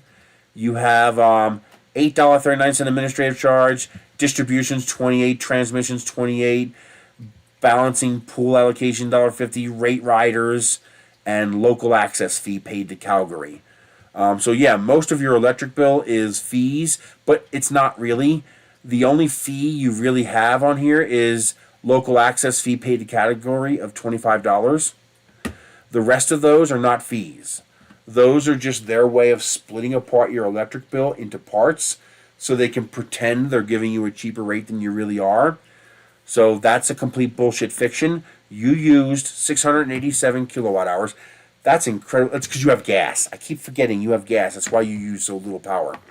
So your electric bill is 146.12 divided by 687. You are paying 21 cents a kilowatt hour. You're paying exactly the same amount as I pay for electricity here in New Mexico. You're paying 21 cents a kilowatt hour for electricity. That's what your electric rate is. Oh, wow. So you're paying a lot less than I am in Pennsylvania, and I was in Pennsylvania. Now, here in New Mexico, my average, no problem. So, because you got to remember, you have a unified bill, which is actually pretty awesome. I actually like that, and you're paying very low rates. You're paying 21 cents a kilowatt hour for electricity. You're paying the same $25 admin fee that I pay, and you're paying your grand total delivered electric rate is 21 cents a kilowatt, 21.269 cents per kilowatt hour, which is and that's in Canadian. So that's you're paying a lot less, a whole lot less. Holy crap! So you paid $37.45.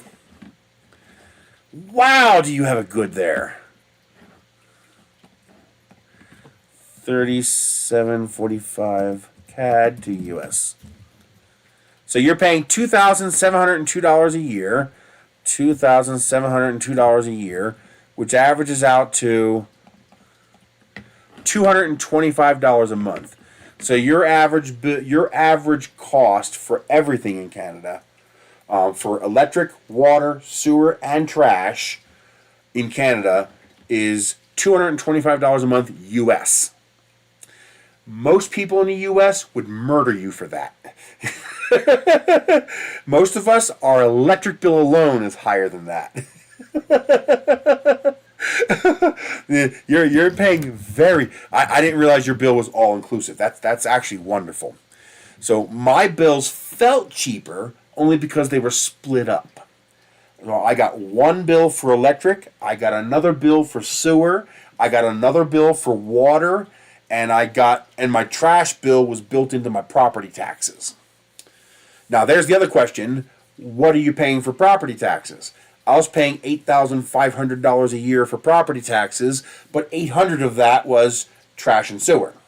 No, sewer was separate. So $416 of that was trash. So I was paying $8,000 a year in property taxes after you subtract the trash bill. Because we have a separate tax bill for sewer, and we have a separate private bill for water. But yeah, that's pretty good. Averaging $225 a month US for and your minimum wage there with the health insurance comes out to, I think it was like $16 an hour. That's not too bad. So $225 divided by 16. You need to work 14 hours to pay your utility bills every month at minimum wage. That's not bad. That's not bad at all. You're basically, you work your first 2 days of work pays all your utilities every month at minimum wage. Here in the U.S., Let's see, 225. Well, we can't get 225. You know, it'd be Pennsylvania, so that would be what was the number? History. What was that number? 416. So that number in Pennsylvania, not counting my property tax, this is just for my utilities, was 416. So 7.25 times 0.8. $5.80 an hour is minimum wage in Pennsylvania after taxes. So 416 divided by 5.8, 71 hours. So a minimum wage worker in Pennsylvania living in my house, not paying for the house, not paying for utilities, you know, if they were living there for free, just to pay for the electric, water, sewer, and trash, would have to work 72 hours at minimum wage to pay their utility bills. So almost 2 full weeks. While a person in Canada, in Calgary, making minimum wage would only have to work 14 hours to pay their utility bills for the month. Wow. But I'm betting you're paying it up the ass somewhere else. I'm betting there's other expenses you have that are much higher. What's your rent there?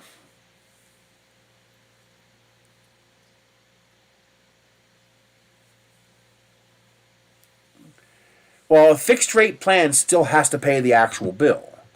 I mean, you still owe the full amount.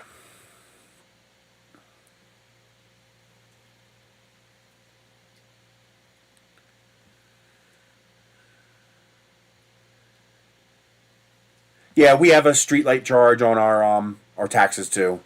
I forget what it was, $116 or something like that.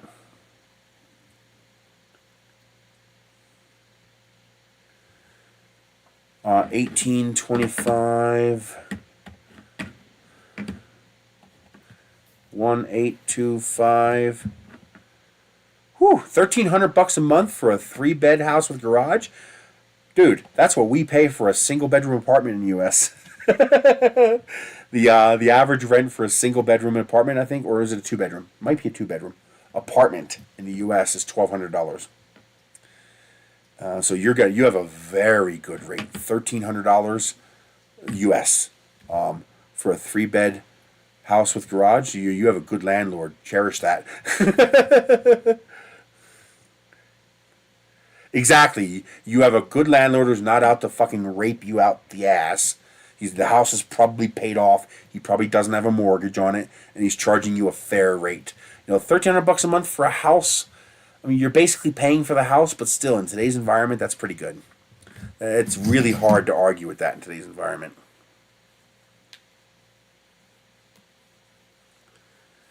Not bad. Cherish that. Cherish that. Nice Christmas cards on Christmas, and a birthday card on his birthday. You invite him over for barbecue. Let's see, did we get... This is actually fascinating, seeing what people pay in different places. This is kind of fascinating.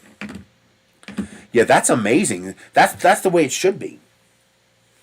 It should be, but they shouldn't be allowed to charge, you know, the like this 7.49 cents per kilowatt hour. That's a fiction. That's total bullshit. They should be required to take the total number and divide it by the kilowatt hours, and that's what they should be required to advertise with.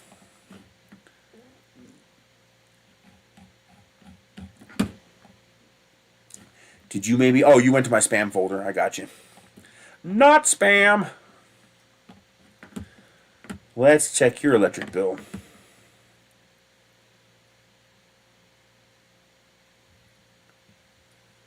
Okay, so you pay 41 cents a kilowatt hour, but you pay 53 cents a kilowatt hour on peak. That's... I want to see your electric bill. I want to see how that's broken down. Because that doesn't make any sense. How are you using only 100 kilowatt hours?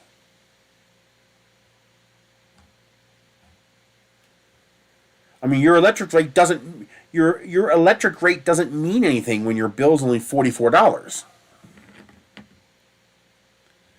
It's a meaningless number at that point.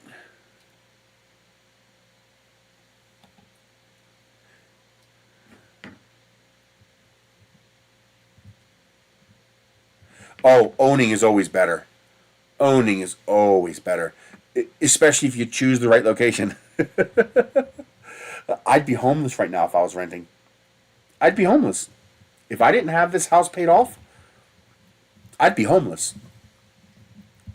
Owning this house is the only thing that's saving my ass right now.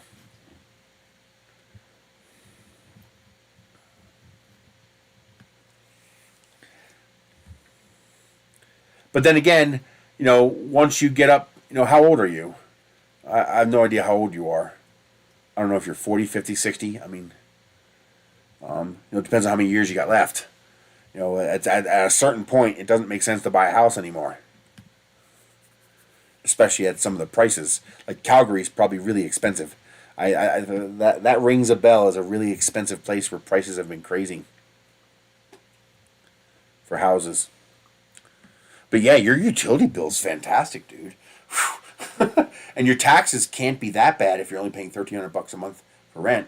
Although it's very possible that most of your rent is taxes. That's entirely possible. The landlord might just be taking it. Hey, German 3D printing nerd. Yeah, but you're not in the U.S., are you? It's almost impossible to get that kind of an apartment here in the U.S. It is possible. Like my brother has an apartment right now. He's paying $600 a month for. It's smaller than my bedroom. If you take my bedroom and bathroom together, I have more space than his apartment. But he's paying $600 a month, all utilities included. So it's hard for him to argue with that. But it's not technically legal. It's one of those places where they have a row home that has multiple stories. I think 3 stories, and they basically converted all the rooms into individual apartments. Which is something that's either grandfathered in or done under the table kind of thing. Where are you at, Maker Viking? Where do you live? Ooh.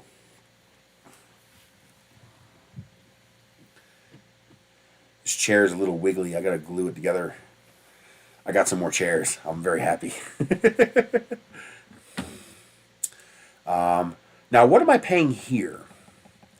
So here, I'm probably averaging about $160 a month.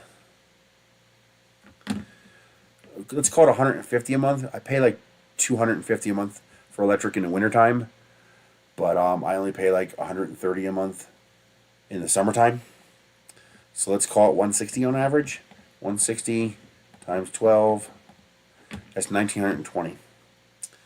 Water's $30, almost consistently. So that's $360. Sewer, I have septic, so I don't have to worry about that. Although I do have to do maintenance on the septic tank, so I'll have to factor that in somehow. And I do not pay anything for trash. I have to take my trash to the place. But if I were to pay trash, it would be $280 a year. So that is $640. Where's my electric? Oh, 160 times 12 plus 360 plus 280. It'd be $2,560 a month, and that would cover water, electric, and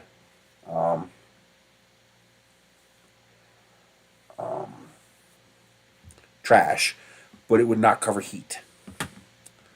It would only cover part of my heat. Let's say if I were to buy more heat. I did the math. It'd be about $800 for the winter for enough fuel to run the heater every day.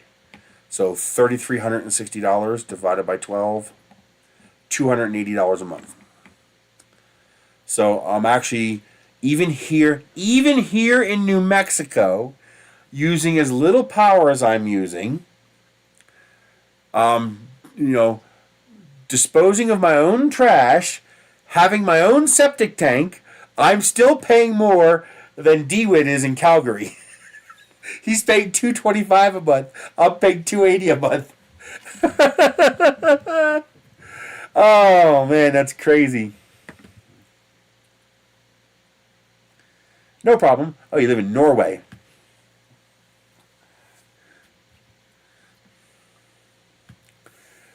Did you see our cinder block? We made a cinder block. Why? I don't know. Because I wanted one. I just wanted a cinder block. So I printed a cinder block.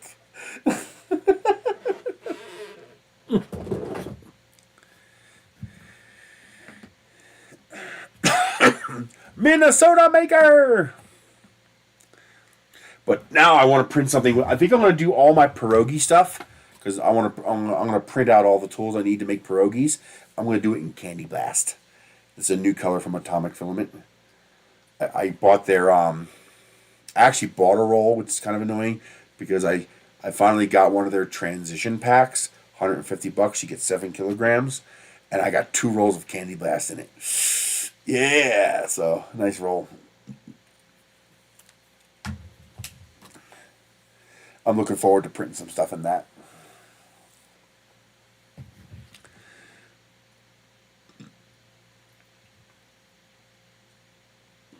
Now I want to print one in TPU.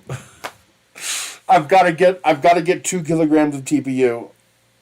Oh, I've got TPU, but I don't have 2 rolls of the same color, I don't think.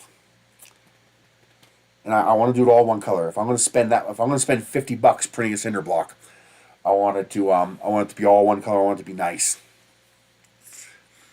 So I gotta find. I either have to get somebody to send me some, or I gotta find some. Oh, that would be too expensive. Oh my god, that would cost so much money. Oh my god, 400 kilograms at $25 a kilogram. Although you can get TPU cheaper. Let's see what that would cost. What would it cost to build a 120 square foot place in TPU? Now I'm curious. I have to know now. TPU. $23, $18.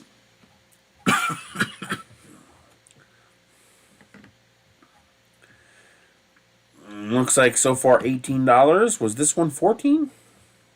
$15? That was probably 0.5 kilograms. Yeah, it's 0.5 kilograms. Although we could do it in, what color is it? Orange for $23 a kilogram. But you might as well go with Saintsmart and get that transparent goodness.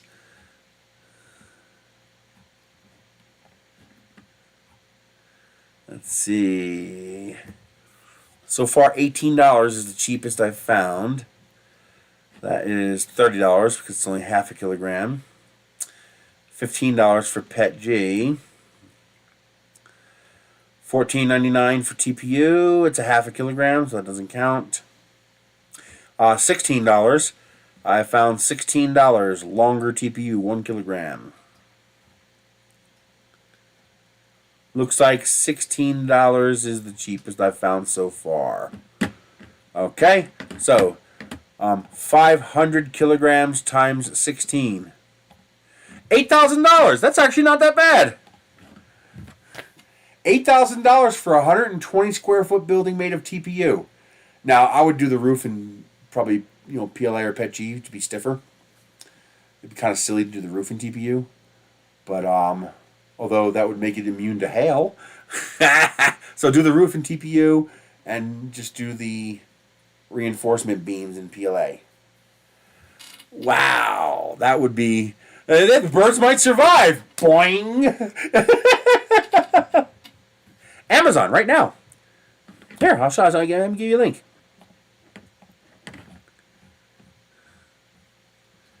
Here we go.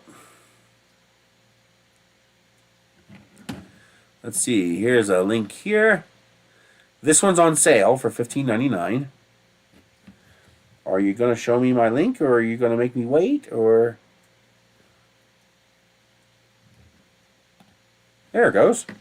I don't know why it took so long. Here we go. That one there is a kilogram of black for $16. This is if you're in the U.S., of course. If you're not in the U.S., all bets are off. And I saw another one. That's a half a kilo, so that won't work. Here we go. And this one looks like regular price. $15.99. So $16 for a TPU. There are 17 of them left. Eventually, it'll load my little window here that will let me copy a link. There we go. OEL. And then that one. There you go. Both of those are 16 bucks. Although they're both black. If you're willing to go up to 19 or 20 bucks, you can get more colors. So, there we go. TPU filament, 1 kilogram. Let's see here. $23 a kilo. You can get some orange. Here's some white for 19. Here's some clear for 22. Here's some Naga. I like Naga. Naga makes some good stuff. 19 bucks with a 10% coupon. That would be $1.90 off. So that's $17. That's a good deal too. Let me get you a link to that. Yeah, and they might have other colors at this price.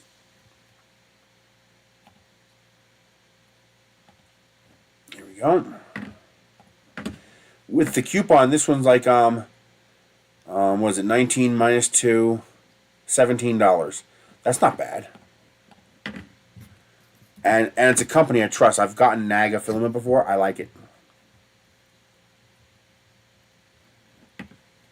Now, this is the hard stuff. This is the 95A.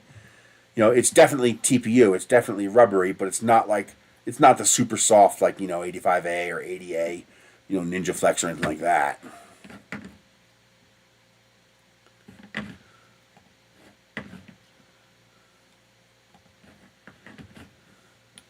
But I like the Naga. Naga's good stuff. Here's gray for 19. Color change for 30. Here's green for 20. Ooh.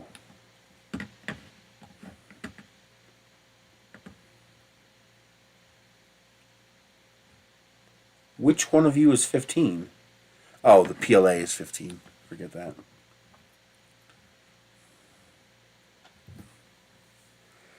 Looks like $15.99 is the cheapest I've found so far.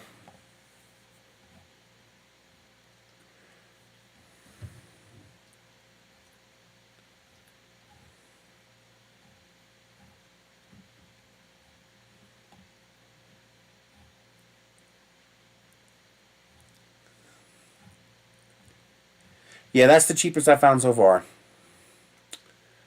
Oh wait, here's some white for $15.99. Nice, nice, nice. So you can get white and black for 16 bucks. I'm loading the link. Come on, show me the link. Thank you.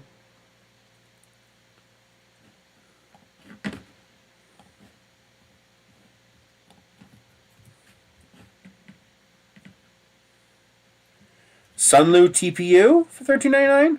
Or is that half a kilo?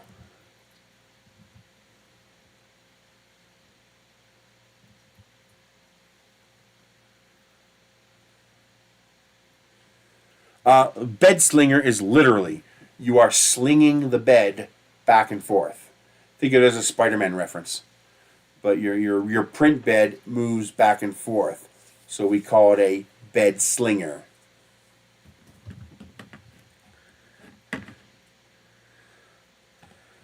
Let's look up Sunlu TPU.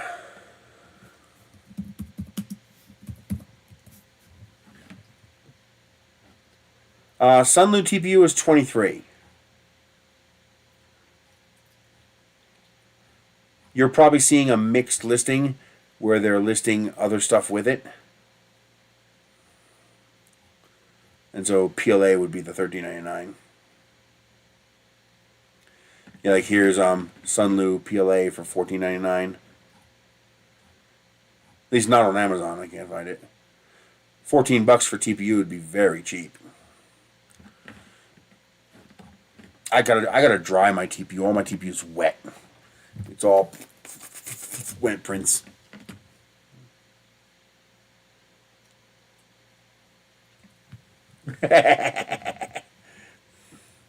Come on, who doesn't want web shooters? Think about it. Who hasn't dreamed of, you know, who doesn't want web shooters? You know, you want web shooters as much as you want heat ray vision and flying. Oh my God, I would be the demon of the state with web shooters. Every time I see one of those screaming Karens in a grocery store, I'd be like, shut up!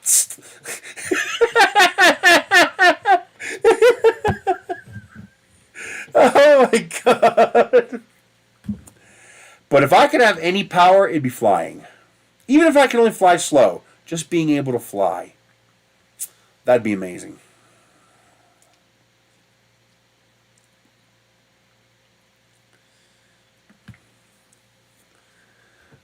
Well, I was thinking more practical powers. I mean, invisibility is not really practical. Neither's even actually heat ray vision's practical. You know, headgear with lasers. You know, there's your heat ray vision. You know, get some of that Apache Nighthawk. You know, head tracking goggles. So wherever you look.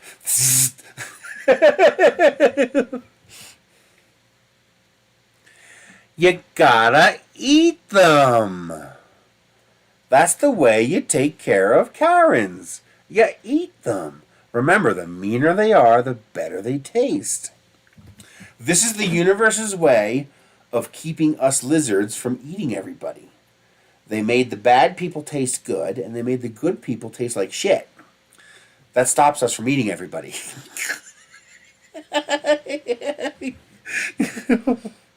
Lots of barbecue sauce. Because when you get to the political class, I mean, no matter how mean they are, that's still some rank meat. So you need lots of barbecue sauce. Oh my God. Hey, I got both my little adapters in. I got my banana USB drive, and I got my banana... If I can get it to come out. Oh, the wrong end came out. It's just a USB drive stuffed in a rubber banana. So I got my rubber band, my banana USB drive to put in my banana USB hub. It's bananaception. Oh my God. Very slow, by the way, USB 1 speeds. $1.99. You get both of these if you HUD. I think both of these are still available in the $1.99 section of AliExpress, which is now $1.79. Hey, AliExpress, you need to sponsor me. You know, I push the shit out of your website. This whole table is covered in shit from AliExpress. They just have good shit. It's amazing this shit you can get on there. I actually got that $1.99 razor. It actually works. It's got a nice solid switch. You can take it apart. It's even got a replaceable battery. But it's a weird size. I think it's a 14500. I want to say a 14500. But it's smaller than a AA though. It's a real oddball sized battery. It's a replaceable battery, but it's oddball. A couple changes that I would like to see made. I'd like to see a USB-C port, and I'd like to see a different size battery. If that's not a 14500, make it a 14500 or an 18650. A standard cell that we could buy anywhere. Then that would be pretty good. But the big turn down for me was the lack of a USB-C port. I'd really like that to be a USB-C port. But otherwise, not bad for $2. At least the battery's replaceable. But you know, if you're into home automation, they have, you know, RF switches and smart plugs and smart switches that you can get on there for $1.99 to $2.99. They have these on there, these little LED USB lights. You plug them into a USB port and they're a little light. 10 of them. 5 warm, 5 cold for $2. It's hard to beat that. The little, I love these little expanding cups. They're dumb, but I like them. And these actually hold over 8 ounces, which is really nice. So you can actually make like a cup of hot chocolate, using a hot chocolate packet. But it's one of those, you expand it, and it's a cup. And then you squish it down, and now it's a storage cup inside your backpack. There you go. That's pretty cool. I like stuff like that. This pencil, I'm in love with this pencil holder. I like using coloring pencils. So I have a lot of coloring pencils. But this is actually a heavy canvas material. And it's got that Southwestern design on it. And it holds 48 coloring pencils for $1.99. It's really hard to argue with that kind of price, and it's so well built. It's normally you expect this to be like a cheap polyester or nylon, but this is actually a heavy grade canvas material. That's a great buy. You saw all the cables. You can get these. You can still get these cables on there. So you can get these nice nylon encased cables, USB-C, 100-watt compatible with a built-in power meter. So it actually lights up and tells you how much power it's consuming. I got sets of these adapters, a little universal power meter, so you plug this in line with your existing USB-C cable, and you can tell how much power your device is consuming. And then, of course, you can adapt out of USB-C to other adaptions.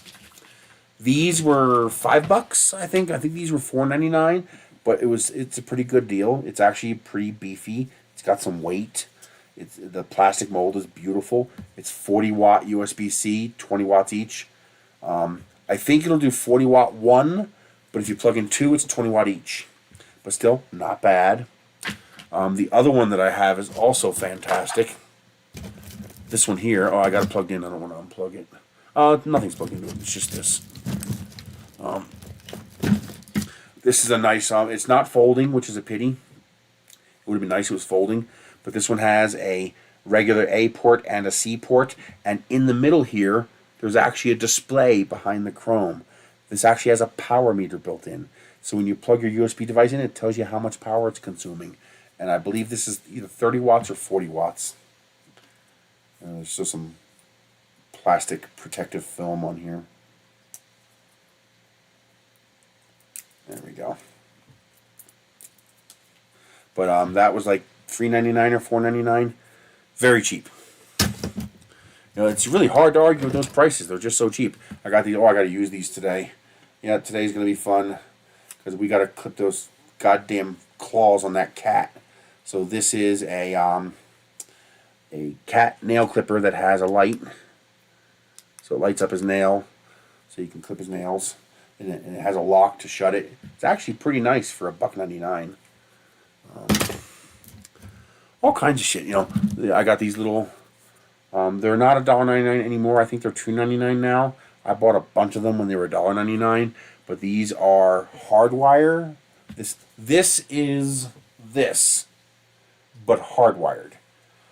This one is not monitoring. The other one I have, which was $2.99, was monitoring. This one's just a smart switch. But the way that works is you have your junction connections. So this is something that you could wire inside of your electrical box, your junction box, conduit box, and you could wire your power into here, then to your outlet, and turn that outlet into a smart outlet. Turn anything you want into a smart thing, and it also has a switch on it to manually activate if you need to. But yeah, for $2, I got a bunch of those.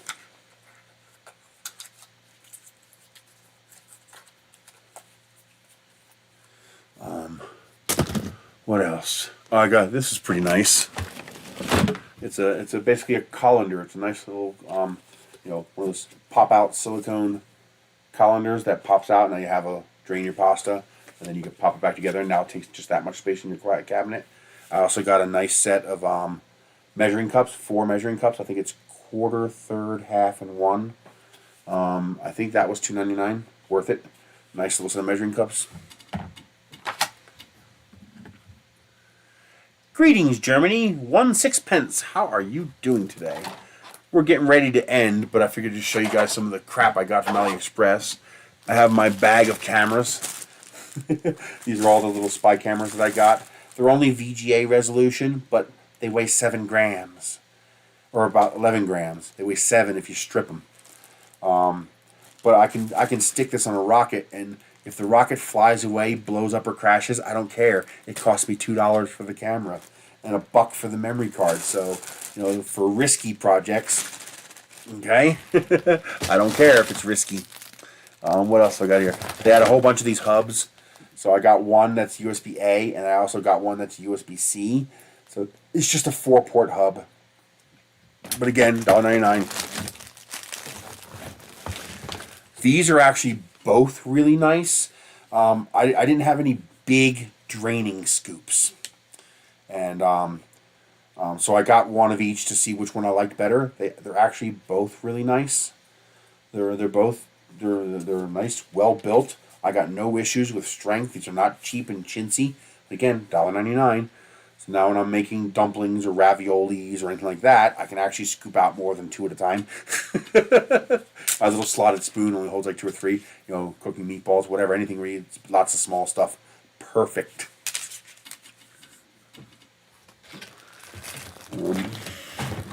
What else we got here? I got another one of these hubs. This is supposed to be a USB 3.0 hub. It's a 4-port hub that has switches for each individual outlet. So that's nice. It's a little 4-port hub. This one is not. This one is capable of being powered.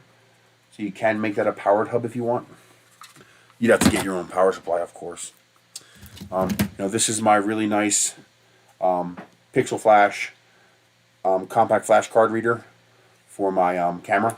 My camera uses compact flash, and but I got the USB-C one because my tablet here has USB-C. My Windows tablet, my Android tablet's USB-C. My phone is USB-C, and with this, actually, my PC also has a USB-C port. But I can also get one of these little adapters, which you can also get for $1.99. It's like a 3-pack or a 6-pack. You get more than one, but you get these little adapters on AliExpress for $2, and now it's a regular size USB port. Just plug that into there, and now it plugs into a regular USB port. So very, very convenient. What else? I got more junk.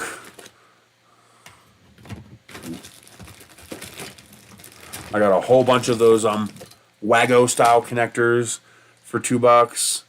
I got some trinkets from my sister for $2. What do I got in here? There we go. Oh, this is cool. I think this was either $1.99 or $2.99. These are those, you remember the old style letters where you'd melt a little wax to seal the letter, and then you'd have a stamp that you'd stamp a logo in? These are a whole bunch of different logos that you put on the end of your wax tool. Did the box make it to you okay? What box? One person sent me, DeWitt sent me the palette 2. And who was it who sent me the LDO Motors box with the Voron in it, which we're gonna do this winter. Oh yeah, that's gonna be that's how I'm gonna keep warm this winter. I'm gonna build that Voron with you guys. I'm excited about that. What's this? What is this? Oh, these are drill heads. So these are little screwdriver that you put a little drill bit in the end of it for a hand drill. Here's some of the wax melts for the candle thing. I love the fact that they come in little cases. So you're the one who sent the Voron? Good. Don't let me forget that. So I want to make sure you know when we start that. That's for working with the wax. Oh, these are great. I got like a dozen of these. I love these. These are wonderful little bungee cords. So they're really nice, rubber stretchy cords with a sheath on top, and they have 2 beaners on the ends. So they have these 2 little beaners on the end, and it's a little stretchy cord for strapping stuff down to your car, your roof rack, your trailer. Now, sadly, only the short ones were available for $1.99, the 1 meter long ones, or whatever that is. I don't know what that is, 200 millimeters, 300 millimeters, whatever. But the The regular price for these is too high, not worth it. But for $1.99, hell yeah, I got a whole bunch of those. So.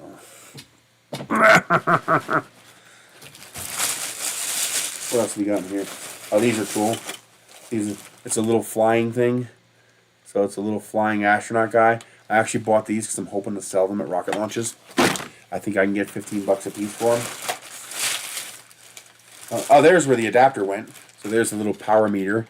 And then I add this to it to allow me to plug any USB cable into it. So now I can plug this into my USB power supply, plug any USB cable I want into this, and see how much power that device consumes on that little screen there. Oh, you're going to love this. This is also great. This is an MP3 player. Yeah, I got some cool stuff in here. Oh, there's the nice one with the monitoring. Got a nice pair of snips, including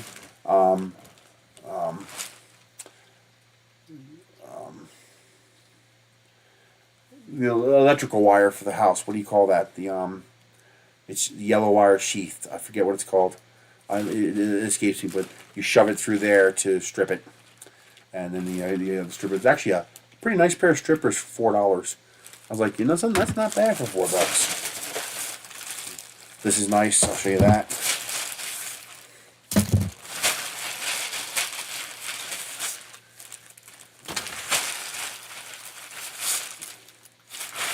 Okay.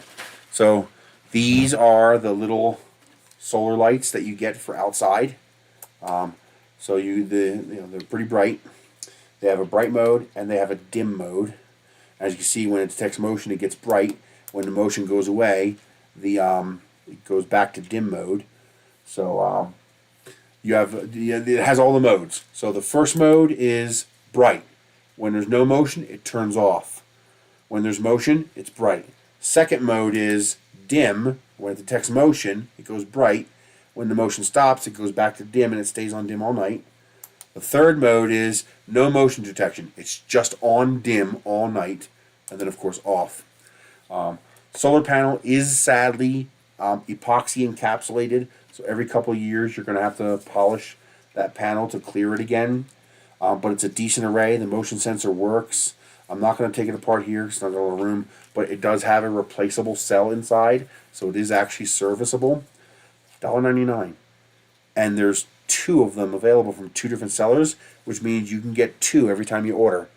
So if you want to put a couple of these around the house, if you have good sunlight, you can put it in dim always on mode. If you have poor sunlight, put it in the first mode where it's bright, but when there's no motion, it turns off completely. This way it's not using power. This way, on nights where there's not a whole lot of motion, it'll have a chance to charge up from day to day. This is actually a little MP3 player kit, and I believe this is supposed to be the one that does include an amplifier. So this one is amplified, so you should be able to connect speakers directly to this and make yourself a little Bluetooth speaker box. I figured that'd be something fun to play with as a 3D printing project. This is great for 3D printing. So this is a solar-powered light fairy string. So this is that copper wire fairy lights that have the little tiny LEDs on it. I could probably make it light up. But these are on there for $1.99. You got the stand if you want to put the solar panel in the ground. Let's see here, on. There we go. So it's your little fairy lights. See? It has different modes you can put it on. But the cool thing with this is you can use this in your 3D printing project. So you design your 3D object to have a socket to accept this on the top or just mount it externally. And then you could put these around it, on it, through it, inside of it. So for example, I want to design a rocket body tube. Well, this chair is starting to get really wiggly. That'll have a channel built into it that spirals around the rocket. And then I'm going to put that LEDs inside the channel, except I'm not going to use the solar one. I have different sets that run on little tiny button cell batteries. And then have a channel running it. But imagine if you made a light post and you had a channel built into it, or you just glued it to it. You can add, or if you printed this in clear and you put the lights on the inside, you can add, solar LED lights to your 3D printing projects. That's cool. A pumpkin, and then you string this up on the inside of the pumpkin so it lights up the pumpkin. All kinds of things you can do, and it has everything. You got the solar panel, the battery, the switch, the modes, the string of lights, all of it, $1.99. So you have everything you need to add lights to an outdoor 3D printing project, and you know, for $2, it's hard to argue with that. I got this mouse. This mouse. This one wasn't $1.99. I think it was $2.99, or maybe it was $1.99. It might have been $1.99. But this one is dual mode. So you have the little Wi-Fi dongle, and then you put the switch up, and it connects to that little dongle that you plug into your computer. You notice I'm not using the dongle? That's because this thing has Bluetooth. You put the switch down, and it's a Bluetooth mouse. So it's Bluetooth or dongle. Very, very cool. This is the other smart meter that I got. I think these were $3.99. They were $4, I think. But this one is a Toyo Smart Life compatible smart switch, but this one has monitoring. So this one will actually tell you how much power it's consuming, like I showed you on the screen there. So this is for hardwiring them. So you have input wires, output wires, and then you connect this to your Smart Life app, and then this will actually track power consumption over days, months, and years.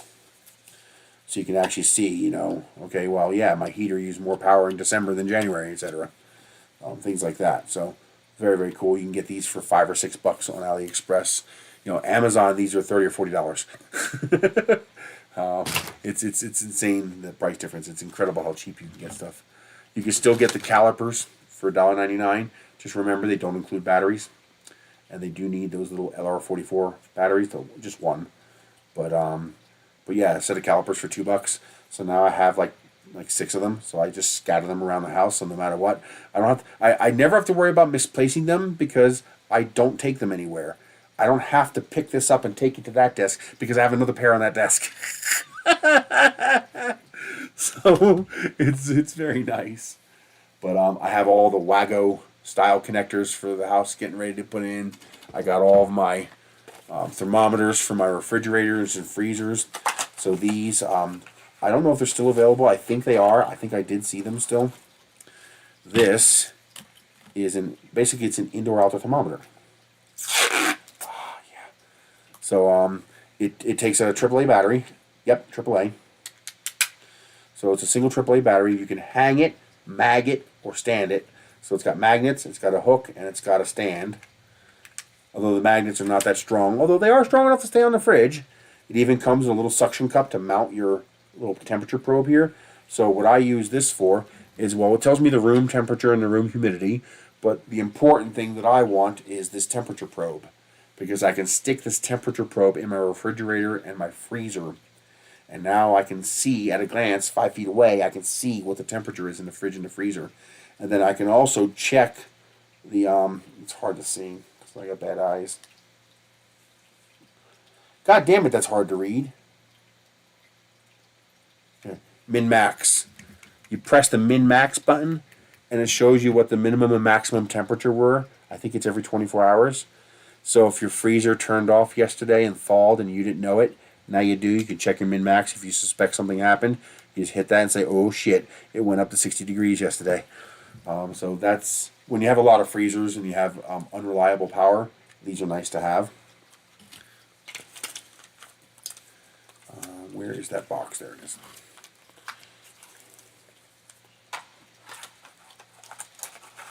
So I got enough of those now to put in every fridge and freezer in the house. And, I have a wireless one. That I have a unit up here, and I have wireless units for the freezers. So I go to one control box right there, and I can see the min-max, and I can see my temperatures for all my freezers. But those are relatively expensive. So this is a cheap way of adding this to all of my fridges. So I can check the temperature in all my refrigerators without having to pay for those expensive wireless adapters. Because it's well, the wireless adapters aren't that expensive. Finding the multi-channel receiver, most of them are 2-channel. Finding the 4-channel receiver is kind of hard.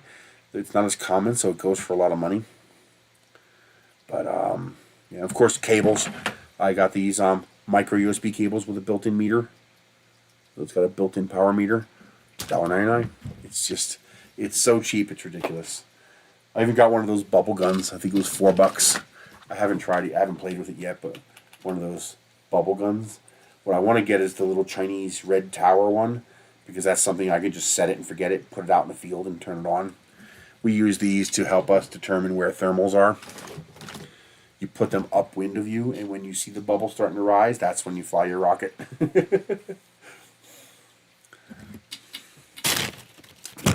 Oh, they're trying to compete with Temu, so they're trying to switch their bags to these yellow bags to have a bright colored bag like Temu does.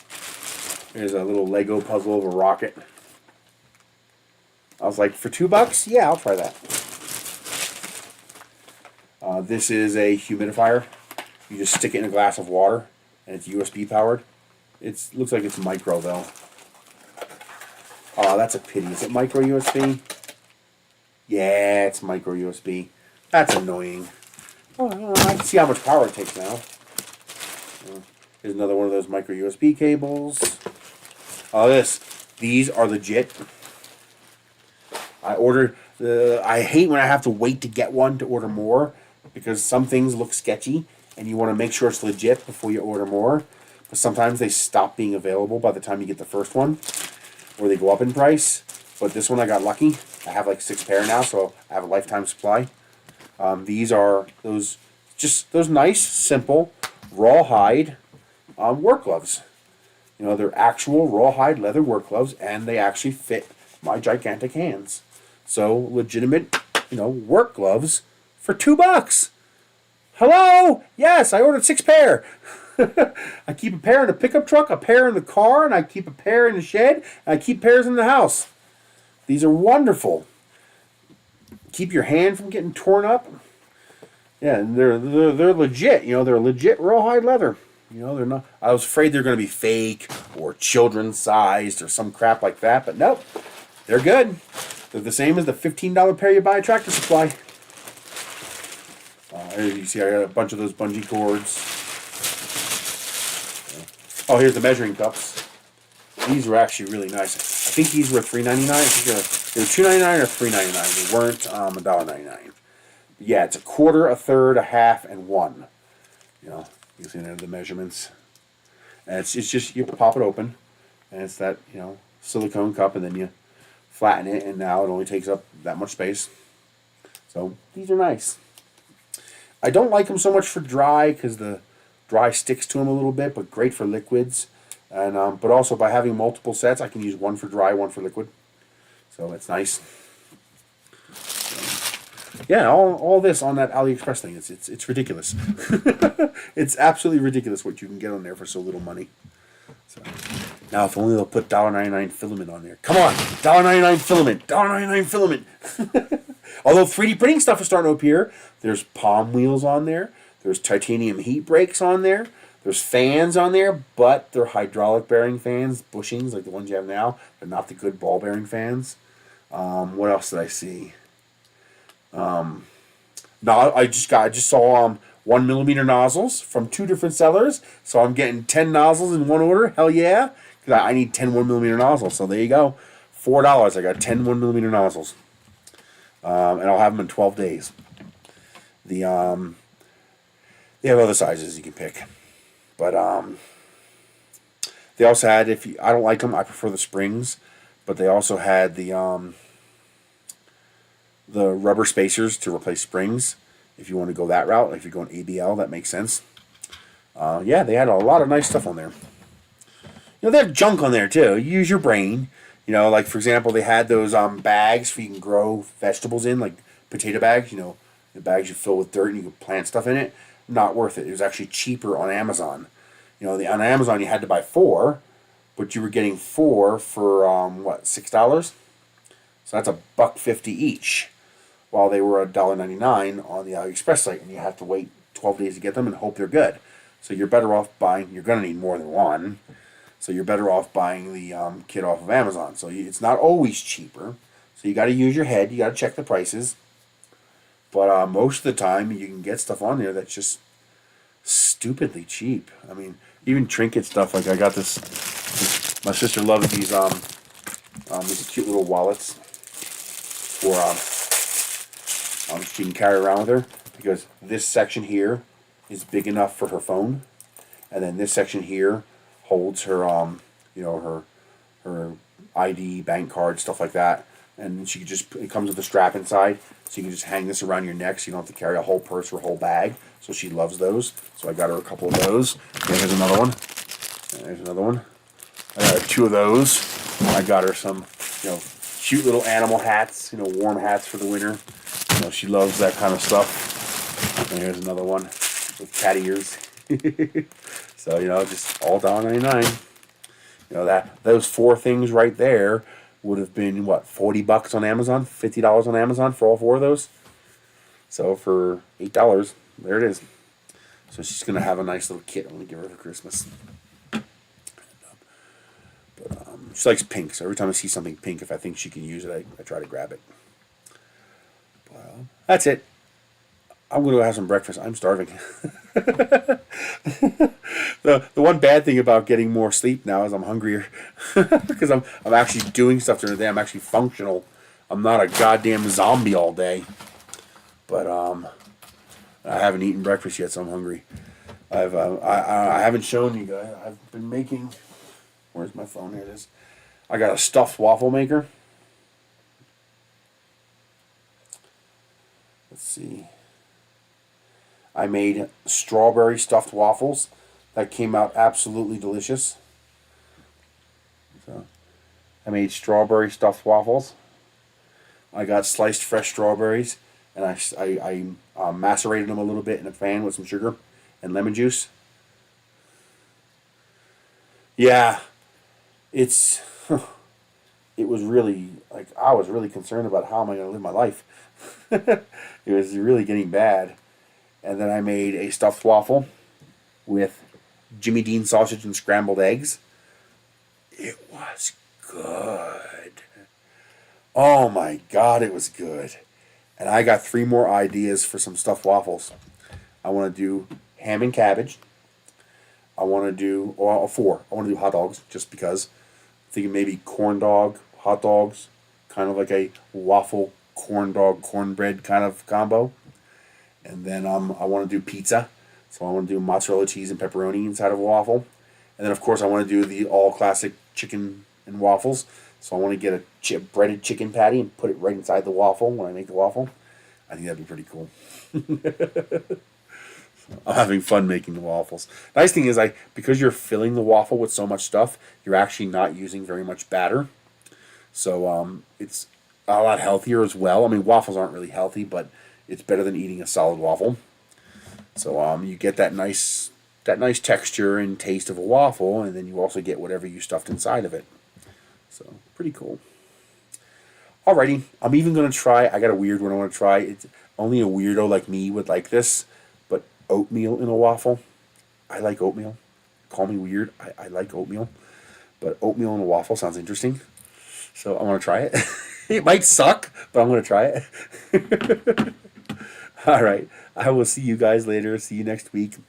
Hopefully by next week I will have a couple samples of the heavy-duty brick that's optimized for 3D printing done.